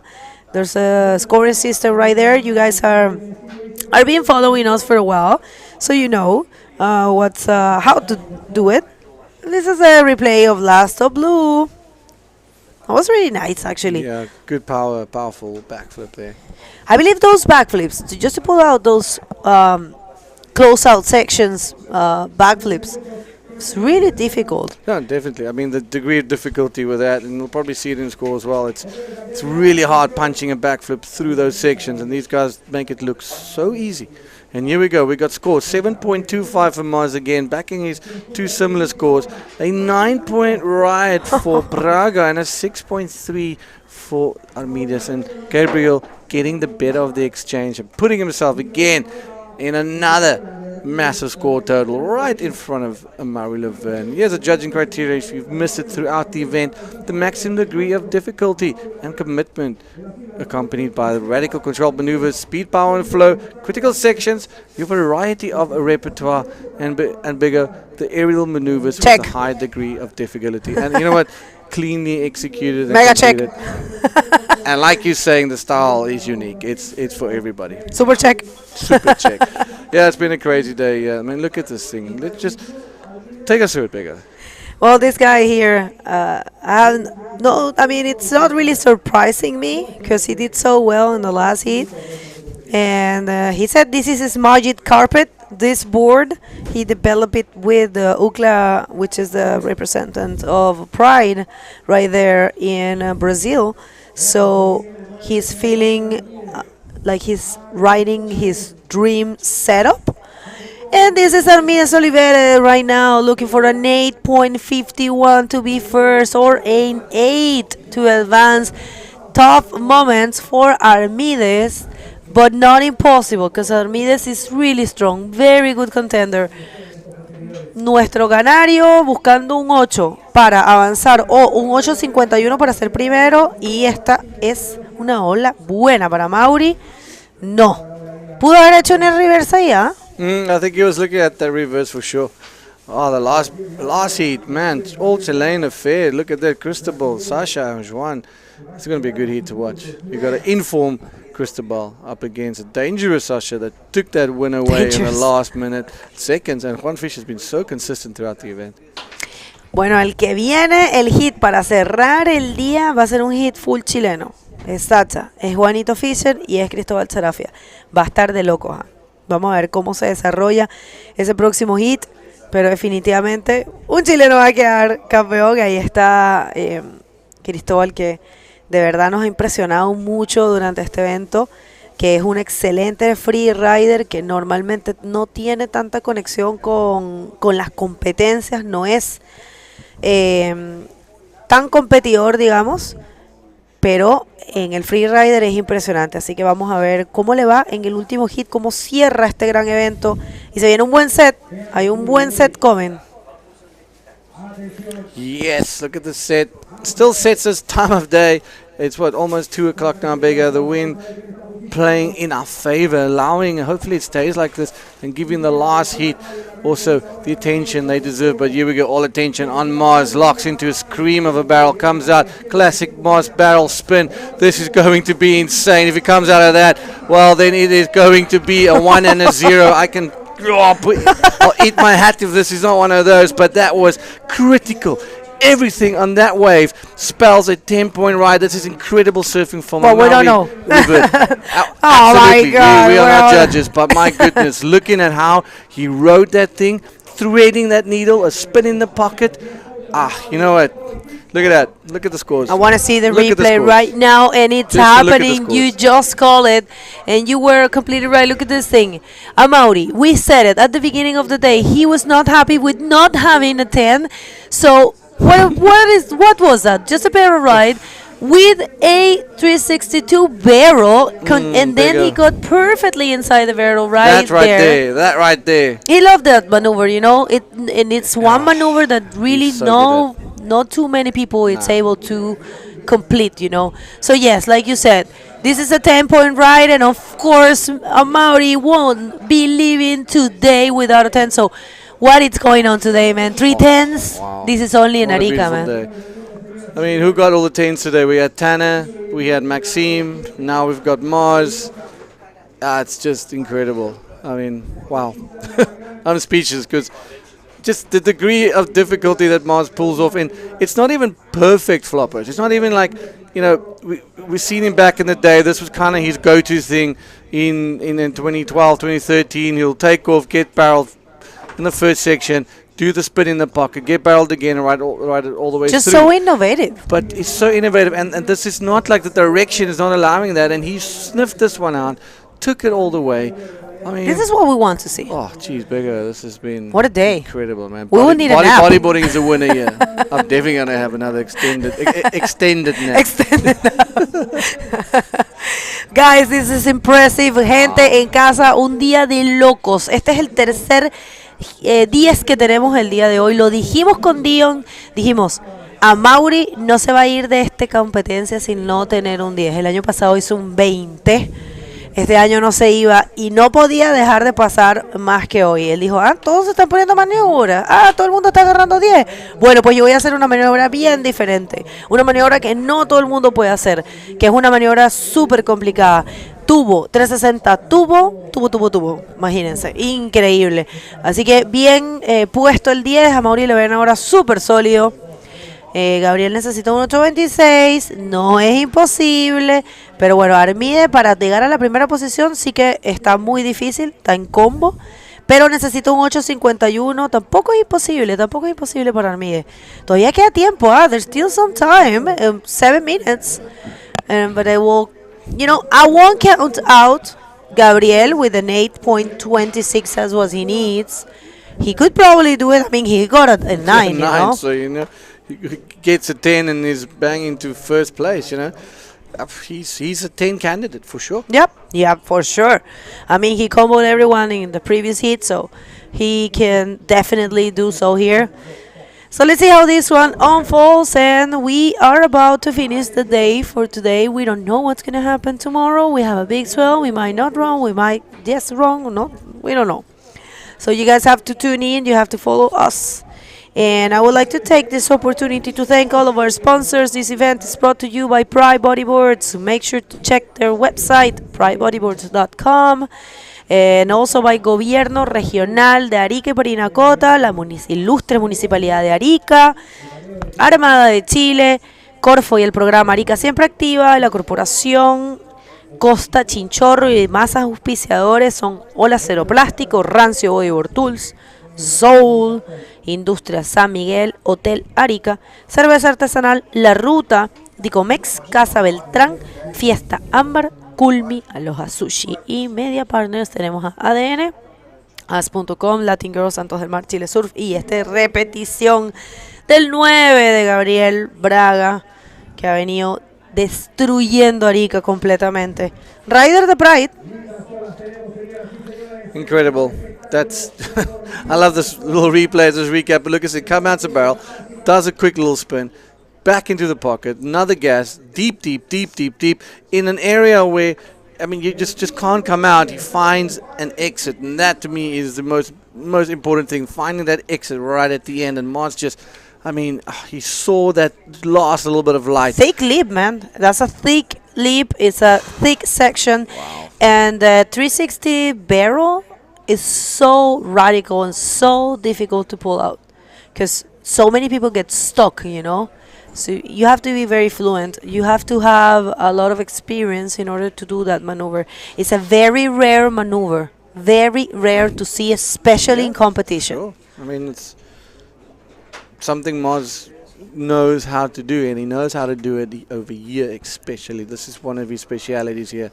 And looking at the past and thinking about some of his previous heats and competition, it's incredible that was his thing that would get him through to the rounds, and he saw that. We haven't seen it in 4 days of competition. This would have been not happening, and today is the day.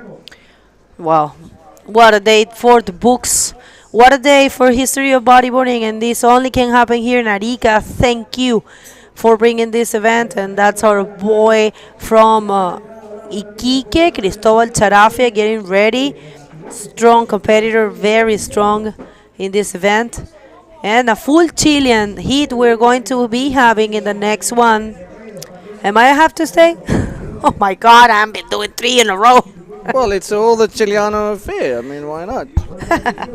No, I love it. It's a pleasure for me.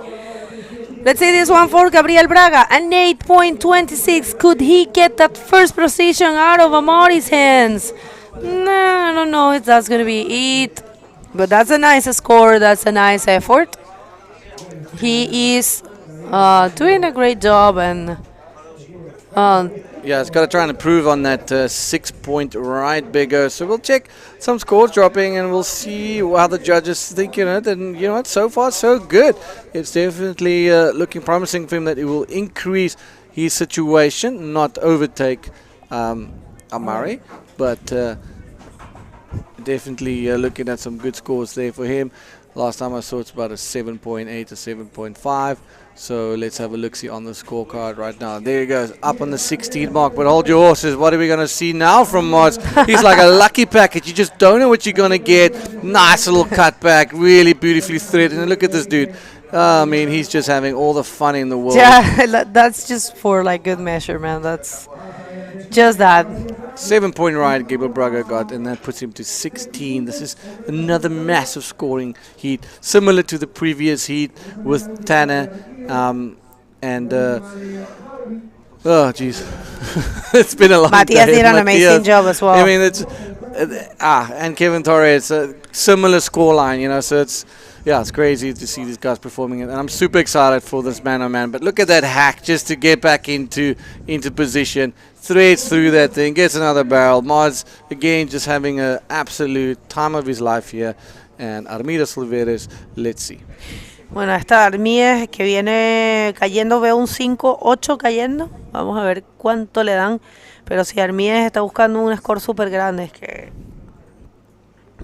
la última de Gabriel Braga fue un 7. Entonces Gabriel subió su score total y ahora Armies está buscando un 9.50. La verdad que con 1 minuto 20, wow, no es imposible, pero es bien difícil. Tendría que hacer así una de esas maniobras heroicas como las que hizo Sergio Sergio Machado o lo que hizo Sasha también en los últimos segundos. Digamos que en este tipo de olas se puede lograr, pero bueno, es complicado, ¿no? Ahí es donde entra lo que algunos hablan de suerte, que no se sabe si la suerte realmente existe o no. Pero bueno, vamos a ver cómo se desempeña. Y si Armides se va de competencia, quiero decir que igual dio una buena pelea y tampoco es un mal momento para terminar en competencia. Estamos a la puerta de los octavos de final, es lo que se viene después. La ronda número 8 son los octavos de final, son rondas de hombre a hombre, va a estar muy bueno. Son 8 hits de hombre a hombre y después ya los cuartos, las semis y por supuesto la gran final del evento. Nos vienen quedando como 2 días de evento más o menos, así que vamos a ver si mañana trabajamos o el lunes. Tenemos ahí tenemos una cartita para tener un día free. Vamos a ver si se logra, qué es lo que va a pasar. Official results, the heat it's over and Amaury Laverne of course getting a 10. Gabriel Braga in second position. Don't go anywhere, we're going to come back with the last hit of the day. We count on you.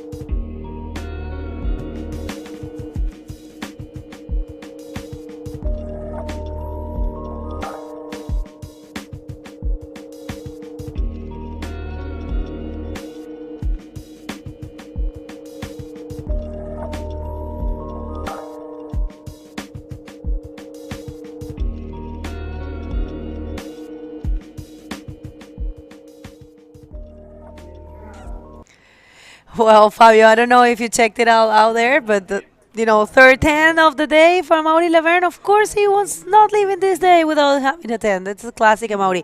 Welcome to the 4th day of competition at the 2023 Arica Cultura Bodyboard. Sorry, guys, a lot of hours of work. Presented by Pride Bodyboards and Gobierno Regional de Arica en Parinacota. This is the last hit of the day. Let's hit the water and see who do we have. It's a full chilenos hit.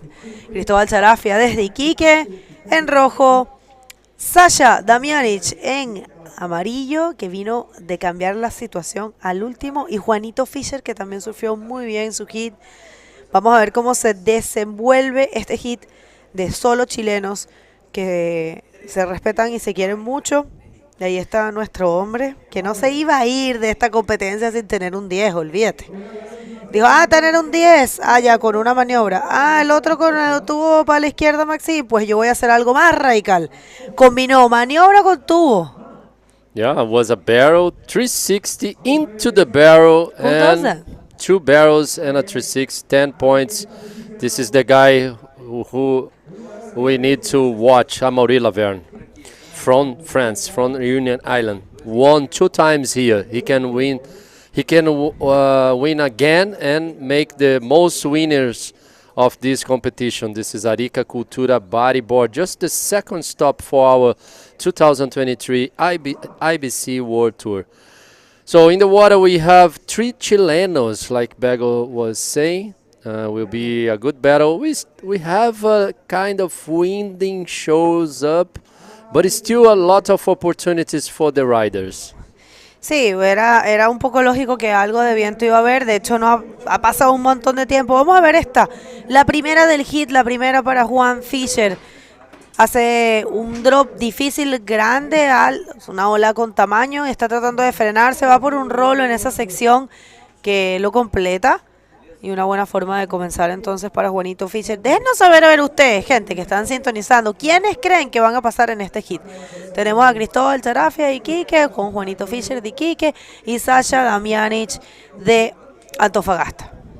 This is a replay for Blue, a quick turn there just to find that spot to hit the roll, and it was a good way to start this last hit of the day. He received 4 points for the first wave. So plenty time to him to change these 4 points as well. And here he comes, Red. Cristobal doing a great job in this competition, trying to find that spot to hit the maneuver. Yes, he did a big backflip. Unfortunately, it was an incomplete maneuver. He flies so high, Cristobal. He knows how to do it. Well, we are waiting for those scores, and that's actually Armide leaving the competition area. Let's just see the 2 Mumbles, Dion Mayer alongside with Amaury Laverne. All right, thank you guys. Maz, you clearly not going home without a 10 as well today, and you ticked that box. That must be a great feeling because you treated us with an absolute masterclass with that barrel to spin, barrel again, and how you came out of that. I mean, what was going on in your mind when you were racing down that line? Yeah, it was exciting to serve, waiting pretty much all day, seeing all the guys ripping since this morning, getting really exciting, getting a bit anxious to get my hits done. I just heard that score that Gabriel had, like a 9 point, and I don't like to be second, so I just went for it, and I don't know, really, it's just, I didn't even think about that, taking off that wave, it's like a couple microseconds, like, decide to do that spin and find the exit. That was pretty surprising even for myself. Oh man, that was incredible. And now advancing into the man-on-mans, the nerves probably settling down a bit because a big portion of the challenge is getting onto the man-on-man. So maybe just going home, relaxing a bit, and reboot and seeing what happens tomorrow or on Monday. Yeah, that's it's gonna be a reset this afternoon. I like this. I mean, surfing in the morning and then we rest in the afternoon and getting ready for tomorrow.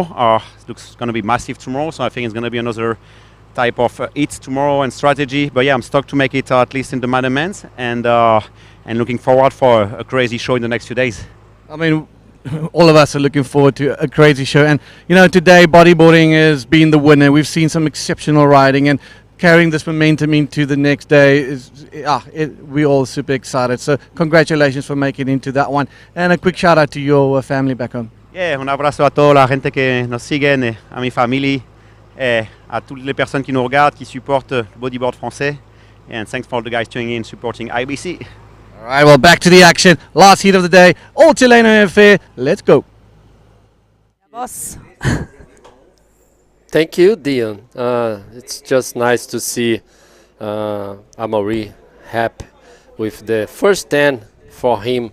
It's the first 10 for him in this competition. This competition, yes. Last year he did a 20. He did 4 10s on last day of competition. So Still plenty time for Moss to show us another 10. Was a beautiful wave, a barrel and a 360 into the barrel, into the second barrel actually, and 10 points. Okay, Juan Fischer, first wave was a 4. First wave of Cristobal was the backflip, was incomplete. He received 2 points. Sasha with first priority, still looking for opportunity. Sí, la verdad que Sasha no ha agarrado nada, tiene la primera prioridad. Está buscando, yo creo, esperar, tranquilizarse, sabe el potencial que tiene esta ola, sabe lo que puede lograr. Sin embargo, que no le vaya a pasar lo que le ha pasado a algunos, de aplicar esa técnica de esperar y quedarse sin notas. Vamos a ver cómo se desarrolla este hit, pero ustedes en casa, este es el último hit del día. Tenemos a 2 iquiqueños y un antofagastino. Ha sido un día increíble, queremos agradecer a Pride por patrocinar este evento. Ustedes revisen la página de Pride, tiene tecnologías bien particulares, se enfocan en la sustentabilidad de sus productos. Pride que produce no solamente tablas, sino trajes, aletas, de todo lo que existe para la práctica del bodyboard, y siempre tratando de hacerlo eco-friendly, amigable con el medio ambiente. Así que revisen la página de Pride Bodyboards, y también agradecer al gobierno regional de Arica y Parinacota, la ilustre municipal de Arica, disculpen, y la Armada de Chile, Corfo con su programa Arica Siempre Activa, y muchas gracias también a la corporación Chinchorro. Vamos a ver esta ola de Sasha Damianic, es la primera, entra en el tubo, sale tranquilamente. Buena forma de comenzar el hit para Sasha Damianic, que estuvo esperando 10 minutos, Fabio. Yeah, he waited for more than 10 minutes, almost 10 minutes. He paddled for one wave, lost the priority, and with the third priority, he found that wave. Still waiting for the scores, but looks like will be the best wave so far from this hit number 8. This is a replay, putting behind the peak there. Was very fast barrel, but it was behind the peak. Was beautiful position on the bodyboard. Very clean barrel. His face. And he received a 5.25. Onshores. Yeah, this is onshore wind, not a good direction for the wind. But it's like you said, Bego, it's already 2 o'clock here in Arica. This is the longest we have worked. Yeah, it's a long day for us here. We've been doing 16 hits today. So a long day of competition. We had 3 10s, perfect 10s. One from Maxime, one from Tanner, and one from Amaury. So all the 3 guys, they did semi-final and final last year, because Amaury won, Maxime finished third, equal third, together with Tanner McDaniel. So those 3 guys are very focused to do good again in this Arica event. So if you guys just turning in, we are in the last hit of the day, and here we go, Sasha again. In a good maneuver there, but it was incomplete. Very smart what Sasha just did. Yo creo que tal vez hubiese sido mejor si hubiese hecho un rolo en realidad, para poder concretar esa maniobra y poder tener un score de respaldo. Tiene que cuidarse porque ni Cristóbal ni Juan han tomado grandes olas. De todas formas, bueno, recibe unos 50. Juan Fischer está en segunda posición con un 4, y Cristóbal Charafia no ha tenido mucha suerte, está esperando. Cristóbal, que ahora está con la segunda prioridad, veamos si es que va a conseguir algo bueno ahí. Yo sé que Juan Fischer se va a decantar por las derechas y Cristóbal por las izquierdas, es como sus lados fuertes. Surfean ambos para los 2 lados, pero se sienten más cómodos en esas direcciones. Creo que esta puede que sea, no. Cristóbal no ha conseguido todavía una ola de valor. Y ustedes en casa, ya nos vamos a ir hoy. Mañana vamos a llegar aquí tempranito, vamos a revisar cómo está el suelo. Vamos a ver, se está esperando una cuestión gigante.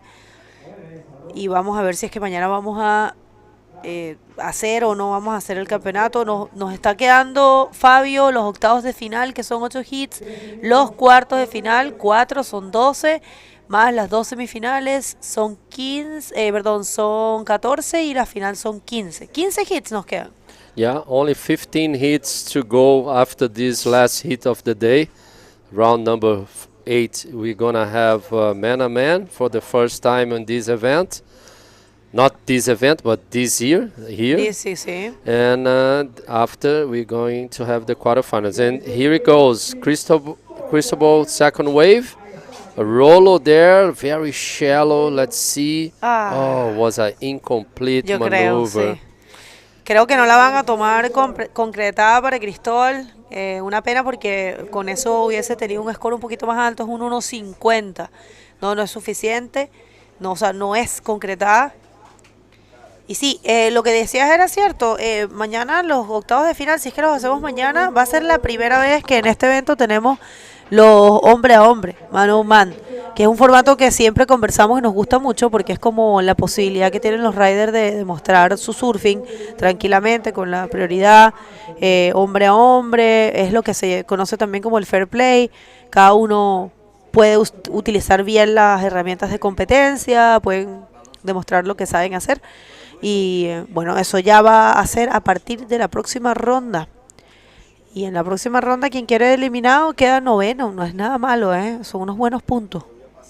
Yeah, if you got eliminated in the round number 8, you finish on ninth place. And here it goes, Blue going right, like you said. Let's see if he can find something there. I think he's, oh no, just an in and out for Juan. And Yellow, Sasha went to the left. Let's see if we have the replay for Sasha. Sasha third wave, I'm pretty sure will be a good backup score for him. Yeah, nice speed, long bottom turn, hit the lip, through the lip roll, he complete the maneuver. First score for Sasha was a 5, still waiting for the other judges to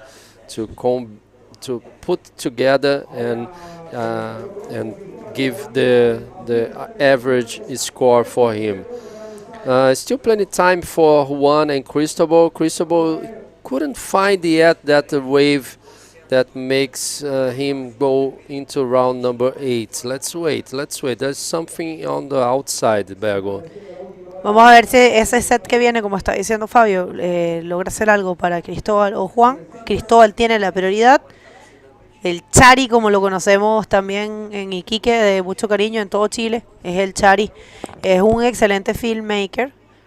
Él trabaja fuerte con eso y es una gran personalidad del bodyboard chileno. Debe tener Chari, por lo menos, me atrevo a decir, tal vez puede tener unos 30 años surfeando, unos 28 años surfeando más o menos. El Chari tiene mi edad. If you guys want to check it out, you can put on the Instagram Cristobal Sharafia, and he has lots of good shots of him surfing and also doing some great image from the other riders. And Bergo, seems to me the tide is so low now, like so low. It's so shallow. And because we're gonna have a low tide today around 2:30 p.m. So we are touching the lowest tide for today, and the tide on the start of the day was very high. So the change of today is very big.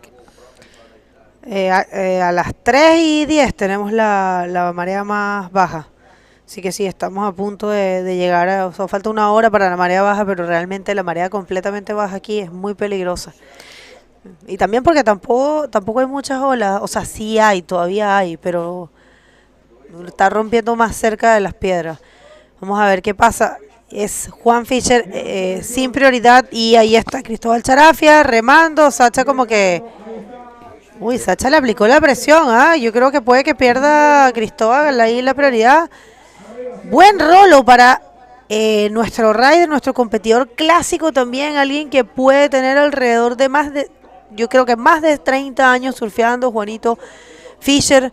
Esta ola va a ser su backup score y probablemente su mejor ola, Fabio. Yeah, let's wait for that score. Juan Fischer, he's so smart to go right. He knows how to serve pretty good the rights. Was just one maneuver, but this hit is kind of slow. So Sasha now, wow, what's happened? I think Sasha is thinking he lost priority, but now he lost priority. Exactly. No? Sasha was claiming for the priority, and actually he was right. The priority was given to him. And I don't know if now they lost it. Yeah. Bueno, es que hicieron lo mismo, ¿ah? Sasha remó a la ola de Chari y Chari no fue, pero perdió la prioridad y ahora le habían dado la prioridad a Sasha, pero Chari le remó la ola y Sasha también remó, perdió la prioridad. Fue la misma técnica, ¿ah? Hicieron lo mismo los dos. Y esta es la repetición de la última de Juanito, que recibió. Juan Fischer last wave was 4.90, and we're gonna see this priority situation. Esta fue la primera. El Chari tenía la prioridad y Sasha remó. Y esta fue la segunda. Ahí le habían cambiado la prioridad, se la habían dado a Sasha, pero hicieron lo mismo. Es que eso es una técnica, ¿sabes? Eso es correcto, no es nada. Ahora es Cristóbal quien tiene la prioridad. Cristóbal la tenía antes, la perdió, se la dieron a Sasha y después Sasha la perdió.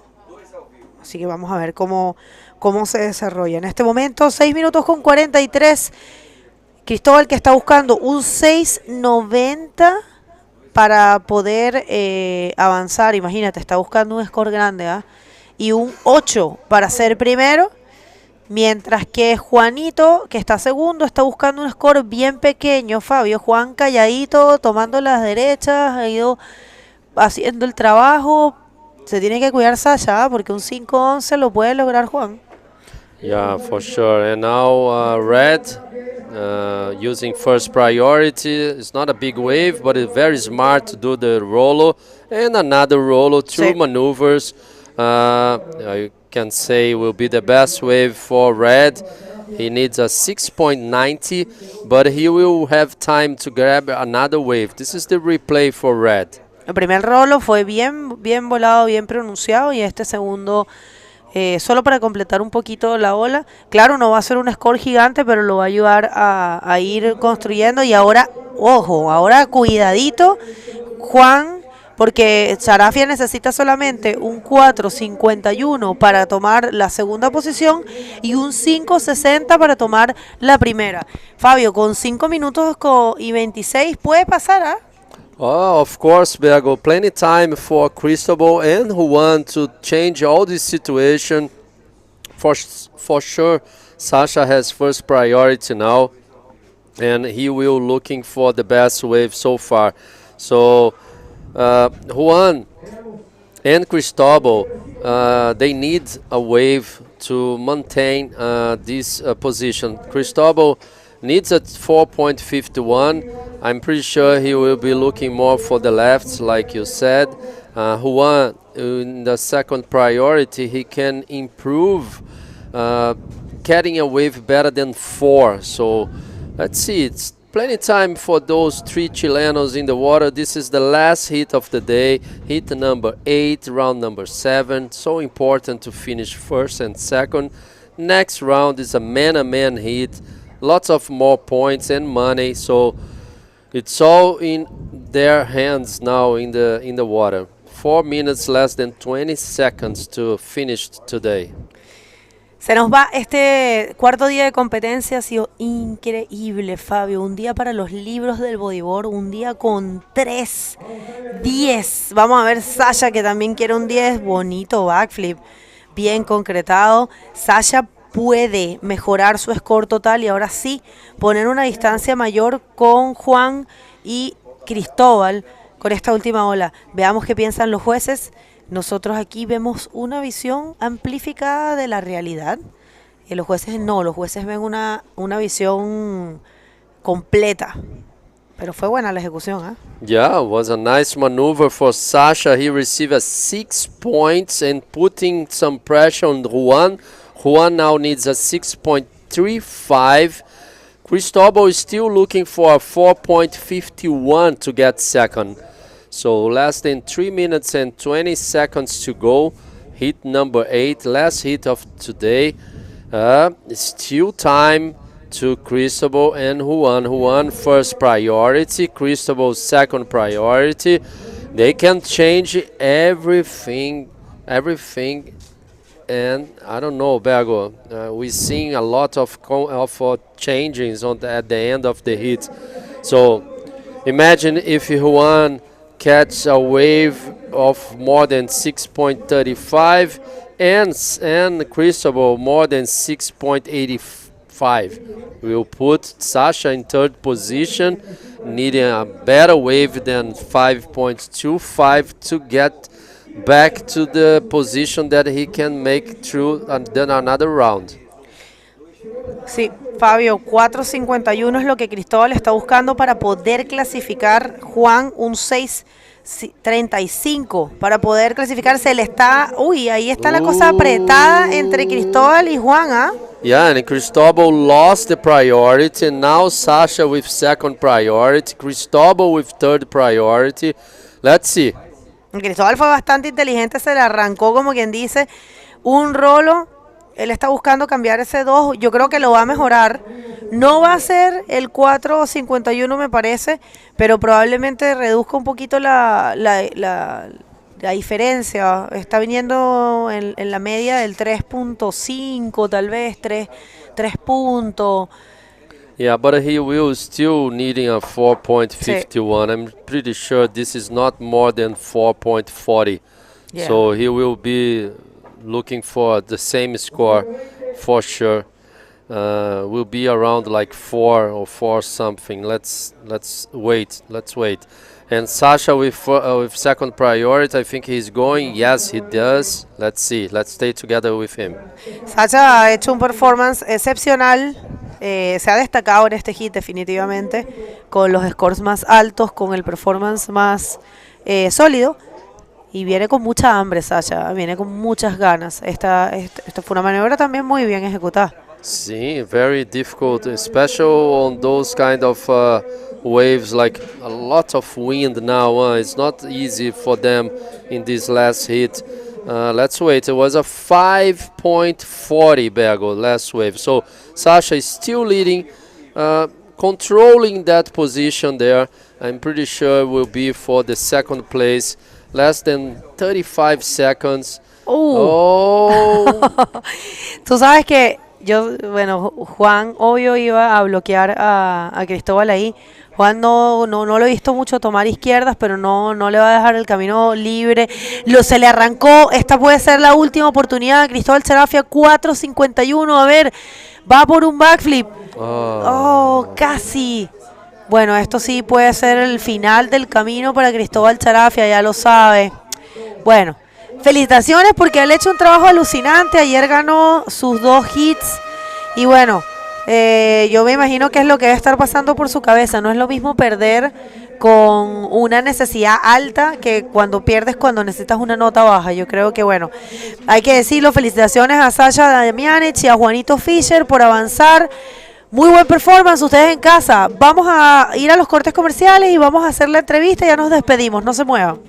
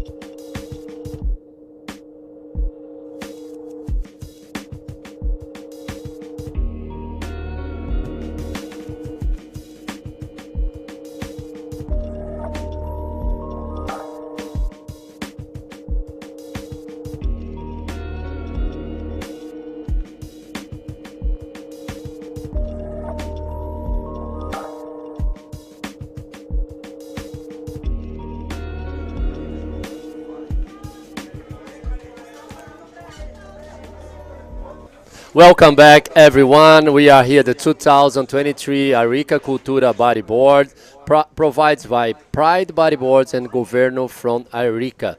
What a great day we had, Dion. Jeepers, man, today was incredible. I think, my opinion, bodyboarding was the ultimate winner yet today. This is quite possibly be one of the best floppers that I've seen in a long time. You know, just consistently delivering each heat. You know, maybe not the best ways, but the level of riding has been incredible. I mean, yeah, it's from the beginning till the last heat, we've had everything. You've had ups and downs. You've had, yeah, it's just crazy. A little bit speechless. I think we're all a bit tired, but what a day it's been. It's just one of those days for the books. And the nature, the ocean delivers so many good waves and good conditions. The wind is kind of no wind at all until like 2 o'clock. Yeah. So all the riders can show to us what bodyboard means, what bodyboard, extreme bodyboard. This is the wave that can show how bodyboard is an extreme sport. I love to say it's so easy to start on bodyboard, to enjoying the ocean, to grab a wave like no matter how, but bodyboard can be so extreme. And Flopos provide this. Yeah, I mean, where do we start? We're going to busy putting a compilation together of all the tents that we're going to talk to you guys about. You know, the Chilean crew's doing exceptionally well. We've seen Dave Hubbard, unfortunately, leaving the competition. You know, it's been a day full of mixed emotions for a lot of guys. Moises Silva, it was a favorite to make it all the way through, you know, potentially win the event, and fortunately him also getting knocked out. So yeah, a lot went down today. I really like how focused Sammy Morrentino it is too. Like Absolutely. He's so much focused on this competition. Of course, Amaury Laverne too. He told you like, I don't want to be second. And we saw Gabriel Braga doing a great job, surfing so good. He loves those rides. He's very connected. He made like couple huge maneuvers. Yeah, for sure. Yeah, I think for me, standout, if I had to point out one athlete in general, I think would be I'm going to call it the return of Matthias Diaz. You know, he's been out with injury for a very long time. You know, we haven't been able to see him operate at this level, and that heat between him and Tanner and Kevin Torres was an incredible heat. Tanner, he had his back against the wall, knowing that if he's surfing against Matthias Diaz, which, funny enough, he surfed against him in the previous round as well. So getting seated again against Katie and Matthias, you know, that's the only people he surfed against in this entire event. But it's the two guys that really keeps you honest and makes sure you got to deliver in every way. So we're going to come back with some more analytics from right after this interview. Thank you very much, guys. So Sasha, Damiani, it's a tough heat, only Chilean heat. It's never easy, but you guys, you definitely show some dominance. You did the best maneuvers, get the score. So how do you feel? Yes, really happy to make it to the next round against really hard competitors. As the old school here in Chile, Charafia and Fischer, really great competitors, and not so happy. The waves were a little bit choppy, but they were nice ones as always. So happy to make it. What do you feel about this day? We had 3 10s, this competition itself. What's your feeling about this competition, this event, this wave? For me, this contest is my favorite because the wave is really good and it's my favorite wave actually. So yeah, it's stoked to compete here. Is always a blessing. What can we expect about Sasha this year? Are you going to be following the tour? Yes, I think a few more steps, and yeah, keep going. Well, congratulations, Sasha. You want to speak Spanish for your family and friends? This is your moment. Sí, un saludo ahí a mi familia que están viéndome en la casa siempre, a mi esposa también, que la amo mucho. Y nada, en realidad un saludo a toda la gente que está sintonizando. Realmente es un deporte muy bonito, donde se vive mucha emoción en este campeonato y nada, es hermoso lo que sucede acá. Realmente en mi gira anterior como que ni siquiera podía hablar después porque quedé como choqueado, pero muy feliz de estar acá, de esta oportunidad en realidad, y incentivar a toda la gente que se motive porque el bodyboard es un deporte muy lindo y a pesar de que no nos vamos a hacer millonarios, nos va a entregar momentos que no te va a entregar la plata. Así que nada, con todo. Wow, super message. Thank you very much, Sasha. Best of lucks for the rest of the competition. Back to you guys, and from my end, thank you very much, everyone, for tuning in. We see you tomorrow. Big conditions. We count on you. Share and support, because bodyboarding, as he said, is a great sport and it gives us a lot of happiness. Thank you, guys. Back to you. Nice words from Sasha. Really, I really like that guy. Yeah, he's humble in his approach every single day, in and out of the water, good attitude, just loves being out there and surfs super well. Well, I mean, before we close up the day, we're going to be looking at the 3 10s that were delivered by Maxime, by Tanner, and by Amari. So the first one was a Maxime. So take us through this 10-point barrel. Wow, what a ride for Maxime. Receiving a 10 on the ride is not easy at all. Was a beautiful, extreme barrel for Blue. This Frenchman is doing a great job. From last year to this year, he finished 3rd in this competition last year, Dion. I'm pretty sure he wants to do better.